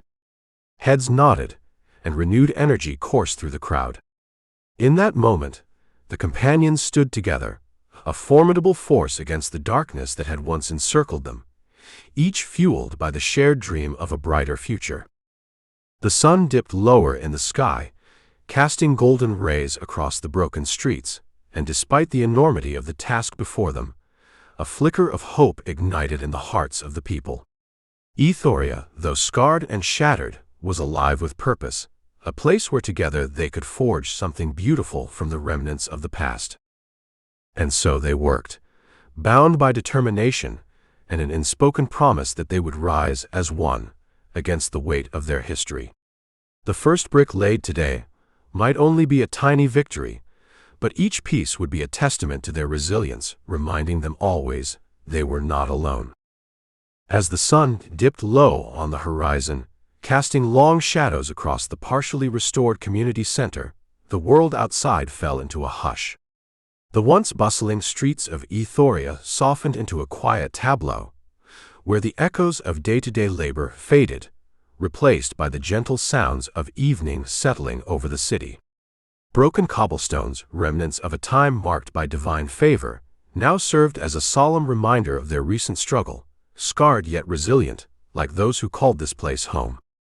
Amidst this tranquil backdrop, Kallias Aventar wandered alone, his footsteps echoing off remnants of shattered dreams.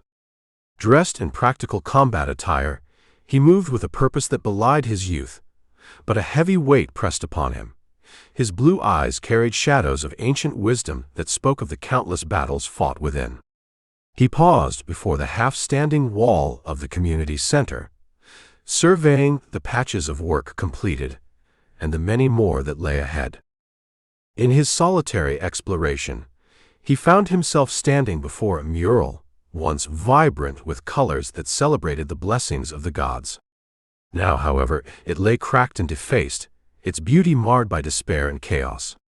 Memories washed over him. Vivid images of celebrations long past danced in his mind, each stroke of paint now a whisper of loss. A mix of grief and anger surged within him, manifesting as an ache deep in his chest, an unrelenting reminder of the sacrifices made to reclaim this ground. As he stood, lost in his thoughts, the quietness around him deepened, and in that stillness a voice echoed, clear and insistent. "Protect the fragile peace we've won." It was Amara's voice, rising like a spirit from the shadows of memory, calling out to him, urging him to remember. He clenched his fists, grappling with the familiarity of her tone, woven into the very fabric of his resolve. The emotions stirred by her words roared like wildfire within him. Kallias's face set in resolute lines, but it was shadowed by traces of grief. How could he protect what felt so easily fragmented? Could he truly safeguard the hope they had woven together? Each soft murmur from workers passing by mingled with his thoughts, a quiet acknowledgement of loss intermingled with the effort to move forward. A local man stopped, nodding as he moved past, eyes briefly meeting Kallias's with a mixture of gratitude and understanding. "Good to see you out here, Kallias," he said, voice low yet steady. "We all do our part, thanks to you." "Thank you," he replied, his voice a mix of sincerity and solemnity. The brief exchange reminded him of their collective struggle, a band forged in adversity, each life stitched together by shared history. There was an unspoken bond among them, a glimmer of hope that wove through their shared burdens. But in the stillness, Kallias could not escape the whispers of doubt. Each lingering moment drew him back to the ultimate question: what would become of their hard-won peace? The chilling winds of the past echoed around him, carrying remnants of despair that brushed against his skin like cold fingers. Determination hardened within him, a crystalline promise rising like a phoenix from ash. He clenched his jaw, eyes narrowing as the dim light of lanterns flickered to life, casting soft glows against the stone walls that bore the scars of war. Here, in this moment, with shadows intermingling with golden light, Kallias made an unspoken vow: his grief would not become his downfall.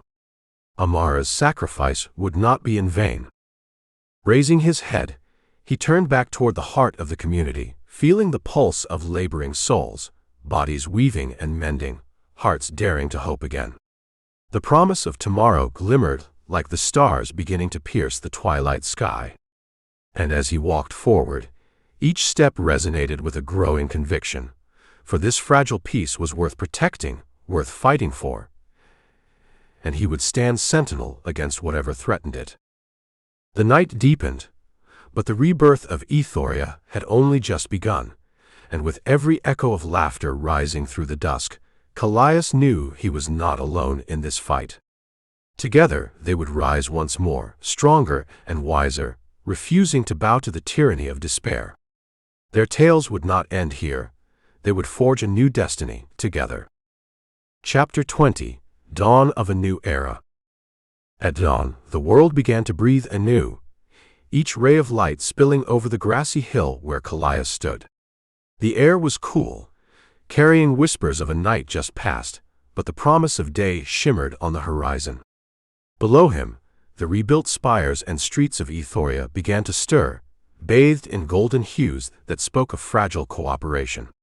This was his moment of reflection, a silent testament to both struggle and rebirth, as the sun embraced the city and the shadows of its troubled past slowly retreated.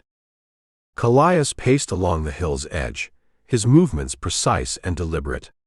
Each step felt heavy yet determined, echoing in the stillness of the morning. His piercing blue eyes scanned the city, taking in the outlines of houses and bridges that now represented hope, a newfound unity between humans and reformed demons. As he gazed down, the warmth of sunlight gradually unveiled details. Freshly laid cobblestones glowed, catching the light and igniting a sense of belonging that had once felt distant. The distant murmur of voices carried up to him like a lullaby, mingling with the soft rustle of leaves in a gentle breeze that rustled through the grass at his feet. His fingers brushed over one of the old scars on his forearm, a jagged reminder of battles fought and losses endured. Each mark bore witness to his resolve, a history etched into his skin that no amount of time could erase. But here, in the wake of dawn, Kallias allowed himself a moment of warmth amidst his thoughts, an acknowledgement of the victories that had brought him here. He felt the cool touch of the breeze as it interlaced with the lingering chill of night, stirring the remnants of dreams that had led him down this path. "This is our new beginning," he murmured softly, the words escaping him almost like a prayer. He tried to infuse humor into his tone, a crooked smile tugging at the corners of his lips, though the gravity of the moment lingered heavily in the air.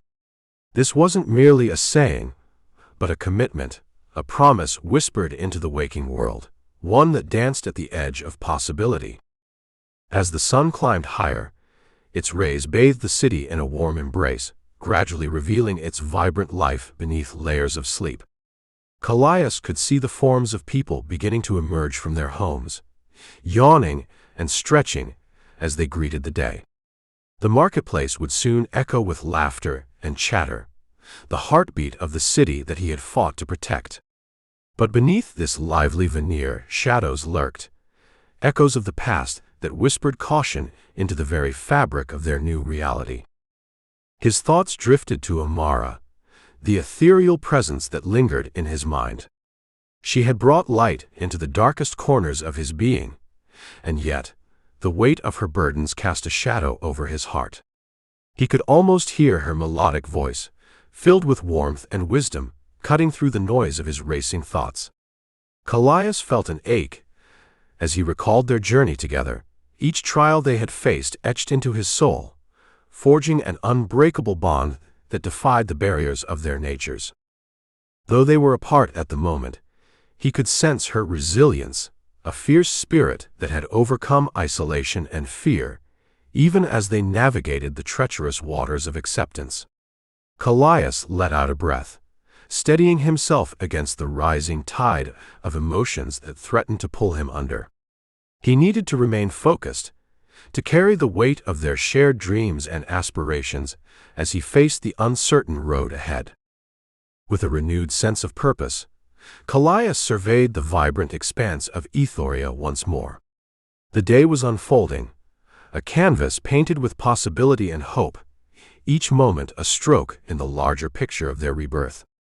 He clenched his jaw, determination solidifying within him, the steady rhythm of his breath grounding him in the present. Kallias stepped back from the precipice, resolving to step down the hill with newfound strength, prepared to tackle whatever challenges awaited him. The sun now rose high, washing the landscape with golden light, as if urging him onward. Today marked not just another dawn, but a pivotal moment for them all, a chance to forge a future intertwined with understanding and peace. And as he turned his back to the hill, Kallias felt a spark of hope ignite within him, a promise made to himself and to Amara that they would see this journey through together, no matter the obstacles that lay ahead. The remnants of the night faded, and with it, Kallias stepped firmly into the sunlight, ready to embrace the challenges of a world that was at last beginning to recognize the beauty in its own reflection. The whispers of the past remained, but today they would not define him. Today was the beginning, and it was enough.